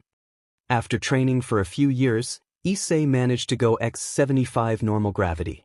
Not too shabby for someone who was as perverted as an animal in heat. Over the years we even managed to become really good friends and made some good techniques. Right now, Vegeta went at us in Super Saiyan form. I was holding him off, while Issei charged a more powerful dragon shot. Ready, he yelled to me, so I grabbed Vegeta by his leg and threw him as far as possible. Kamehame, I went into a very familiar stance. Vegeta noticed and started charging his final flash. Final, he chanted. I nodded towards Issei. Dragon shot, he yelled and shot a giant beam. Ha! I shot the blue beam. Flayish. Vegeta screamed. Suddenly the dragon shot started to go around the Kamehameha and finally surrounded it. The beams clashed and few seconds later our beam became too much for the final flash. Vegeta was overwhelmed by our beam and he went unconscious. I turned to Issei and we high-fived. Nicely done. I complimented him. You know what? I think I will teach you something that will let you fight without your gauntlet, I said. Magic. Akino was supposed to teach me it, but I only learned how to make a very small fireball. He said. I laughed and shook my head. No, I will teach you something, which me myself didn't master nor perfected it. I said. He looked curious and stood up. I closed my eyes and concentrated myself on my breathing. I breathed in and as I breathed out you could see steam coming out of my mouth. I took out my Tonto and opened my eyes. Metal silver overdrive. I yelled and electricity was visible on my sword. It's called Hammon. Y/NPOV. Flashbacked Star Platinum. A voice yelled behind me and I immediately used Kamui to save my already broken ribs. Now, you probably ask yourself, why am I almost completely covered in my own BLD? Well, someone decided that attacking me with 2 stands at once was a good idea to help me become stronger. Can we take 5? I asked, completely drained out of energy. Oh. We will dash. Dia got cut off by Jotera. Fine. 5 minutes. Then we'll proceed with the training. She said. Giorno was already next to me healing me. Don't be too worried. They just want to make you stronger. Giorno said. Yeah. But if it means to almost kill me, I'll rather pass. After my sentence, we sat there in silence for a few minutes, while watching Dia and Jotera argue about how I should and shouldn't take 5. I felt myself getting better and better every second. Thanks, Giorna, I said after I felt I was back to my full strength. You're really a lifesaver. Don't mention it, she said smiling. Y/Inscom. We need to continue your training. Dia said. Nah, I'm fine here with Giorna. I'm not a punching bag. I said. But it looked like you were. Kurama laughed. I shook my head while smiling and went on a walk alone. I was so lost in thoughts that I ended up on Kurama's part of the mindscape. I felt someone sneak up behind me, so I stopped. You know, I can sense you, I said. Cracker volley. A voice yelled out and I immediately jumped out of the way of the clackers. A figure jumped out of the dark forest and it was female young Joseph Joestar. Joestar. Interesting, I did a usual thonking pose. Yes. And how do you know my last name? She asked in a usual hyperactive voice. I know your granddaughter, I said. And her eyes widened. Oh, you forgot. Well, I know your last name, but I didn't catch your first name. I said, oh yeah. My name is Josepha Joestar. She pointed to herself. Names, Y/N, follow me, she nodded. It came with me. We arrived at where me, Jotera, Dia and Giorno were training. Jotera, I called out. She turned around and her eyebrow raised. What's Grandma doing here? She asked. I turned to Josepha, who already was prepared to Nigerundeo the F outta here. Nigerundeo, she yelled, but I grabbed her by her scarf and she fell back on me. I was sturdy enough to not fall down on the ground. Hey, training with Jot-Era and Dia did pay off. I smiled. Jot-Era, explain to her what's happening here, I said. She pulled Josepha to the side and started explaining. So, Y/N, what would you say if another JoJo would come into your mind, asked Giorna, looking a bit guilty. It would be a pain in the butt, surely. But I would be fine as long as the JoJo doesn't destroy the mindscape. I explained. She breathed out in relief. Well, it just so happens that I found another JoJo inside my mindscape. I finished her sentence. She awkwardly smiled and nodded. Well, where's the JoJo? I asked. Stone free, suddenly strings surrounded me and they completely immobilized me. A figure landed beside Giorna. So you're my new daddy? Meh, not bad, she said. I smirked. Paf. I went Super Saiyan, destroying the strings in the process. Many cuts appeared on her body. Giorna immediately healed her and stopped any more damages to her body. I didn't read Stone Ocean yet, so if I get something wrong, like a ability or something like that, please do tell me. Everyone turned to us and soon enough Jot-Era came over. Jolin looked up to Jot-Era. If you don't mind, I looked to Jar, who nodded. Galaxy Sapphire. Universe copy. I yelled and my stand caused a shockwave. Jolin and Josepha almost fell down, while the rest easily stood their ground. What was that? Asked Jolin. My stand. It allows me to copy any stand and in return it eats away my sanity. Nothing can stop it, so I guess a fair trade. You give your sanity and get godly powers in return. I explained. Well, Y/N. I'm gonna teach you how to use Hammon, exclaimed Josepha. She grabbed my head and dragged me all across my mindscape until we landed in Kurama's part. Where is Kurama? I asked myself. With the rest, trying to get them stop fighting over if they should kill Josepha for running away with you or not. Explained Kurama. Thanks. I heard a giggle in return and decided to ask Josepha why she ran away with me. Zoe, again, did you drag me with you and didn't teach me there with everyone else? I asked. Josepha stopped and turned around. But you need to concentrate, of course, she said, brightly smiling. Fair point. So how do we start with? I asked. How about we start with the breathing, she suggested. I nodded and started the long training session. Time skip, casually dances torture dance, metal silver overdrive. I yelled out and my gunbai was coated in lightning. Bravo! You're really good, said Josepha. It's on an acceptable level, noted Diameter. Jot-Era lowered her hat, but was smiling underneath the shadow. Nicely done, Daddy. But next time you use that, I want to see it used on an enemy, said Jolin.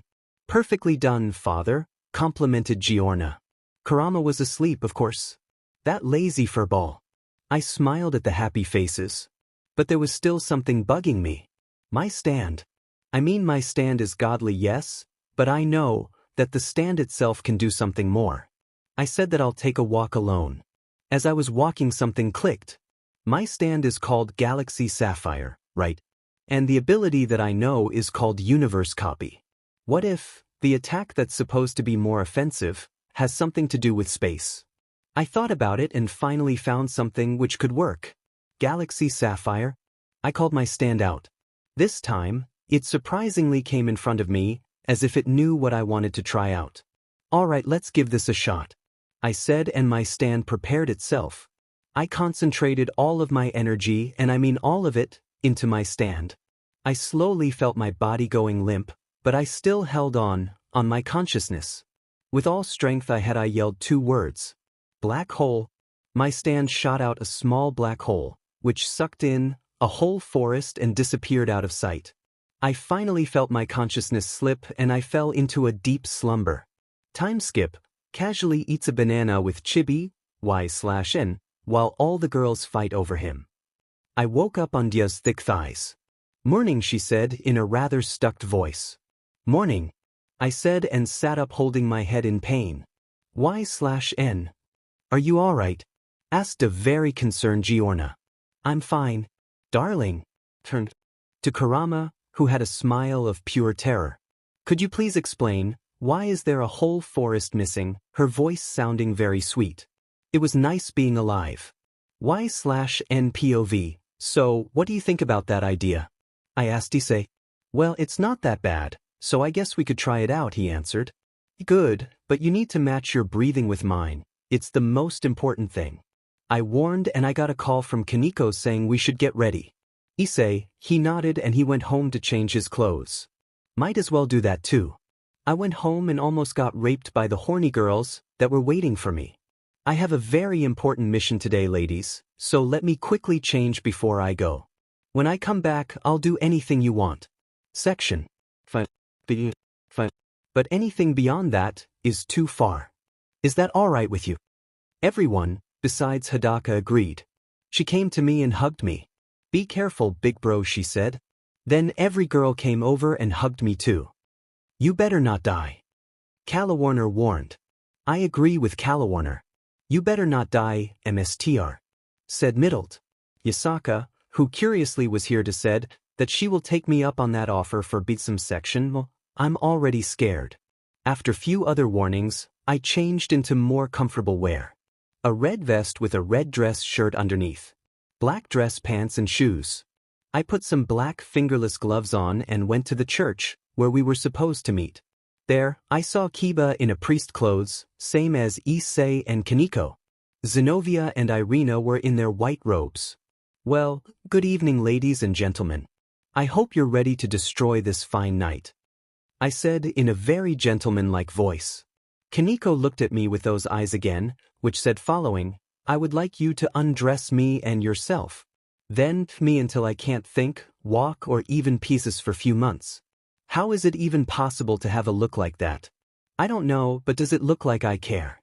Ladies, I look to the female exorcists. I'm sure you have a plan, but we'll go with mine, which is Kiba, Saji, Kaneko, Issei and me go east and you do what you want. How does that sound? Fine. Before we go, Issei, the white one has awakened. Zenobia warned. Alright, let's go west, Zenobia. Irina yelled out and dragged her towards the west part of the town. Let's go somewhere where there aren't many people around, suggested Saji. Kiba. Issei turned to him.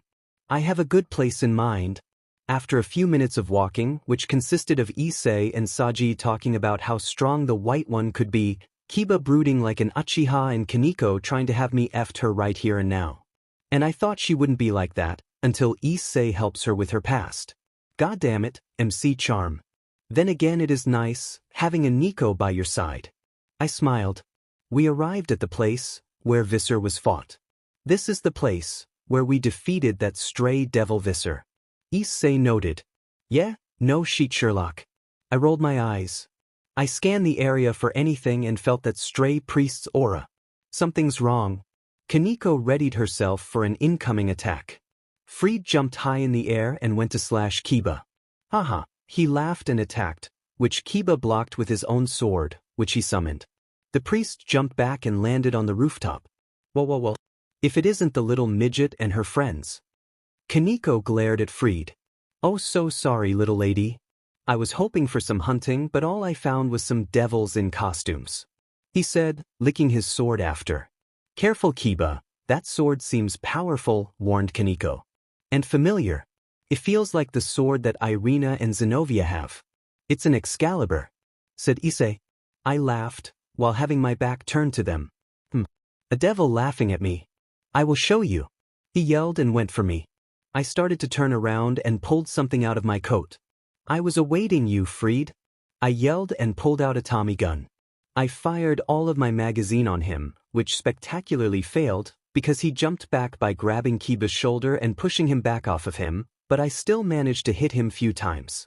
Then I shunshed to him and swinged my Tommy gun. Hammond overdrive. I hit him with the stock, which was charged with Hammond.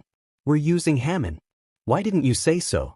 Issei jumped up and charged a small dragon shot, with Hammond mixed. Dragon shot overdrive. He yelled and a dragon shot, with yellow lightning was directed at Fried. It grazed him because he dodged in time, but got trapped by Saji's sacred gear. This is the absorption line. How do you like it? DMN it. It must be a dragon too. Cursed Fried. Kiba tried using sword BRH, but it was no use as Fried was destroying the ones that got near him. Sword BRH. Oh, and Fried, you need some more training with that sword. A voice said. Who's there? Asked Kiba. It's old man Valper. Fried pointed out. The same guy Zenobia was talking about. Issei yelled. Fried, you need to put all of your energy into your sword and cut the line. Said Valper. Really? You're right. His energy busted out, which glowed a bright yellow. Now, how about you stand still and let me kill you? Fried yelled. Keton, Gukakyu no Jutsu. A giant fireball hit Fried in the back, making him seemingly immobilized. Zenobia and Irina finally came. How did you get here? Asked Saji. We got your text. Irina smiled. We send a text. You aren't really smart, am I right? I asked. Fried, let's fall back. They're far stronger than us, plus we're outnumbered.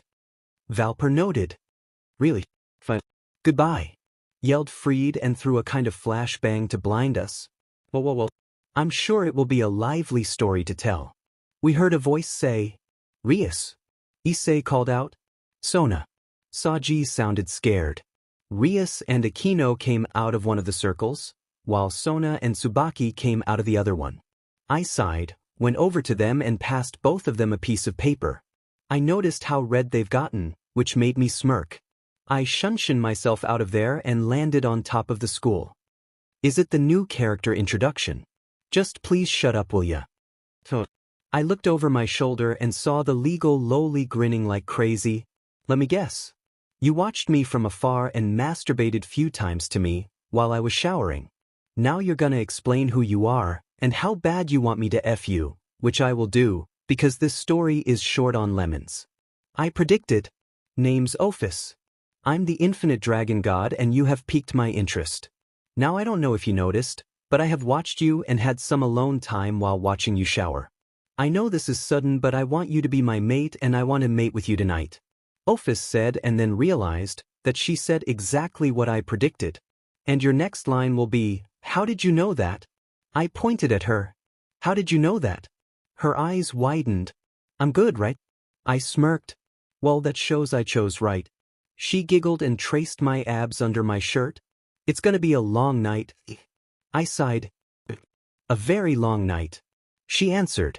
Y/NPOV. I was walking down the street and out of the corner of my eye, I saw a pretty little thing approaching me. She said, Kokabeel wants to destroy the city, you must help us with this goddamn problem. If you help us out, we would be very grateful and not dead you effing twat. I said, you such a sweet young thing, why do you swear so much? At me, and this is what she said. There ain't no time for this talking, we could die any moment. We got fallen angel to kill, we got a city to save and we seriously don't have time for this. You know we need your help and Kokabeel won't hold back, oh you know we wish he could. You know we're losing time right here, so why we don't end him now for good. I laughed out loud at how it matched the song and nodded at Ruruka, which led me to school. The barrier was up right now and I waved. Y/N. It's a relief to finally have you here. Rias jumped at me and hugged me. Now, I would say get off me thought or I'll slap you to Valhalla, but since the whole date and the ate, she kinda is nice. And now you ask yourself, how, when, where? To the question how we ate and how to have SEC you probably already know, when, it was a few days before this and it will come, don't worry, but in a filler if the author finally finishes it, and where, well at a restaurant and the Sika half of it's still there and the other half in the ORC club room. Oh, and someone else joined in the fun. I'm seriously considering your death to be canon in this story, if you don't stop breaking the fourth wall. So, as I was saying, this pancake is really nice. Did someone see Zenobia or Yudo? asked Issei. Let's just hope this isn't going to be a setback, sighed Genshuru. I rolled my eyes and decided to skip the FRPY transforming into Super Saiyan 2. Everyone kinda staggered at how much power I released all at once. Let's skip the FRPY, shall we? We all entered and soon enough the whole gymnastic hall exploded. I mean I'm strong but come on, I didn't go full power yet. I joked. when suddenly Cerberus appeared from the darkest pit of hell. Maybe not, since he kinda is at the gate and not in a vermint. Kaneko and Akino immediately went for an attack, while I just sat back and literally made some popcorn. Slowly a second one appeared. The F dash. Then again Dante did screw with two of them. Well, I'm okay with OH, come on. A third one slashed at Asia. Issei quickly grabbed her out of harm's way, while I kicked the F a few feet away. Issei nodded and I nodded back. Asia go, me and Y/N are gonna distract the dog. Issei yelled while running full speed at Cerberus. The dog slashed at him, but surprisingly he jumped out of the way, almost falling on his butt. Me and Kaneko jumped in, making him able to quickly reposition himself. We both kicked the outer heads while the middle head screeched in pain. She held on to the head, which was a bad idea. She got thrown off the head, making her fly in front of the middle head that tried to bite her. You ain't touching my kitty cat? I quickly punched it, making it land on its back. Swiftly catching Kaneko, we landed safely on the ground. Can we F after this? I stopped mid-tracks and looked at her, completely shocked. She was looking back at me with an innocent smile. Maybe I still was a bit weirded out, but shook it off. Suddenly, the Cerberus jumped at us, which I wanted to punish by sending him to Valhalla, but it got cut short. Quite literally, since Zenobia jumped in and cut the dog into pieces. Well, that went fine well. I sighed at the thought of not being able to send the overgrown beach to Valhalla. Then again, it's probably a male, so maybe not Anno. I'm not gonna jinx it. Back to the fight, since the so-called reinforcements came. Issei finally finished loading his boost transfer. Ding, reminds me of some games. Rias and Akino focused on one of the remaining Cerberus, while the second one was charging at Asia. Since I already noticed a few swords, I knew that the dog didn't have much time left. I got a really fun idea, so I stopped time. Zuwarudo. Tamari Tokiwa. Bass boosted sound and some burp effect. I put both Akino and Rias and used some chains that were just laying around, for no plot purposes alone, to tie the dog by the head, to make the Dante joke. I continued time, which confused everyone. Come on, little doggy. How about I'll take you for a walk? I asked, motioning for him to follow me. Cerberus growled, trying to attack me, but got stopped by the chain. Thought it would be more funny. Then again, I'm not Dante and you're not King Cerberus. I used Big Bang Attack to blow him to pieces. I pushed a red button with easy on it that I randomly got out of my pocket. That was easy. The others didn't really agree with that statement, well besides Zenobia, but still appreciated the win. Suddenly another Cerberus appeared. That was not in the canon, right? I shrugged and looked at Issei, who nodded while grinning at what we're gonna do. I have so much plot armor, my homie is destroying Cerberus for me, I said, while Issei used the Dragon Shot Overdrive to surprisingly destroy the Cerberus. I got you, homie, he yelled. Nice. Take that. I turned around and saw Tomato-chan firing a tomato sauce attack at Cockabeel. He easily deflected it and it would have hit Rias, if not for me. Yang in there. I kicked it back and it passed the tower, while Rias almost lost her balance because of the wind I made when I Sonic ran to her. Did you just make a pun in the middle of a battle? Issei said underneath me. Mabe, how did you even know he would deflect my power of destruction? Wondered Rias out loud. You could say I felt it in my bones. Stop. I heard Issei sigh. These aren't all of them. I have a skeleton more of them. I laughed and Issei just shook his head, completely done for today. What a bonehead. Then, a bright yellow light shot out into the sky, cutting off Cockabeel, who looked like he wanted to make a typical villain small talk. A sword appears and from what I understood, it's some kind of combination and its power can destroy the complete city. So the usual, I'm gonna destroy something, because I'm bad and this is the weapon that I'll use thing. They talk about some stuff, but I don't really care, for I have watched the anime already. So, right now I'm seriously thinking about who I'm gonna take with me to the next dimension. What even will be the next dimension? We'll just have to wait and see. So, I guess I'll have the first try at this. Then come on. I'm gonna slice the devil and the beach believer first. I see the crazy maniac, known as Freed, charge at the ORC, when suddenly Zenobia jumps in between. Which weapon am I gonna choose? Hama yes, how about Madara's gunbai? Or Yamato? Maybe Elucidator? Or the trusty Tanto? So many to choose from. Let's roleplay the Uno reverse card. Taking the gunbai out, I shielded Zenobia from the vertical slash and reflected the holy power back at Freed, sending him a few feet away. Yaboi? Y/NPOV. It's complete. We all turn around to the fat priest.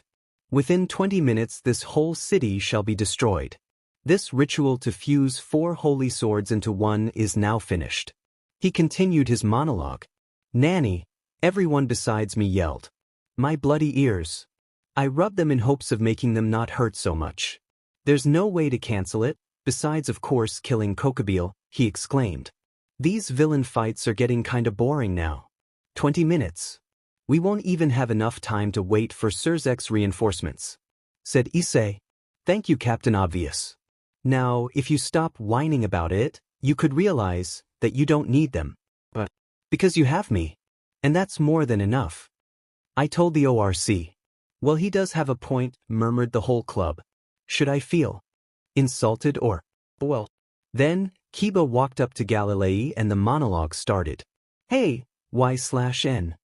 I heard Kurama say, Kurama, how nice of you to finally speak to me. Where is the rest? I smiled inwardly. Unconscious after our little well anyway, I noticed something weird about that fallen angel. He seems to have a power that almost matches yours. Do you think you can beat him, or should I assist you? She asked. Well, sure, I guess. You tell me where he's gonna strike and I'm gonna do what it's called, a pro gamer move and dodge. I accepted the offer. Looking again towards Kiba, he started running at Galilei. Me and Kaneko noticed Kokobile charging an attack, so I shunshin to Kiba, grabbed him and on the way back Kaneko, before we could get hit. I'm impressed, Y/San. You're quite fast, said the Keanu Reeves on budget with a big drag and dental problem. And I'm impressed that you still are somehow relevant to the world. I shrugged. He glared at me before calling Freed. Moshi Moshi Basu, laughed the stray exorcist. Finally you came out? Issei yelled. This is our last piece of entertainment, I hope it will suffice. Use the Excalibur with the power of 4 swords to slaughter them. I expect that you will not fail me. Kokobile ordered. Aye. So the wonderful Excalibur is in my possession. How exciting. Now who wants to die first, you devil scum? Kiba suddenly arose from the ground, as if he was just resurrected. I have been resurrected and have risen from the ashes of my weak past self. That sounds like a cool villain sentence to say. I need to remember this. I thought to myself, on this wonderful day. I looked back at the Kiba, who was now weakly standing before Galilei, that was holding a crystal of some sorts. Isn't that the crystal with the genes of the kids from Kiba's backstory? I noticed. Then I felt like someone was approaching me, Kaneko and Issei at high speeds. Watch out, darling. The crazed exorcist is charging at you 3.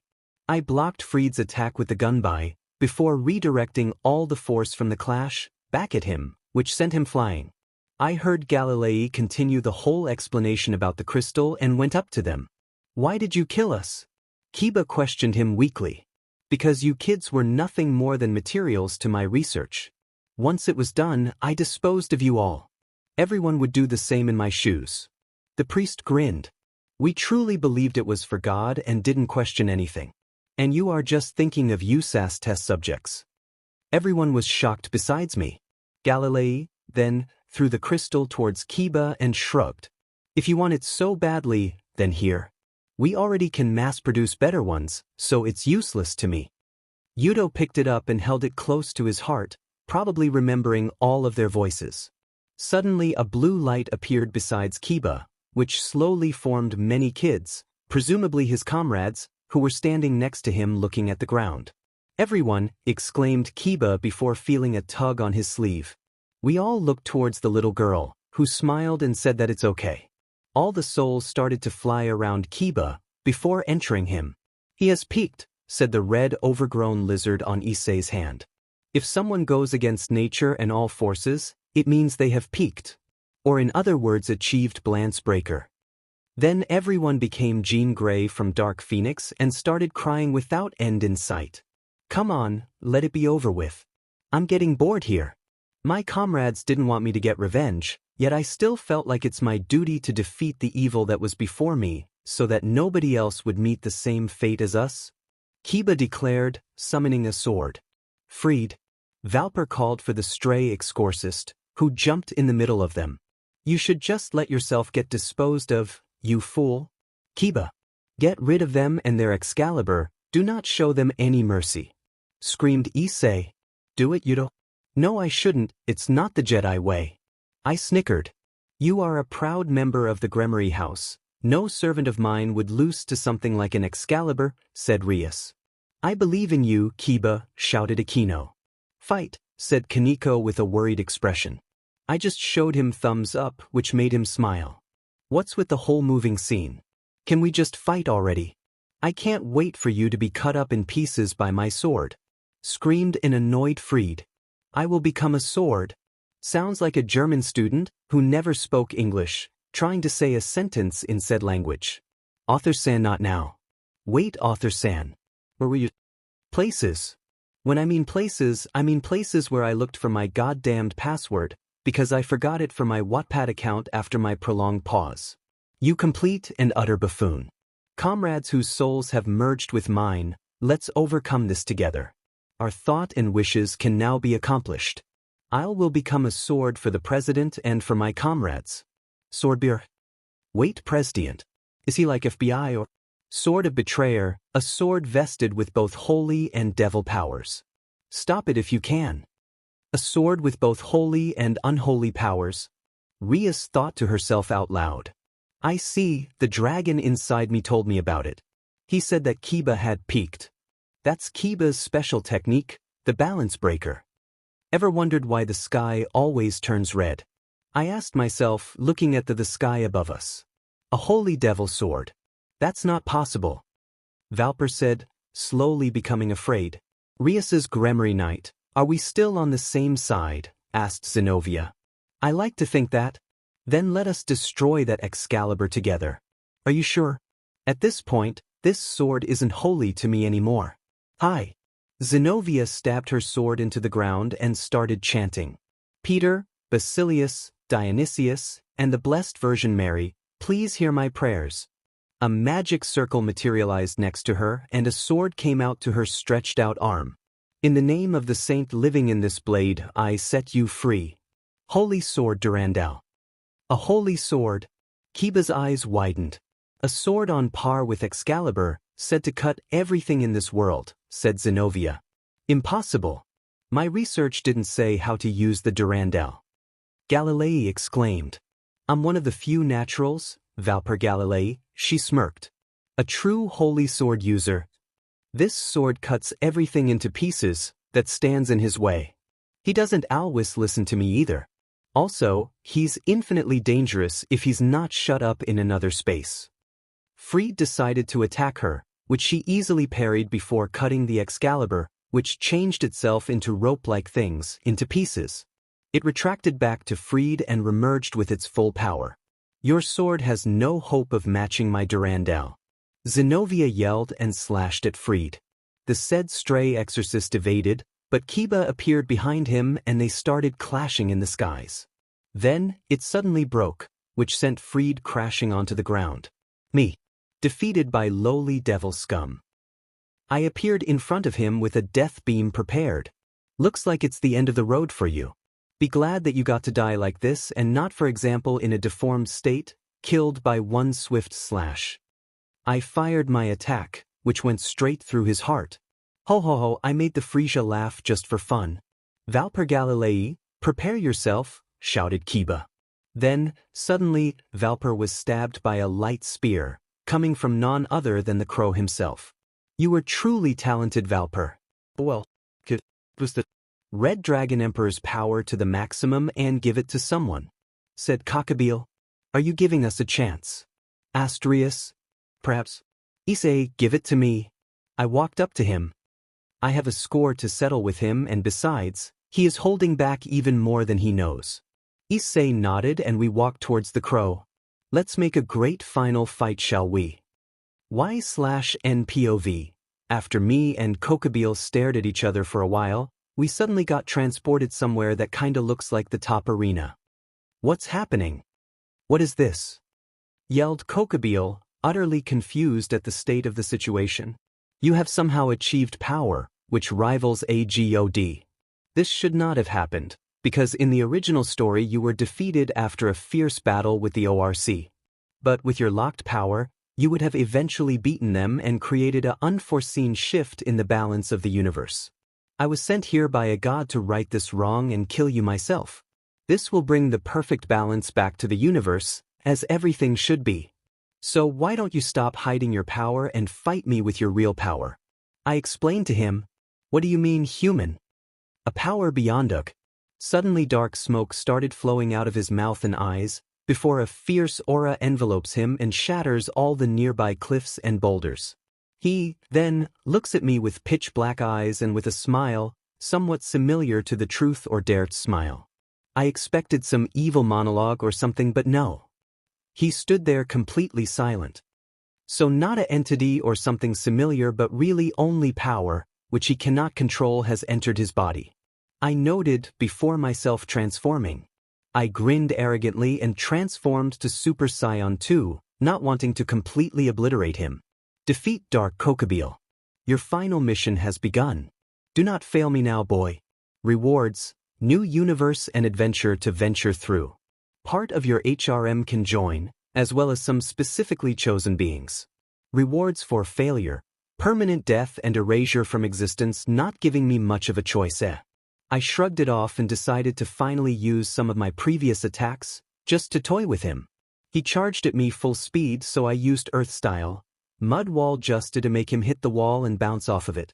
Thinking quick, I jumped up and used Wind Style, Great Breakthrough to throw him off balance, before using Fire Style, Fireball Jutsu to make him lose HP. Even then he was quickly to be back on his feet and charged a big Light Spears barrage, which he promptly fired off immediately when it was ready. I used Fire Style, Phoenix Flower Jutsu to counter his light spears and decided it would be a good time to go in for some close combat. I shunshin to him and knee him in the stomach, before doing a roundhouse kick to the face, making him fly few feet away. Not letting him any space to breath, I follow up with a fire shot to make him fly a couple of feet again. I take out few shuriken and throw at him, before he can start charging another one of his attacks. Throughout the onslaught, while grunting and sometimes spluttering BLD, he didn't really show any signs of exhaustion, so I decided to up my play. Manjikyu Sharingan. I yelled out and awaited his next attack. He materialized a light spear and charged at me with it, but went trough me to his surprise. What? Confused. I then pulled up the chains behind me and dragged him towards me, impaling him with the tanto. I then kicked him back a few meters, to gain a little bit of distance to see how much damage it made. It made none. He took out the short sword and threw it away, before charging at me again. I transformed to a CG and jumped high in the air, firing a big bang attack in the process. Because of the transformation, it was actually quite a bit stronger and made significant damage to the arena.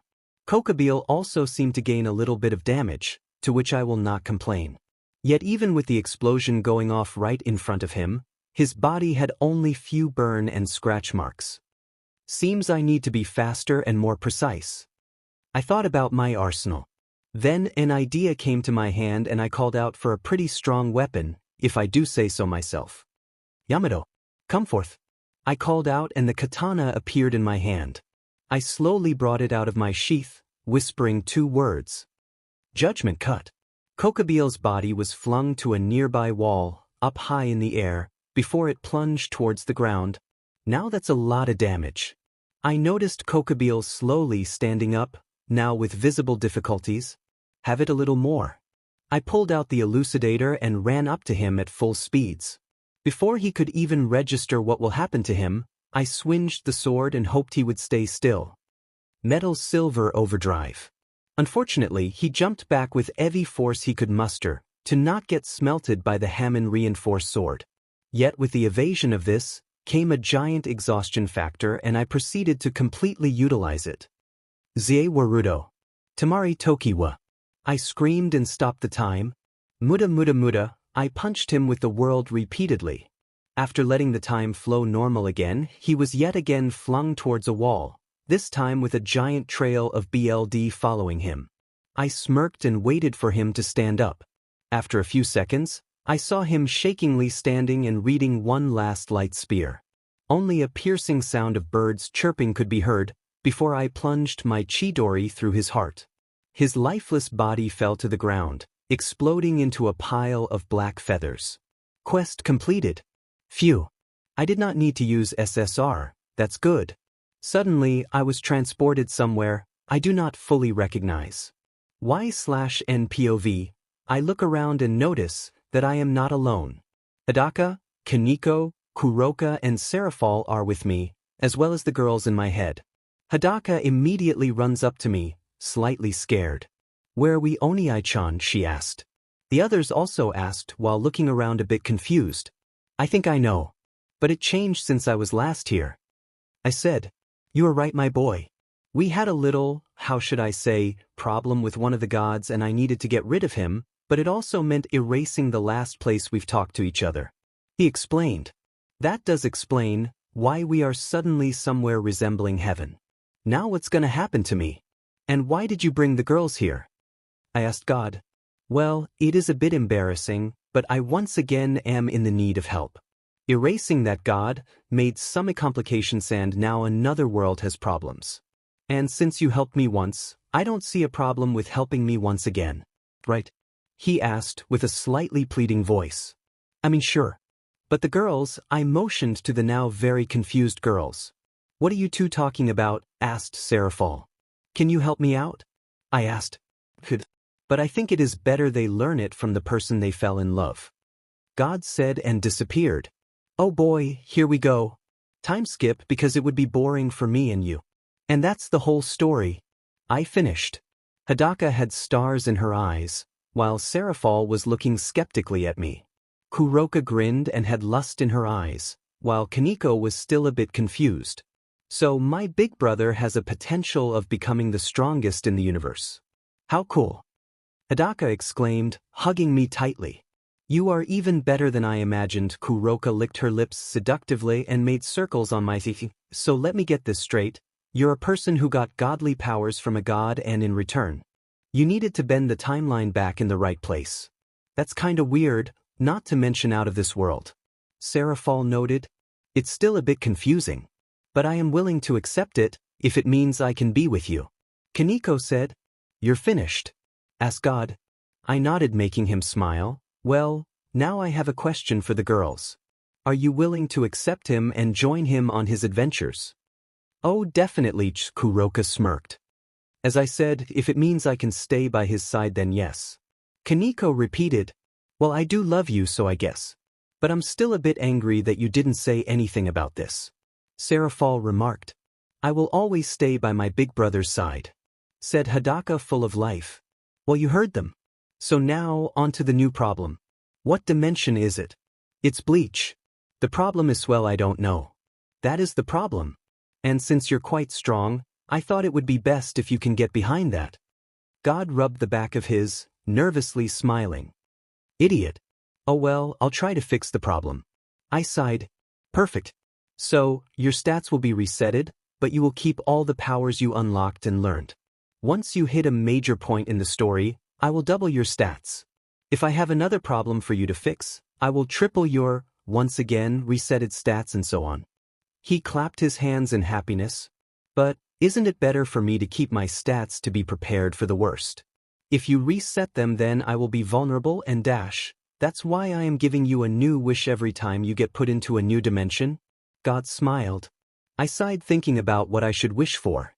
"Well, I can easily get the power back through training, so I guess I want you to keep an eye out on the girls back in the DXD dimension.